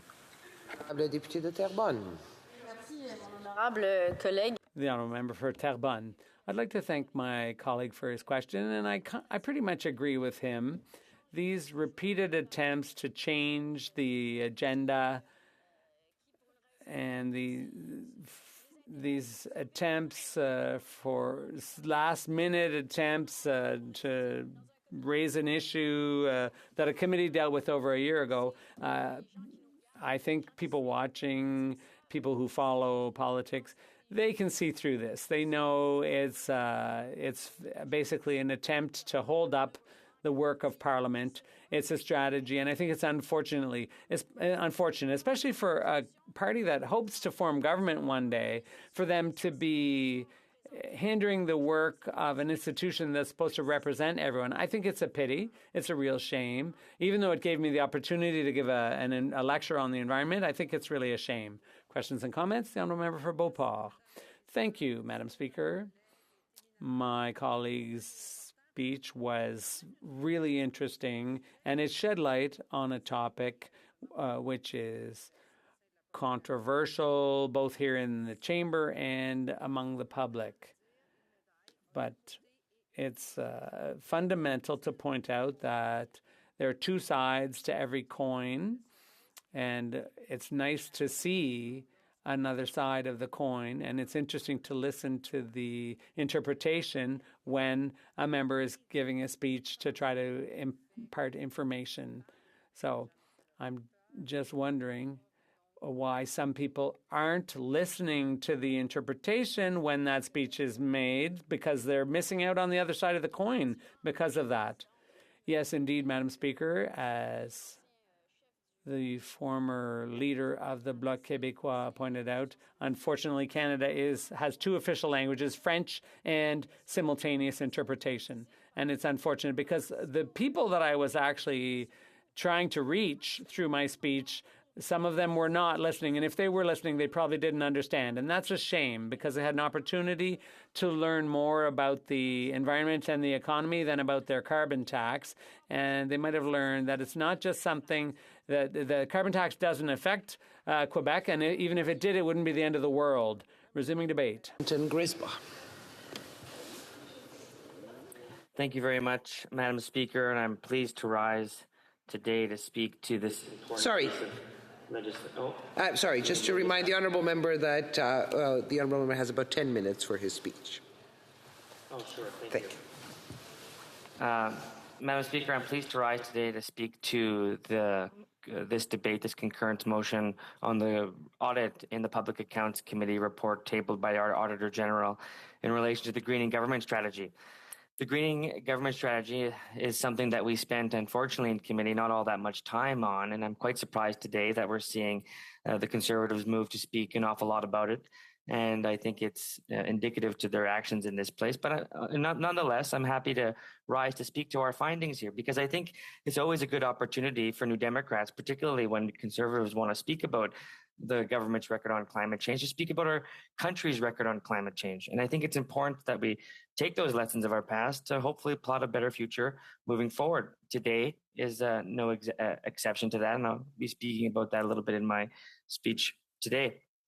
In the report, I'll speak directly to that just a moment, just so I can highlight for Canadians that in this report, which dealt largely with a strategy by the Treasury Board of Canada, the Treasury Board Secretariat, to develop a greening government strategy. And part of that strategy was to look at ways that the government could be better procuring, for example, items that could reduce its greenhouse emissions, but to also look at other ways that the government, through its systems, could reduce its emissions. In that, the Environmental Commissioner found two really troubling things. One was that the report itself, the plan that was auditing the greening government strategy itself, lacked sufficient detail to suggest to the commissioner that there would be sufficiency. Part of the lack of detail included, most particularly, and probably the biggest glaring concern that I had as a member in the committee to this report, was the fact that it lacked the strategy or an approach to deal with key risks, to actually making sure that the strategy was going to achieve its ultimate goal, which was to see that the government could be 2050 or a net zero by 2050, its operations. And so I'm concerned for two reasons. One, I'm concerned because if there's not enough detail to ensure that you can get to a net zero strategy by 2050, in addition to not understanding the risks of achieving it while simultaneously investing in these things, I think it's important for Canadians to understand that they need to have transparency, further transparency. And I think that's what the Auditor General's Office, by way of the Environmental Commissioner, is calling for here. It's important to note that the recommendations that were outlined by the Environmental Commissioner's report spoke specifically in some ways, spoke specifically to two departments, National Defence and Transport Canada. And understandably, these being very large ministries that procure a lot of things, it's also understandable that in our fight to climate change, we have to understand that cars and carbon-emitting fuels that are high in intensity, like gasoline, for example, that are still available in our markets across Canada today, are still high polluting. And that's no different than government-procured fleets. That's a whole bunch of variety of objects and vehicles. We heard from some of those officials in our committee testimony about some of the plan to try to find ways to reduce by way of procurement emissions. And so I think knowing that those are our two largest ministries, it's going to be really important to actually deal with the greening government strategy in a really appropriate way, to actually see tangible outcomes, maybe even by way of providing detail to how many vehicles will be replaced by X amount of time that will be less carbon emitting or electric. That's a tangible recommendation that I think could be including in the greening government strategy that right now lacks that level of detail according to the environmental commissioner. And so it begs the question of how seriously the government in its totality is actually taking its fight to the climate crisis. We've seen, for example, the really troubling debate over the last few days and weeks related to the Liberals' decision to create a quote-unquote carve-out for Atlantic Canada in relation to the carbon tax. And the Democrats supported Conservatives in that not because we disagree with climate change, which is the reason Conservatives did it, but it's because we understand that when it comes to our principles to taxation in this country, we must apply those things equally. And we've seen an unequal application of that. The provinces were very loud and clear on that. And we heard those things. We made the reasonable decision to ensure that we could help at a time when the cost of living is so bad. Which is why New Democrats fought to really put forward a motion today that we thought was really reasonable. We thought was a good invitation to the Liberals and to the Conservatives to see that we can actually make life more affordable for Canadians while also tackling climate change. And I thought it was a very reasonable plan because, one, it would actually have the result of lowering emissions, making sure that programs like a free heat pump program is easily accessible and easily affordable and, free, easily accessible, that we'd actually find homes reducing their emissions. Conservatives always comment on, that's a bad solution because it's going to get too cold in Canada. And at the same time, they say that the solution to the climate crisis is technology. So those two things can't necessarily be true if the fact that heat pumps are in fact a leading technology in this country and one that is improving both in quality, affordability, and its efficiency in terms of dealing with Canadian climate. These are true facts of these kinds of technologies that are important for Canadians to partake in and important for us to continue to invest in because it reduces our emissions while also reducing Canadians' reliance on expensive, high carbon emitting fuels. It's a good thing for Canadians. So we wanted to ensure that we can pay for that kind of program, in addition to ensuring that we remove GST off of all home heating, including electric heating, that is, which would save all Canadians everywhere, put money right in their pocket. And the last point of that motion was to ensure that we can actually pay for these things. And it's important that in a climate crisis context that we take into consideration most particularly the culprits of the crisis, and that's those who've profited off of those industries that are high carbon emitting, high in intensity. They've gotten away for the majority part without having to pay their fair share in relation to the direct impact it's had on our environment, on our lands, on our planet. And it's now time that they play an incredible role and an important role in actually financing in part their profits towards ensuring that we can see the outcomes we want to see across our country and meet our goals, both domestic and abroad, to ensure that we reduce our carbon emissions. It's the responsible thing to do, Madam Speaker. But what we've seen today was the unfortunate defeat. We've seen the Liberals and Conservatives join together to defeat our motion, which it's unfortunate, but not all that surprising. They're both parties that we've seen continuously dole out billions of dollars to oil and gas without ever having the courage to attempt to roll some of the profits back in order to help Canadians. We've seen other governments, for example, do this. In the United Kingdom, we've seen Conservatives bring in a windfall tax on oil and gas there, and those were, a Conservative government is in place there, and I was happy to see that they've seen the good reason and logic behind understanding that when oil, which is a commodity, is the highest prices it's been in a long time, that it's important to understand that it's not by chance that those oil companies done that. It's because the market largely is doing that due to its fluctuating nature, and to ensure that parts of that windfall could be absorbed by the government in order to, one, stabilize prices, yes, but also to ensure that the government could finance its programs and services. Our plan looked at using the finances from a windfall tax like that, but here in Canada, to directly finance the solutions that would directly result in lower emissions, like getting free heat pumps across Canada, a leading technology in both its efficiency and its affordability. So, Madam Speaker, this report is evident clearly on the government's lack of courage, but also its lack of attention to detail in actually attempting to do the things it says. And I don't discredit Canadians for that.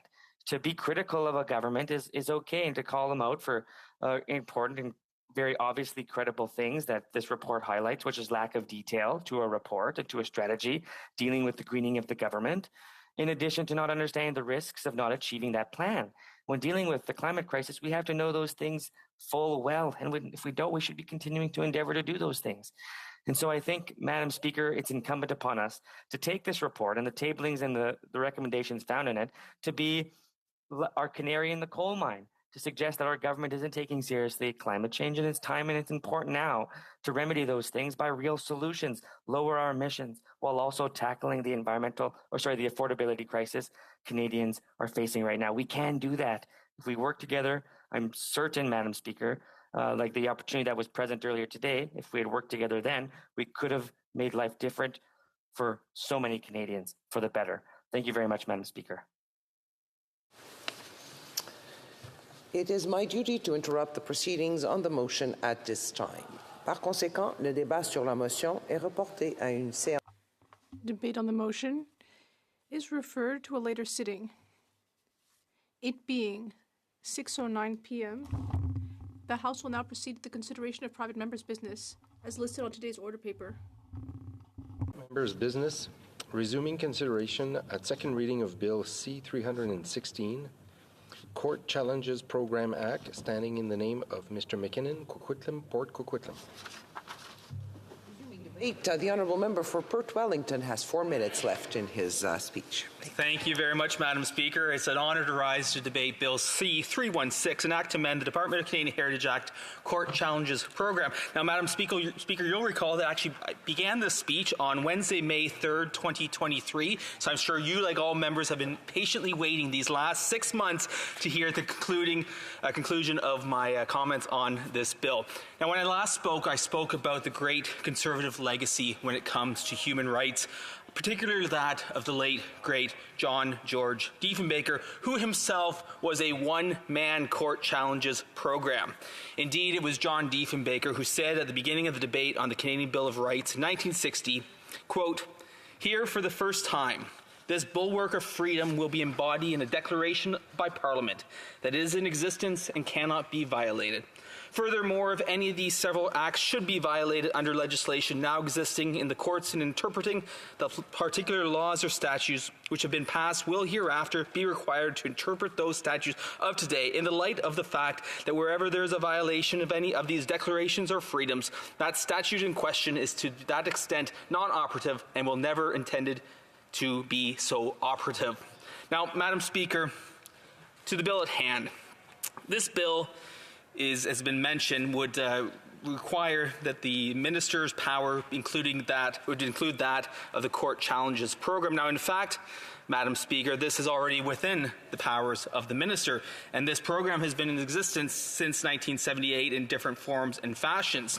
And furthermore, the provisions for how the minister can fund the court challenges program already exists in the same existing statute at section 7.1. And it further talks about requiring for a report. But as members will know, reports are already presented by the Minister of Canadian Heritage, Minister of Official Languages, Minister of Housing, Diversity and Inclusion, Minister of Women and Gender Equality and Youth, and the Minister of Sport already provides such annual reports through the Departmental Results Report, Departmental Plans, and the Departmental Evaluation Plan. Now, Madam Speaker, I've got to say that we must look at the record of this Liberal government when it comes to the rights of Canadians, especially, let's start with language rights.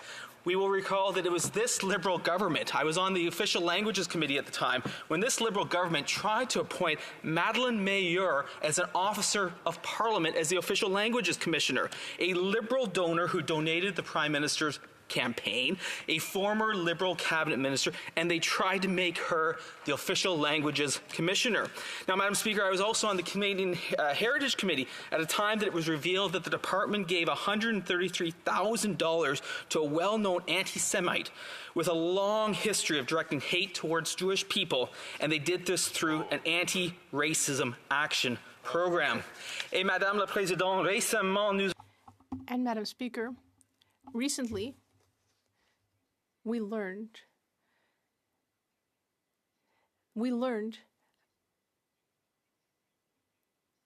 that Radio-Canada used a pre-recorded recording to avoid the Quebec accent.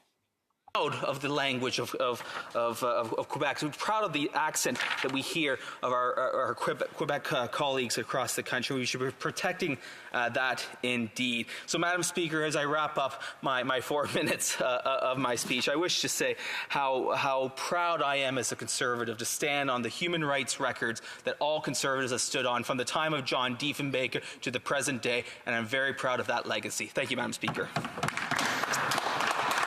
Reprise du débat, l'honorable député de Longueuil-Saint-Hubert. The honourable member for Longueuil-Saint-Hubert. Thank you very much. Thank you, Madam Speaker. I'd like to thank my colleague for having raised something very important towards the end of his speech. This unacceptable dubbing that was used because apparently people don't like our Quebec accent. But the Quebec accent is what makes us who we are.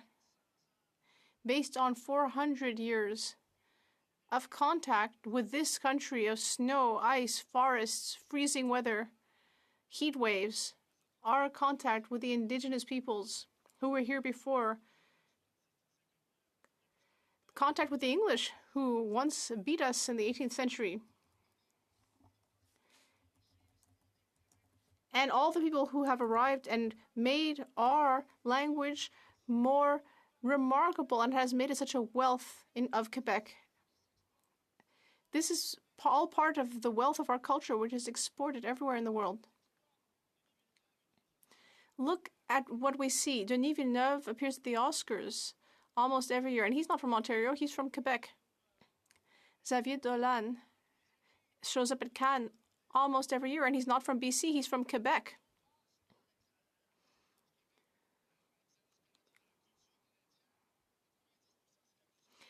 In terms of of Canadian culture, we see outside of Canada, 90% of it is Quebec culture. Robert Lepage puts on shows everywhere around the world, in Brussels, Paris, Tokyo, everywhere. And he's not from Manitoba, he's from Quebec, Madam Speaker. The Cirque du Soleil was not created in Ontario, it's from Quebec.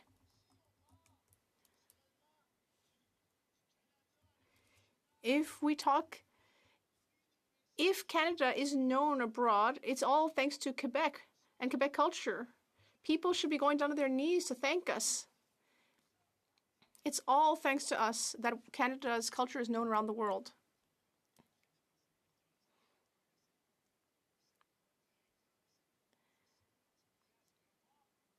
And it's all thanks to the relationship that we've had as a people, because we know that we are a humble people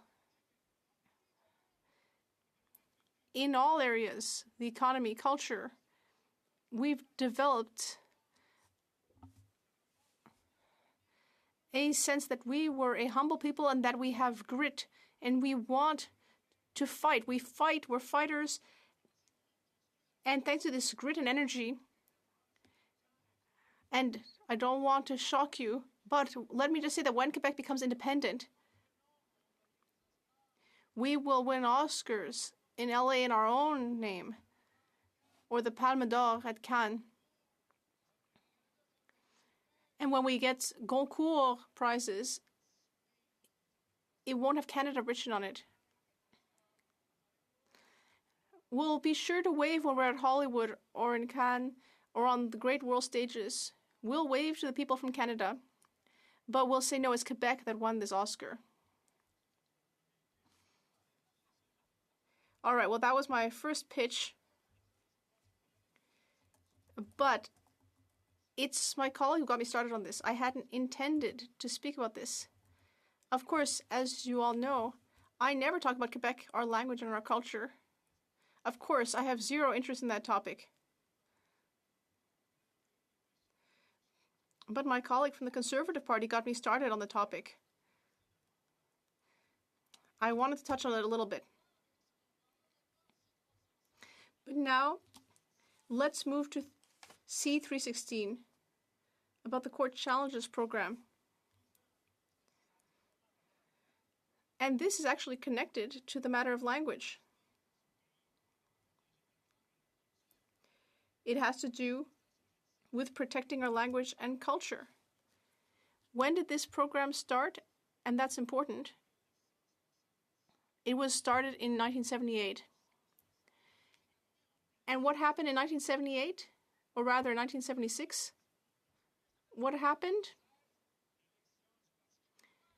Well, the Parti Québécois under René Lévesque was elected. René Lévesque, another remarkable figure in Quebec history. And in 1977,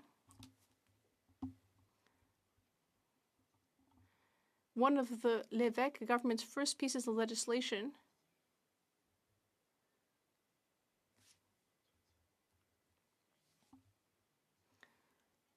of all the legislation passed in Quebec or even in Canada, I'd say this is one of the most important pieces of legislation. It really changed the course of history, and that's not something you can say about every old piece of legislation, but we did it in 1977. And Camille Lorrain, the father of Bill 101, was a psychiatrist. And he knew that we had to do something major to define ourselves. And that's what we did with Bill 101, which said, essentially, that from now on, there's only one official language in Quebec, French. We have only one national language, which is French. From now on, in the courts, in schools, in stores, in restaurants, on public signage, everything will be in French, in our language. We will stop being afraid of who we are. Things will change. We are going to take a massive step. Let's recall that before, 90% of immigrants who came to Quebec went to English schools. Kids would go to primary and secondary, CEGEP, university, all in English, and then they would work in English. Everything was done in English. So Quebec's own school system was anglicizing Quebec. We were self-anglicizing, and we paid the price. And as my colleague says, we are still paying a price. We need to ensure the survival of French, and that's what we did in Bill 101. We established that the people who arrive from all over the world, we need them to arrive. We need them to enrich our culture. We need to ensure that all of that will take place around a common cornerstone, the French language. That's what was established in Bill 101. And it changed everything, our relationship with ourselves, our relationship to history. And that was established in 1977 by the René Lévesque government. And then in 1978, the Court Challenges program was launched to enable Quebec Anglophones to challenge this major and fundamental legislation with federal money. With federal money, with our own tax dollars. Anglophone Quebec groups would be empowered to challenge this fundamental piece of legislation. And that happened, especially with the charter starting in '82, especially for signage. Because Bill 101 clearly stated that in future, commercial signage in Quebec should be entirely in French. There were many attacks on this.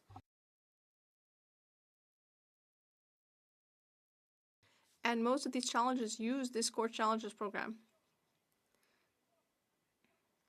Now today, even at the time, there was no accountability with this program. Behind closed doors, Cabinet could decide something.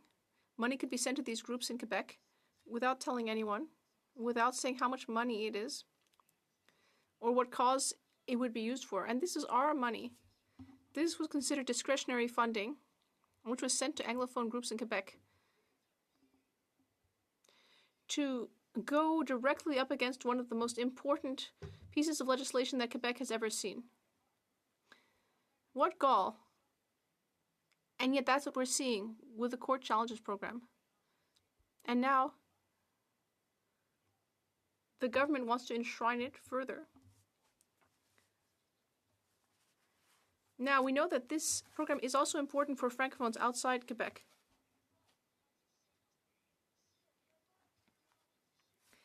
But if we really want to have two official languages in this country, we need Francophones from BC, Saskatchewan, or Newfoundland have rights. Something similar to the rights of Anglophones in Quebec, which of course is something that they can barely imagine in their wildest dreams. I'm out of time. Well, let me just say that we will probably support this bill, but we want to send it to committee.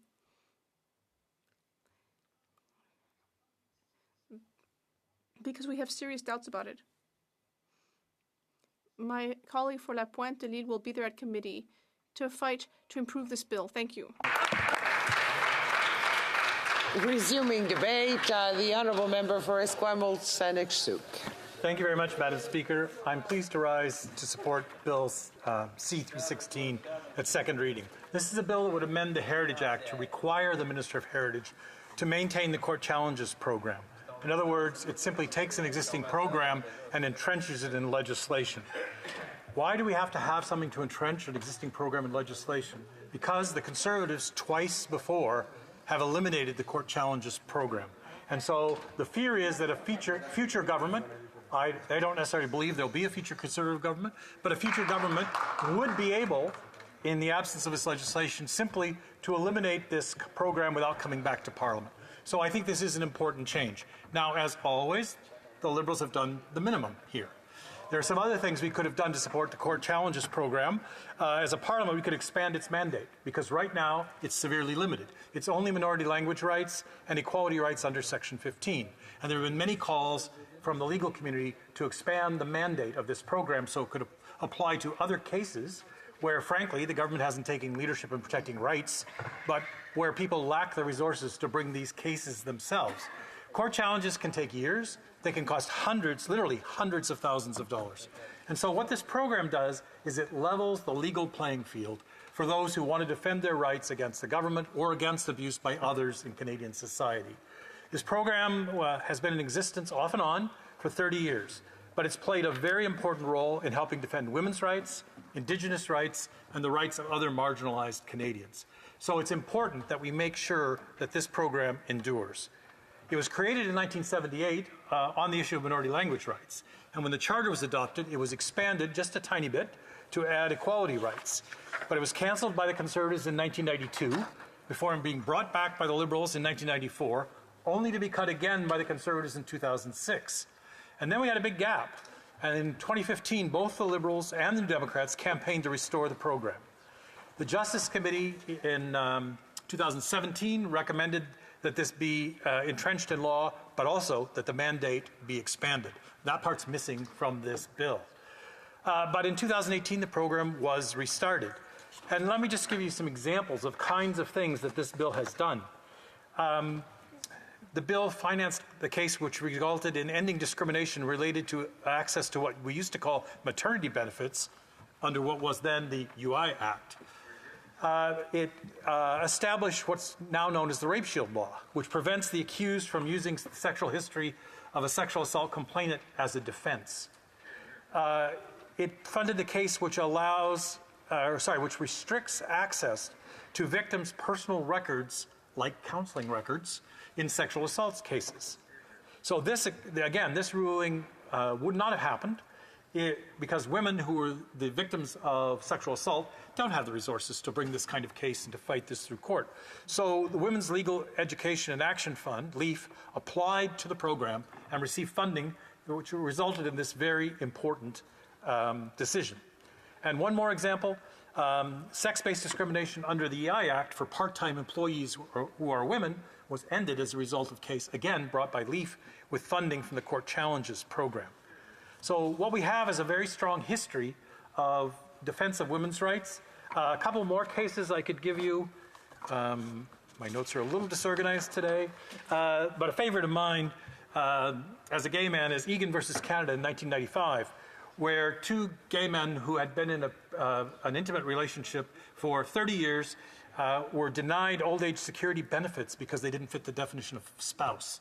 And so again, there was a case this time by the Toronto Metropolitan Community Church taken to court to say this was unfair because they had been a couple and Egan had paid in for these benefits to old age security, Canada pension, things like that. So this established equal spousal rights in the time before equal marriage. And one last case, Daniels versus Canada in 2016, which established that the status of Métis and non-status Indians under the Indian Act were protected. And this was bought by the Congress of Aboriginal Peoples, who again did not have great resources to spend literally hundreds of thousands of dollars on lawyers. So what's really clear is that there's broad support in the legal community for this program, including and especially the advocacy of the Canadian Bar Association. Now, there are certain criticisms I mentioned about the mandate not being broad enough. Cindy Blackstock and certain disability advocates have demonstrated, I think, why we need to expand that mandate so cases of people with disabilities and for Aboriginal women can more easily get into court. And I'm going to take a minute to talk about recent events which I think point to upcoming challenges to the rights of the 2S LGBTQI plus community, and in particular to transgender and gender diverse Canadians, who are among the most marginalized Canadians and those with the fewest resources. So hate crimes against what I like to call the queer community and reclaiming language are up. They're up shockingly high. The official figures of those reported to police show a 64% increase in 1 year in hate crimes directed against the community.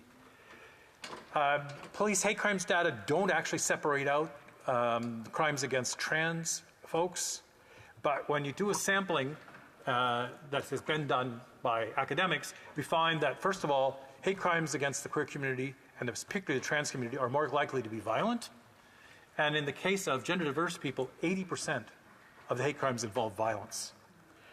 So this is where government policies, particularly of certain provincial governments, are fueling the hate, which has direct results of violence in the community.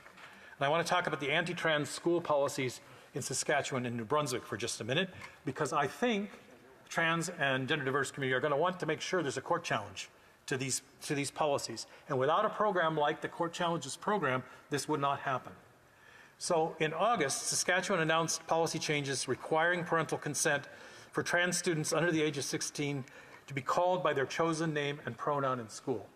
Now, we don't ask if William can be Billy, the parents have to consult, but somehow, when it comes to trans kids and their identity, we're creating in Saskatchewan a special bar to using names and pronouns that reinforce the student's identity.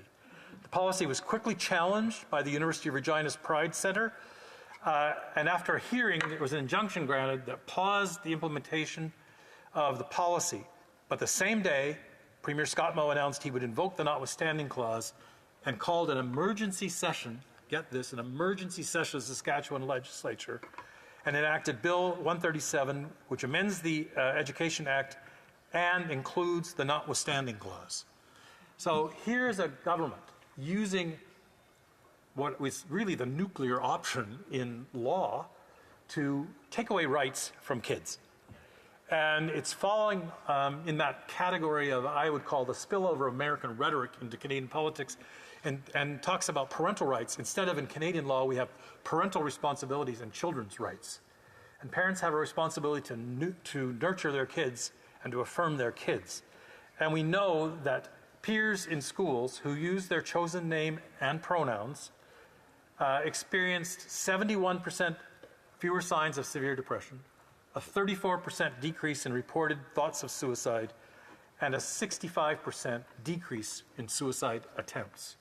So here we have a policy that causes great harm, and the government could do more to provide leadership in fighting this rising tide of hate, in particular by implementing the 29 recommendations in the White Paper on Trans Rights tabled last June, and in fact an e-petition 4666 went up today asking them to do just that. So in conclusion, Madam Speaker, New Democrats support Bill C-316, even though we would like to see more from the government to support the Court Challenges program. It's still important to entrench this program in law in order to make it harder for any future government to eliminate the program. As I said, the Court Challenges program could use an expanded mandate to be able to fund cases beyond minority language rights in Section 15. And the program could use increased funding to ensure that it can fulfill its purpose in leveling the playing field on rights in the courts, so that not just those who are already rich and privileged can defend their rights and seek fairness in the courts.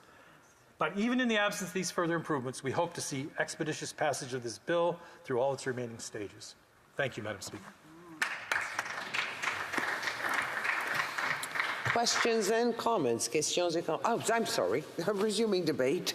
The Honourable Parliamentary Secretary to the Minister of Immigration, Citizenship, Refugees and Citizenship.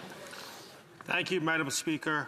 Colleagues, I rise today on a matter of great importance, touching on the fundamental rights and freedom of all people in Canada. I speak of the Court Challenges program and the legislation before us, Bill C-316, an act to amend the Department of Canadian Heritage Act. Since its creation in 1978, the Court Challenges program has come to be seen as a unique feature of our constitutional democracy, helping people in Canada to bring forward legal cases when they believe their most cherished rights have been infringed upon. Regardless of their means, it enables individuals and organizations to challenge laws and policies that run counter to Canada's fundamental rights and freedoms. It is a true testament to our country's unwavering commitment to justice, equality, and social inclusion. The modernized Court Challenges program, reinstated in 2017, has been instrumental in ensuring unfettered access to justice and equality for every Canadian. Over the years, it has funded hundreds of challenges of national interest, adapting to the evolving needs of our society by helping to articulate a broader range of civil and social rights. This progression is crucial as our society continues to evolve and embrace a more diverse and inclusive perspective. In sustaining and protecting this program further through Bill C-316, we will be solidifying its proven effectiveness in safeguarding rights and promoting equality before the law. This legislative initiative aims to complement the important reforms enacted by the Modernization of Official Languages Act through Bill C-13, which received royal assent on June 20th, 2023. Bill C-13 acknowledges the important role of Court Challenges program by incorporating its official language rights component into the Official Languages Act and its human rights component into the Department of Canadian Heritage Act, thereby underscoring the government's unwavering commitment to this iconic program. The Court Challenges program plays an indispensable role in supporting official language minority communities in all regions of the country by challenging laws and policies that could erode their linguistic rights. It helps preserve the vitality of these communities while ensuring that linguistic duality and diversity remain a proud part of Canada's social and cultural fabric. Furthermore, this program consistently been at the forefront of protecting the human rights of all people in Canada. It has empowered vulnerable and marginalized communities, helped defend minority rights, and has consistently helped advance the principle of justice and equity. One such example is a funding granted by the Court Challenges Program in 2019 and 2020 for an intervention in a class action lawsuit on the issues of forced sterilization of Indigenous women. This intervention seeks to ensure health equity for Indigenous women and to address systemic discrimination against Indigenous people while providing a national perspective on behalf of affected Indigenous women and girls. Thanks to the program's funding, the issues of gender equity, rights recognition, and reconciliation will be deliberated in court through a more inclusive approach to participation in the process, in the proceedings. The program's annual report reads like a catalog of the defining social and civil rights issues of our times. Its essential role in helping to advance our democratic principle and ensures that our rights framework reflects the evolution of Canadian society has been amply demonstrated through the deliberate and purposeful act of enshrining this program in law by means of Bill C-316. As a strong complement to what has been achieved in Bill C-13, we are affirming our commitment to its long-term viability, and we are recognizing its proven effectiveness in asserting, clarifying, and protecting the rights and freedom of all people in Canada. Thank you, Madam Speaker. Resuming debate, the Honourable Member for Kamloops, Thompson Caribou. Thank you, Madam Speaker. It's always a pleasure to rise on behalf of the people from Kamloops, Thompson Caribou.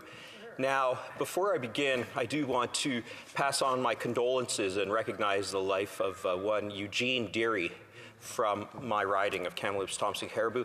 He leaves behind a son of approximately 20 years old, Dax, and his wife, Kim Galloway, with whom I knew through my sister and grew up knowing and have known all through these years.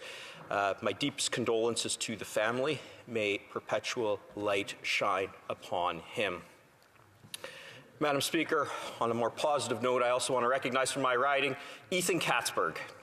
Mr. Katzberg took home gold in the hammer throw. Good for him. We're obviously very proud of him. He's the one to beat, following in the line of Dylan Armstrong. So we look forward to seeing him in the Olympics do his best to not only represent Canada, but also represent Kamloops, Thompson Caribou. Madam Speaker, we're here today to discuss Bill C-316, an act to amend the Court Challenges Program. And this is an interesting act when we think about it, because in my research preparing for the speech, Madam Speaker, the Court Challenges Program has existed for a great deal of time. And I knew about it, but I wasn't sure exactly how it operated in the past. I knew obviously it existed. But one of the things that struck me was that this would enshrine the Court Challenges Program into law. So I know that my colleague for Lethbridge did an excellent job in her speech on this issue, and I will be addressing some of the points that she made and also perhaps some of the points that the sponsor of the bill made. And I do have some concerns. The reality is this, Madam Speaker. We are essentially, in this legislation, in my respectful view, we're legislating an undermining of Parliament in a certain way. The reality is that Parliament passes laws and the courts interpret them. There's no issue there. And frequently, the courts will engage in a dialogue. I actually raised this with now Justice Moreau of the Supreme Court of Canada. I'm not sure if she's actually been sworn in, so Chief Justice of Alberta for the time being, if she hasn't been. And I asked her about this, the fact that there's a dialogue. There's a dialogue between Parliament and the courts. Parliament speaks through its legislation, the courts interpret the law, and then Parliament speaks again if it needs to. And what this bill is doing is it's essentially funding people to go to court to, in my view, look at ways that Parliament essentially got it wrong. And that's not to say that the courts need any help. There are frequently times when the courts do strike down legislation that's passed by Parliament, or they uphold it as constitutional. But those things happen regardless and irrespective of a third party like this. From what I can see, this bill, or this program, for instance, consumes $5 million at this time, probably be substantially more. And by my estimation, about 30% of that alone is bureaucratic costs. We've been talking a lot about heating oil and things like that. How many heat pumps is this government going to buy for people? How many heat pumps would $5 million buy? And sometimes we lose sight of the fact that we are often here talking in the billions of dollars. But when you have a senior who contacted my office not long ago saying, I have to choose between food on the table and buying shoes, $5 million sounds like a lot of money. I know it certainly was for my family, who when they came from Italy, proverbially speaking, they didn't really have 2 pennies to rub together. So sometimes we do lose sight of this. But not only that, we are creating a bureaucratic entity beyond the fact that we're asking people to challenge our laws. Now, there's no issue with the fact that people will disagree with what Parliament passes. Happens all the time. That's why the courts will make various decisions. However, this is done routinely when somebody brings an action to the court. I'm going to underscore as well, Madam Speaker, that when we pass legislation here, it goes through second reading and debate. Most of the time, I mean, sometimes we'll pass things with unanimous consent, but very rarely will a significant bill be passed with unanimous consent. I think I've seen it twice so far. It'll go through second reading and then debate, and then it'll go to committee. And who do we hear from at committee? Witnesses. And on the justice file, who are those witnesses? Invariably lawyers, experts, who will tell us what's wrong with the bill. Your bill has this constitutional frailty in this spot, and this spot. And then someone else will come in and say, yes, I agree, but I don't think that the frailty is here and here. I think it might be over here. And what do? We take that and we go back, potentially through an amendment. Third reading, we have more debate, and that goes to the Senate. And what happens there? More debate. And then eventually, we will have royal assent after it's gone through the machinations in the Senate, and then it goes to the courts. So this idea that Parliament doesn't have ample opportunity to get it right, to hear from the very lawyers that will be making these court challenges, and these challenges are made in addition, and I shouldn't say in addition, supplementary to the actual challenge. And what I mean by that is, let's say somebody believes that they are aggrieved by the statute on charter grounds. They will say, this offends my Section 7 right to life, liberty, and security of the person. They will challenge the law on constitutional grounds. And frequently, I presume that this program will fund somebody to intervene. Well, somebody's already making that challenge in a lot of instances from what I can see. So I question the efficacy of that. The other issue I have is this. This issue is run through a university. No issue with that. I used to teach at Thompson Rivers University. Shout out to them. It's done through the University of Ottawa.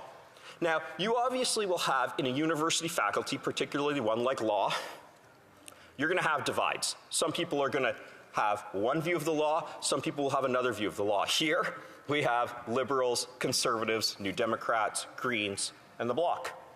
They're going to have different perspectives on how the world works. That's fine. It's actually it's more than fine. It's central to a thriving democracy.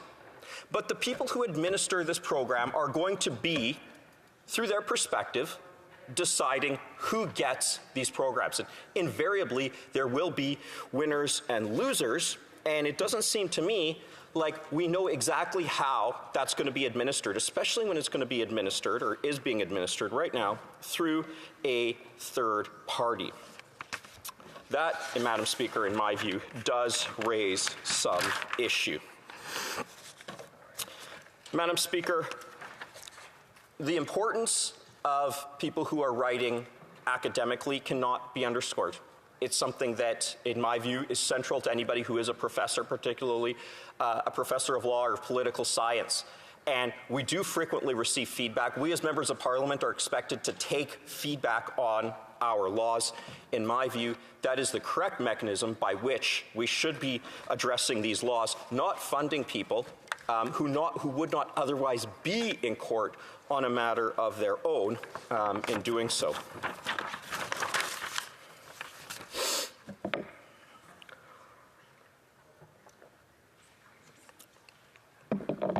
Madam Speaker, one of the issues that we have seen when I'm talking about this dialogue is, in my view, this Liberal government has not necessarily acted well on that dialogue.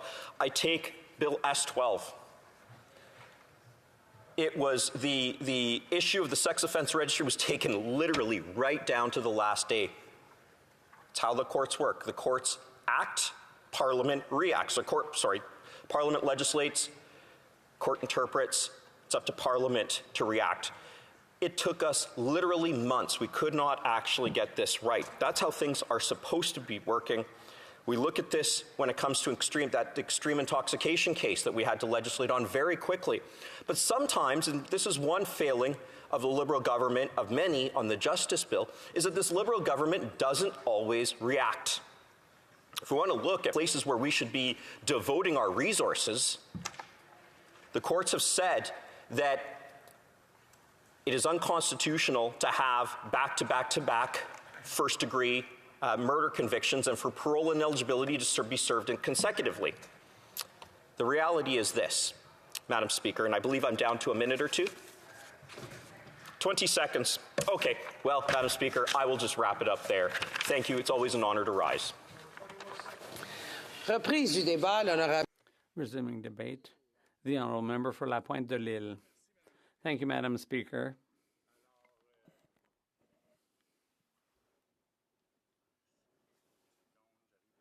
Give me a couple of seconds here. I just got here from my committee.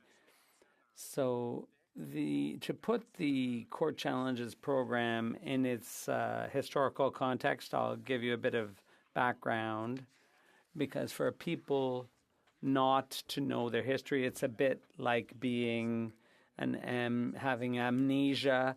You become easy to manipulate and you can make the same mistakes over and over again. And I'll give you an example. There are politicians who exploit that. For example, Jean Chrétien, who said that it was thanks to Canada that we still speak French all across the country, when in reality, at the Royal Proclamation in 1763, which made Quebec into a province, and then the BNA Act and so on. And for a good part of the 20th century, Canadian and British parliaments openly tried to repress French and French schools. They took all kinds of steps to assimilate and make Francophones an even smaller minority, who went from 99% to 20% of the population, and the percentage of French speakers in Canada has gone down steadily ever since, and even in Quebec it's of concern. And most provinces, the majority English-speaking provinces, for large periods of their history, they banned French in schools. No French education was allowed, and even in Quebec, there were restrictions on funding to higher education in French. So even within Quebec, there was economic discrimination against Francophones. And in the 60s, André Laurendeau, who was an editorialist at Le Devoir, he was a French-Canadian nationalist. He was a federalist. And he wrote an editorial where he said, enough's enough. And what he got was bilingual stamps and bilingual checks and so on. But there was a commission which Lester B. Pearson created, the Laurendo-Dunton Commission, and they made some pretty damning findings about the situation of Francophones versus Anglophones in Canada and in Quebec. For example, out of 14 language groups in Quebec, the average income for Francophones came 12th out of 14 socioeconomic groups. So meanwhile, Trudeau succeeded Pearson, and Laurendeau died, and André Laurendeau had been calling for a special status for Quebec, and he looked at the Belgian models and the Swiss models, and he felt that as the cradle of the French fact in Canada, he thought it was important to give Quebec a special status to strengthen French in Quebec. But meanwhile, André Laurendeau died, and Pierre Elliott Trudeau took over and decided that federal language policies were better than giving Quebec a special status.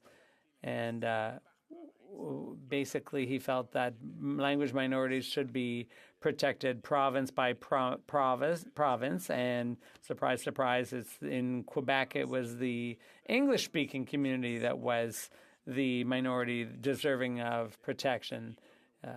And so it's always been unacceptable, the inequalities and the discrimination against Francophones in Quebec and Acadians and other Francophones outside Quebec.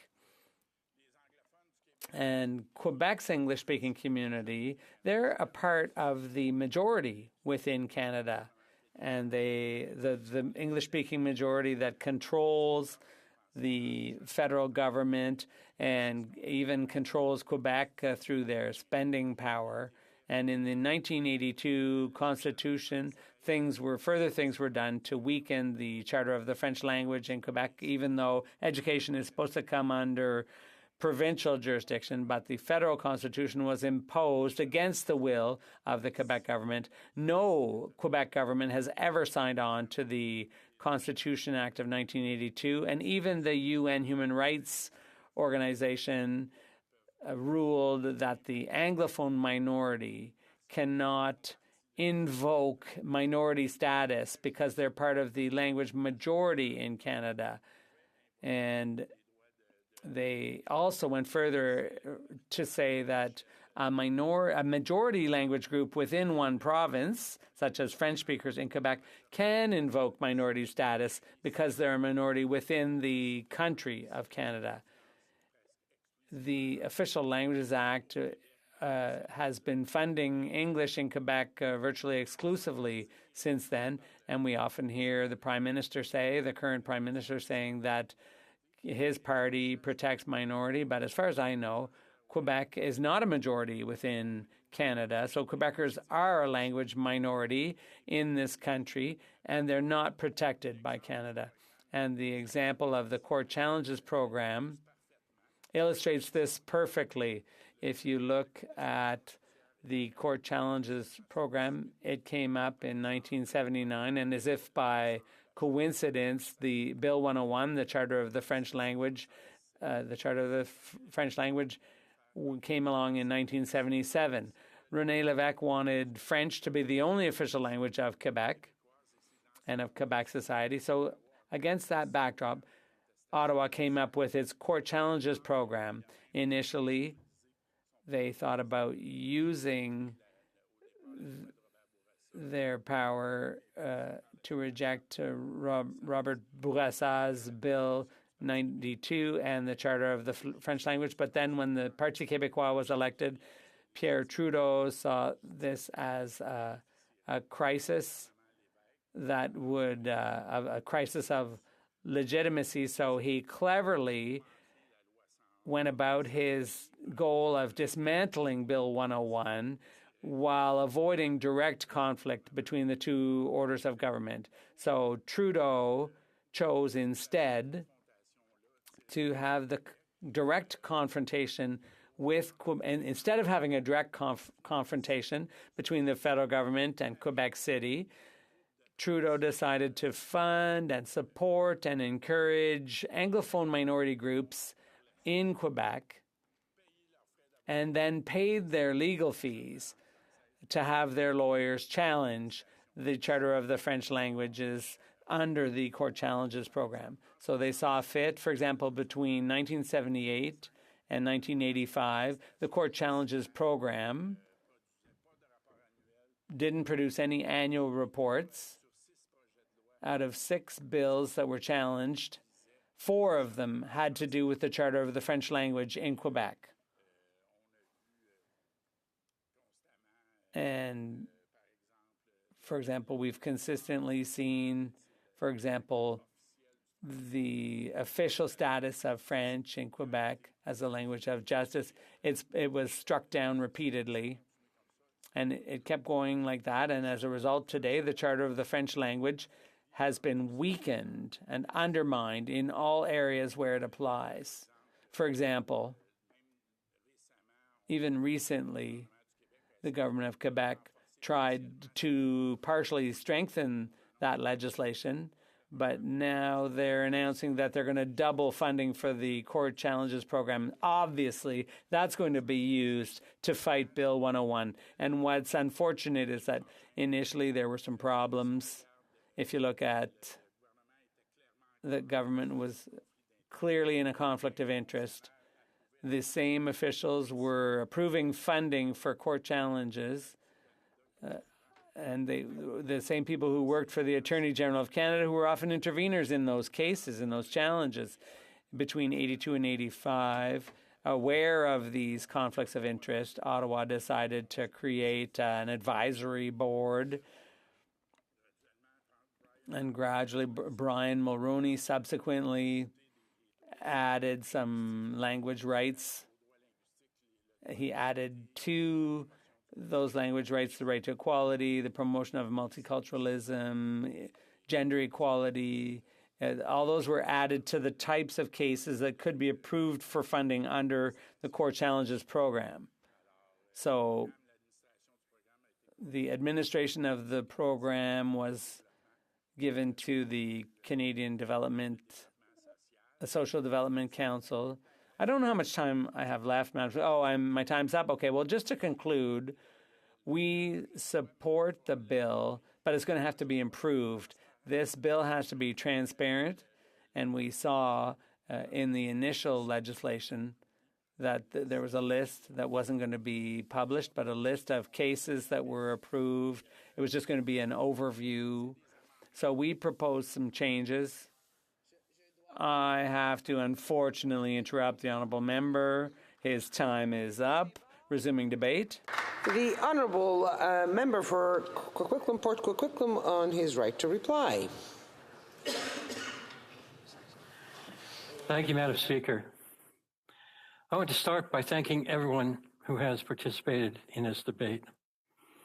The Charter of Rights and Freedoms is critically important to the good of our democracy and of our country. It exists to ensure that the rights and freedoms of minorities are respected and protected in our laws and by our governments. But it is not and it cannot be merely a static document. We must be able to call upon it at need to weigh and measure the laws that we enact in this place, to ensure that these laws and government actions do, in fact, respect and protect those rights and freedoms. But doing so cannot be the sole purview of those who are financially well off and who can personally afford to engage the legal process. There must also be recourse for ordinary people to challenge laws that they believe are unjust or that unreasonably infringe upon their rights and freedoms, to test those laws against the fundamentals of the Charter. And that is the Court Challenges program. The Court Challenges program, however, has been on and off again over the years, and this is problematic. And that is the purpose of this bill, C-316, to provide an enduring mechanism wired into legislation administered by arm's-length independent experts to support examination of non-frivolous, non-vexatious questions significant to the public good. To enable these important questions to be brought forward irrespective of the financial means of the proponents, to be answered properly in a court of law. In doing so, we strengthen the Charter itself and bolster this critical foundation of our democracy. I urge that all members support this bill, and let's get it to committee. Thank you, Madam Speaker. Nathalie.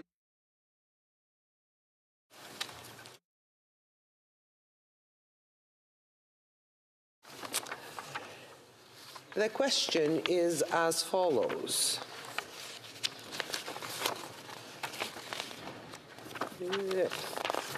Apologies. Mr. McKinnon, Coquitlam, Port Coquitlam, seconded by Mr. Lamoureux, moved that Bill C-316, an act to amend the Department of Canadian Heritage Act, Court Challenges Program, be now read a second time and referred to the Standing Committee on Canadian Heritage. Si un député participant en personne désire que la motion soit... Oh, wait. If a member participating in person wishes that the motion be carried or carried on division, or if a member of a recognized party participating in person wishes to request a recorded division, I would invite them to rise and indicate it to the chair. Government House Leader. Yes, Madam Speaker, I would request a recorded vote, please. Pursuant to Standing Order 893, the division stands deferred until Wednesday, November 22nd, 2023, at the expiry of the time provided for oral questions. À l'ordre, à ce moment-ci, conformément à l'article 38 Pursuant to Standing Order 38, a motion to adjourn the House is deemed to have been made and seconded at this time. Therefore, the question is that this House do now adjourn. Kitchener Centre. Thank you, Madam Speaker. I'm back again tonight, this being now my last opportunity to continue pressing for the need to extend a critical loan deadline for small businesses before we expect the fall economic statement later this month. Here's what got us to this point. In the pandemic, small businesses, they did what we asked of them, closing their doors to slow the spread of COVID-19. The federal government then rolled out a really important program to help them, the Canada Emergency Business Account Loans, or CEBA loans for short. These were interest-free loans of up to $40,000 for small businesses and nonprofits, which were later increased to $60,000. Here's the most important part, though. Up to 33% of the loan was forgivable, meaning it was a grant if the small business paid the rest back by December 31st of this year. Here's what small businesses in my community had to say about how critical the program was. This is Graham Kobayashi from Counterpoint Brewing Company. Graham says, quote, "We were operating very successfully prior to the pandemic. However, we're also a very new business, and we're able to amass only a small amount of savings when COVID arrived, and the lasting conditions of COVID lockdowns ate away at them very quickly. The CEBA loan was a lifeline for our business. Without it, we wouldn't be here today." Ian McMullen from McMullen's Pub and Pizzeria, his quote, "The CEBA loan was a significant source of help for my business to get through the pandemic, and without it, we would have been in the red on multiple occasions. The CEBA loan was absolutely essential to our survival as a business." These are small businesses that were operating profitably before the pandemic, did the right thing to close during the pandemic, unlike big box stores, and now are disproportionately experiencing lasting impacts of longer than expected pandemic lockdowns. It's why this past summer, more than 250 local and provincial chambers of commerce, including the Kitchener-Waterloo Chamber of Commerce, and national business organizations, including the Canadian Federation of Independent Businesses, Better Way Alliance, and Restaurants Canada, called for an extension on the time that small businesses would have to pay back the full loan and still qualify for the grant portion. I met with small businesses in my community this past summer. I heard their concerns, wrote both of the ministers responsible, and met with the Minister of Small Business this past summer to convey these concerns. All of which is why I was so disappointed in September when the Prime Minister announced a mere 18-day extension to repay without having the grant portion of this program turn into another loan. I then brought up in question period during Small Business Week, and I didn't feel like I got a real answer to the question. That's why I'm back here again this evening. Here's what CFIB has found about the changes the Prime Minister announced in September. They found a majority of business owners, 82%, didn't find the changes to the CEBA repayment schedule helpful. And more than half of them are questioning whether they're going to be able to stay in business if they lose the forgivable portion. It's obvious the federal government hasn't listened to small businesses after small businesses stepped up for us. And businesses in my community are frustrated. Here is Sam Anabi from Full Circle Foods. Quote, as independent business owners trying to do the right thing, we often take on a lot of personal responsibility, and yet I can't help but feel frustrated at federal grants given to massively profitable national grocery chains with no strings attached, while independent small businesses in our neighborhood have to shut their doors. Carolyn Mackey from the Frugal Decorator is saying she's frankly very worried about the expectation to pay back the CEBA loan. The date nearing continues to leave her in a very difficult financial position. My question to the Minister or Parliamentary Secretary is whether he's going to... I have to give the Parliamentary Secretary to the Minister of Small Business the opportunity to answer. Thank you, Madam Speaker. I'm happy to respond to the comments made by the Honourable Member for Kitchener Centre regarding support for small businesses and the Canada Emergency Business Account Payment Deadline and Loan Forgiveness. The pandemic since the beginning of COVID-19, the COVID-19 pandemic, the government has been there to provide unprecedented support to Canada's small businesses across the country. And that's why at the onset of the pandemic, we launched the Canada Emergency Business Account Program. This is in addition to critical and much needed supports like the rent and wage subsidies that were put in place to assist small businesses. CEBA provided $49 billion in support to nearly 900,000 businesses across the country, Madam Speaker. The program offered interest-free partial forgivable loans up to $60,000 to eligible small businesses. It kept their lights on and helped workers remain employed. Early last year, to help business owners as they continue to recover from the pandemic, the government announced that the CEBA repayment deadline for partial forgiveness would be extended by 1 year.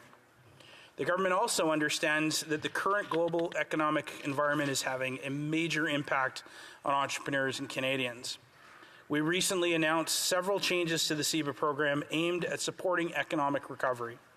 Recognizing the challenges that small businesses continue to face, Madam Speaker, in the current economic context, we have yet again extended the deadline for partial forgiveness to January 2024, and we have extended the CEBA term loans by 1 year to December 31st, 2026, to offer businesses more time for their loan repayments.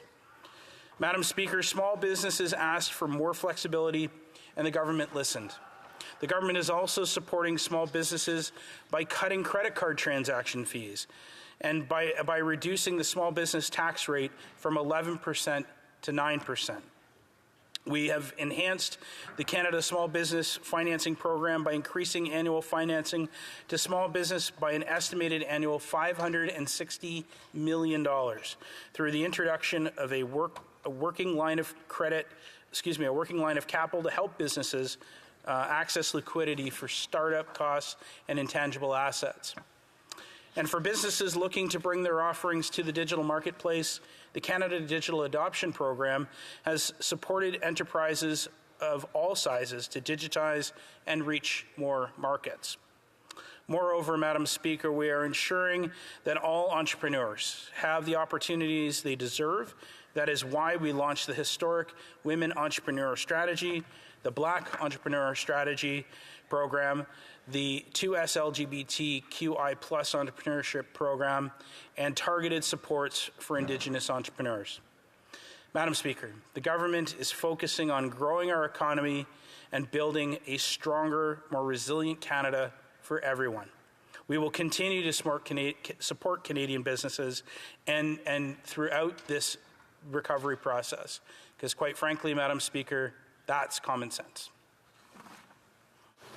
The Honourable Member for Kitchener Centre. Well, Madam Speaker, the Parliamentary Secretary and I agree on one very relevant aspect of his comments, which is that the CEBA loan program was a critical one, and small businesses are deeply grateful for it. However, the reality is that today, over half of these same small businesses are trying to tell this government that if they don't step up, they might not make it at all. and they're trying to tell this government that 18 days isn't going to cut it. And so my question to the parliamentary secretary is, does he understand what small businesses are trying to convey? And if he does, is he advocating for a proper extension to December 31st of 2024 to be in the fall economic statement, which we're expecting in a matter of weeks? The Honourable Parliamentary Secretary. Thank you again, Madam Speaker. The government has heard loud and clear that small businesses needed additional flexibility and options in these difficult times, and that we are taking action. This includes an extension of the CEBA loan repayment deadline, more flexibility on refinancing, and more time to access loan forgiveness, Madam Speaker. Through these measures, we are giving small businesses additional breathing room. The government will continue to support small businesses across the country while we grow our economy, fight climate change, and create an economy that works for all Canadians. Thank you, Madam Speaker. The Honourable Member for Victoria. Thank you, Madam Speaker.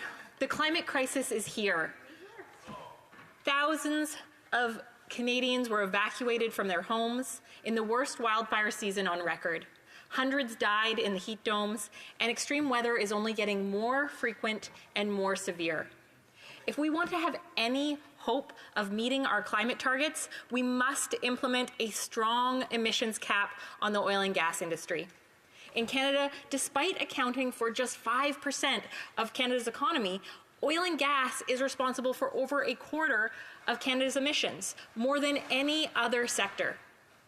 And despite the greenwashing that you'll hear from industry lobbyists, from their friends in the Liberal Party, and of course from corporate-controlled Conservatives, oil and gas emissions are increasing year after year. The oil and gas sector's expansion has gone unchecked in Canada, and there have been no limits on how much pollution they are allowed to create. A strong cap on emissions would be that limit. The Liberals promised to deliver a cap on emissions, but instead they continue to delay and disappoint. It's time to hold the oil and gas sector accountable for the fact that they are fueling the climate crisis. And it's not like they can't afford it. Oil executives are raking in record profits while everyday Canadians are struggling to make ends meet. If the Liberals wanted to stop pretending to be a climate leader and instead take real climate action, they would stop listening to oil and gas CEOs and implement a hard cap on emissions, one without the loopholes and delays that the oil and gas lobbyists are pushing for. A hard cap would be aligned with the Paris Agreement of keeping global warming below 1.5 degrees Celsius. It needs to be enforceable and a hard cap on absolute levels of emissions. No loopholes and relief valves that let companies off the hook. And this means emissions reductions would need to happen within the sector, not through purchasing offsets for reductions elsewhere. And companies should only receive credit for proven reductions, not hypothetical reductions based on speculative technologies. A strong emissions cap needs to include strong enforcement measures. Penalties and fines have to be significant enough that they actually deter, they actually change behavior, rather than simply allowing companies to internalize small fines as the cost of doing business and continuing business as usual. We need to look at compliant mechanisms that are not financial, things like mandated production cuts or the use of the criminal powers under CEPA. It also must uphold Indigenous rights. We need to ensure that the rights affirmed in the United Nations Declaration on the Rights of Indigenous People continue to be upheld within the emissions cap, including securing Indigenous peoples free, prior, and informed consent for energy development on their territory.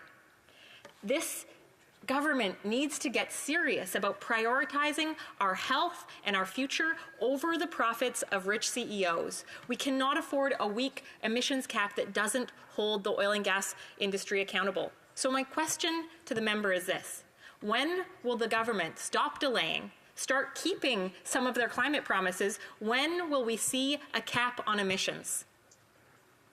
The Honourable Parliamentary Secretary to the Government has it. Yes, thank you, Madam Speaker. When it comes to the environment, we have a government that has clearly demonstrated since coming to office a genuine and sincere commitment to Canada's environment since 2015. In fact, Madam Speaker, if you take a look at the total greenhouse emissions that have been taken away, you're talking about somewhere in the neighborhood of 53 million tons since 2015. That's the equivalent of 11 million gas vehicles, Madam Speaker. If you take a look at it from a world perspective, out of all the G20 countries, Canada is the only one that has actually eliminated fossil fuel subsidies. We even did it in advance of the dates in which we said that we would do it by, Madam Speaker. We have a government that has made the commitment, Madam Speaker, to put a cap on emission of oil and gas sector. You know, if you contrast the messaging that I hear tonight from the member across the way to the way in which she actually voted the other day on the Conservative opposition motion. And there are a number of people that are progressive, that are looking at the NDP where they're getting this confused message. Because a part of what we talk about is how people can actually convert from oil heating to heat pumps, Madam Speaker.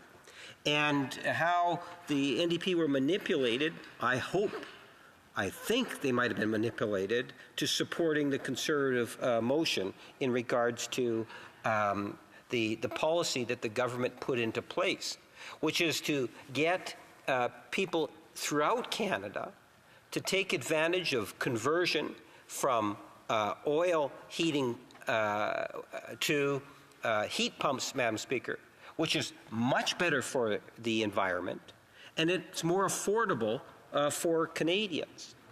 And the games that were played, you know, in the House, a majority of the political entities, the Greens, the Bloc, and obviously the Liberals, saw what the Conservatives were doing. The NDP, on the other hand, voted with the Conservatives. And I think that sends a very mixed message. So when the member stands up and she talks about emissions, then votes that goes against a price on pollution, goes against, because remember with the price on pollution, there's also the rebates, Madam Speaker, that complement, but goes against the idea of sound policy that's going to ensure more people convert into heat pumps from oil heating. Well, Madam Speaker, I would suggest that's a good thing. And the government has a good track record already on that. When we take a look at the Greener Homes program, again, you're talking about tens of thousands of homes in all regions of the country combined that have actually made a conversion, that are now using, Madam Speaker, heat pumps. Again, recognizing that heat pumps is far better for our environment. And here is a program as an example in which the government has brought forward. So whether it's budgetary measures or legislative measures, we have found a government, a very progressive government in dealing with the environment and emissions. Thank you, Madam Speaker. The Honourable Member for Victoria. Madam Speaker, if the member wants an example of saying one thing but doing another, he just needs to look in the mirror. Because today, the NDP put forward a motion on heat pumps, and the Liberals voted with the Conservatives. And that motion included a windfall profit tax, an excess profit tax on oil and gas companies, a measure that would hold rich CEOs accountable. Unfortunately, this Liberal government doesn't have the courage to stand up to oil and gas lobbies. In fact, they invited them into crafting their climate policies. I'm concerned that this member does not understand the urgency of the crisis we're facing, the urgency of ensuring that the oil and gas sector reduces its emissions. We needed an emissions cap years ago, and so I didn't hear a date. When will this government get serious about holding the oil and gas giants accountable and implement a cap on emissions? Parliamentary Secretary. Madam Speaker, she makes reference to a vote that took place today, again, on a bad NDP policy. Think about it. What they want to do is they want to get rid of the GST on fossil fuels. Whether it's natural gas or oil, to get rid of it completely. The GST provides a rebate, a very significant rebate. That's what makes it progressive. So the real people, the people that benefit the most by the policy that the NDP were advocating was Canada's 1% wealthiest people. Those are the ones that actually benefit the most because there is a rebate section to the GST, not to mention the many other inequities in that particular policy. And that's why I suggest, Madam Speaker, that the NDP need to think through their policies in regards to what's coming to the floor related to whether it's the price on pollution or the GST, because their actions do not support a healthier environment. The Honourable Member for London Fanshawe. Thank you, Madam Speaker. I rise today to speak about and follow up on a question that I had asked on Monday regarding the horrors that we are witnessing in Gaza, and to demand the Canadian government call for a ceasefire, something this government continues to actively fight against. Even today in this House, they refuse to support our motion calling for a ceasefire. And I need to say in this place, Madam Speaker, that many in my community of London Fanshawe are in an incredible amount of pain. I know that there are Canadians across this country who are in an incredible amount of pain. They're grieving for their families, their friends, their loved ones, for what they are seeing unfolding in Palestine and Israel. The past month has devastated many of us, and my constituents are alarmed, as I am, by the increase in hate, including anti-Palestinian racism, Islamophobia, and anti-Semitism. I've spoken to many Londoners who are still reeling from the horrific murder of members of our London family. Many Londoners who do not feel safe sending their children to school. Members who are scared to wear their Stars of David or their yarmulkes. I know sons who have been so scared that they've asked their mothers not to wear their hijabs for fear of harassment and potential violence. Hundreds of Canadians and their families are still unable to leave Gaza, including some of my constituents. They are surviving the worst conditions and are under constant threat of bombardment, and they do not know when they might find safety. Global Affairs Canada has had no answers for them. I've been working with family members who are desperate. They fear every phone call that comes in. Their bodies can no longer handle the stress, and they're being hospitalized for fear of what they'll be told about those family members. They've cried in meetings with me and asked me, why are we second-class citizens? Since October 11th, the NDP has been asking the Liberals to stand on the right side of history and demand a ceasefire. Yesterday, polling by Main Street research showed that over 71% of Canadians support the call for a ceasefire. Canadian aid agencies, including CARE, Development and Peace, Islamic Relief, Oxfam, Médecins du Monde, and Save the Children, are urging the Government of Canada to take a strong and resolute stance in demanding a ceasefire in order to prevent further loss of civilian life. 18 leading global agencies, including UNICEF, the World Health Organization, World Food Program, and the Undersecretary General for Humanitarian Affairs, are urging a ceasefire, saying enough is enough. Many of the families of the hostages are calling for a ceasefire, saying that the bombardment puts their loved ones at risk. This is the worst humanitarian crisis we have seen in our lifetimes. In Gaza, children are starving to death. Pregnant women are miscarrying from stress or having C-sections without anesthetic in hospital rooms that are damaged from bombing and infested with insects. There's no water. There's no medicine. There's no safe place. The United Nations Secretary General has said Gaza is becoming a graveyard for children. But what we don't hear from the government is what we need to hear. Why is Canada refusing to support international investigations into war crimes?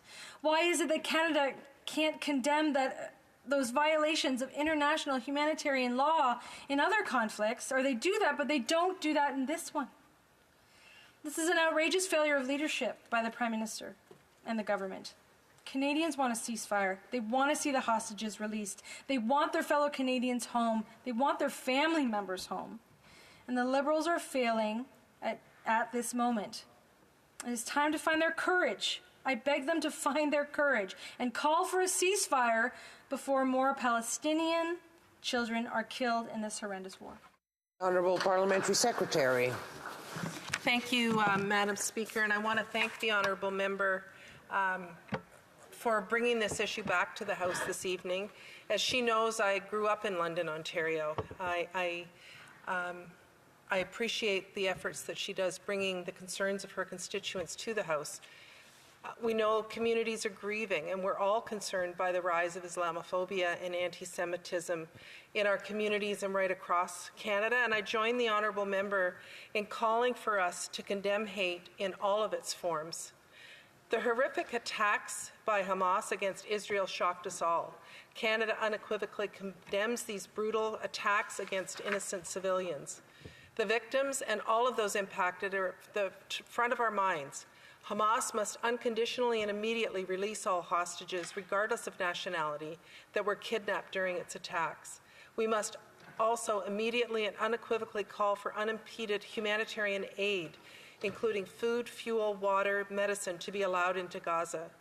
Every measure must be taken to protect civilians in Gaza. This means that Canadians, permanent residents, and their immediate families must be able to leave. That is why we continue to call for humanitarian pauses. What is unfolding in Gaza is a human tragedy. As the Prime Minister said, the price of justice cannot be the continued suffering of all Palestinian civilians. Canada's long-standing position is that civilians must be protected in all conflicts, always.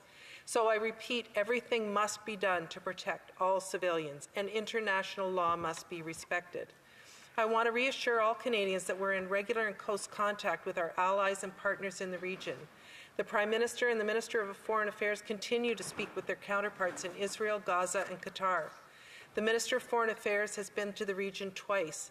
She has just arrived back from the G7, and we continue to work hard to support Canadians and get them to safety. We're actively working to get Canadians, permanent residents, and their immediate families to safety. And I want to take this time to thank our missions in the region, in Israel, Ramallah, Egypt, Jordan, and those in Canada at Global Affairs. Today I visited the Emergency Watch and Response Centre, and I saw firsthand staff's dedication, and I heard about the good work that they are doing. They've been working nonstop to help Canadians, and their tremendous efforts continue as they work around the clock to ensure that Canadians are brought to safety. The first Canadians have now departed Gaza through the Rafah border crossing. Canadian officials are on the Egyptian side of the border ready to help with the support and care they need and to get them to Cairo. We remain in contact with those still in Gaza and will continue to work every day to bring them home. Canada was also the first G7 country to announce additional humanitarian assistance to address the crisis. To date, Canada's contribution stands at $60 million to respond to the alarming conditions of those affected by the crisis. Our funding will help provide food, water, emergency medical assistance, and protection services in Gaza. It is essential that humanitarian access can reach those in need. We will continue to call for the immediate release of all hostages and demand that they be treated in accordance with international law. And we'll continue to call for their release and keep working through our diplomatic channels. We've sent a team of experts to the region. Canada is committed to a just and lasting peace in the Middle East. This means the creation of a Palestinian state living side by side in peace and security with Israel. All Israelis and Palestinians have the right to live in peace and security. It is essential that this conflict not spread. Canada continues to engage with our partners in the region and around the world to reinforce the need to avoid further escalations. Thank you, Madam Speaker. The Honourable Member for London Pension. So once again, I'm so deeply disappointed that the Honourable Member couldn't talk about even the word ceasefire. Now, she did mention a humanitarian pause, but the scale of the current humanitarian catastrophe cannot be reversed with temporary and localized influxes of aid. This is about starvation. This is about dehydration. This is about mass killings. 4,000 Palestinian children are dead. People are living in such fear. More than 120,000 Canadians have written to MPs demanding a ceasefire. We are heartbroken. I am heartbroken that the Liberals don't have the courage to do what's right, to call for the release of the hostages, call for international justice, and call for a ceasefire. The Honourable Parliamentary Secretary. Thank you, Madam Speaker. All Canadians are worried about what's happening in Gaza. Communities across the country are hurting, and we need to continue to work to ensure that all civilians are protected. International law, including humanitarian and human rights laws, must be respected, and civilians, journalists, humanitarian workers, and medical personnel must be protected. The loss of civilian life is deeply disturbing, and our heartfelt condolences are with all those whose families and communities have been affected. Canadians and people around the world must be steadfast in our support for the protection of all civilians. Humanitarian assistance must get into Gaza. Canadians and all foreign nationals must get out of Gaza, and all hostages must be released. We will continue to support diplomatic discussions on humanitarian pauses. We remain committed to a two-state solution with Palestine, a Palestinian state living side by side in peace and security with Israel. Canada stands firmly with the Israeli and Palestinian peoples in their right to live in peace, security.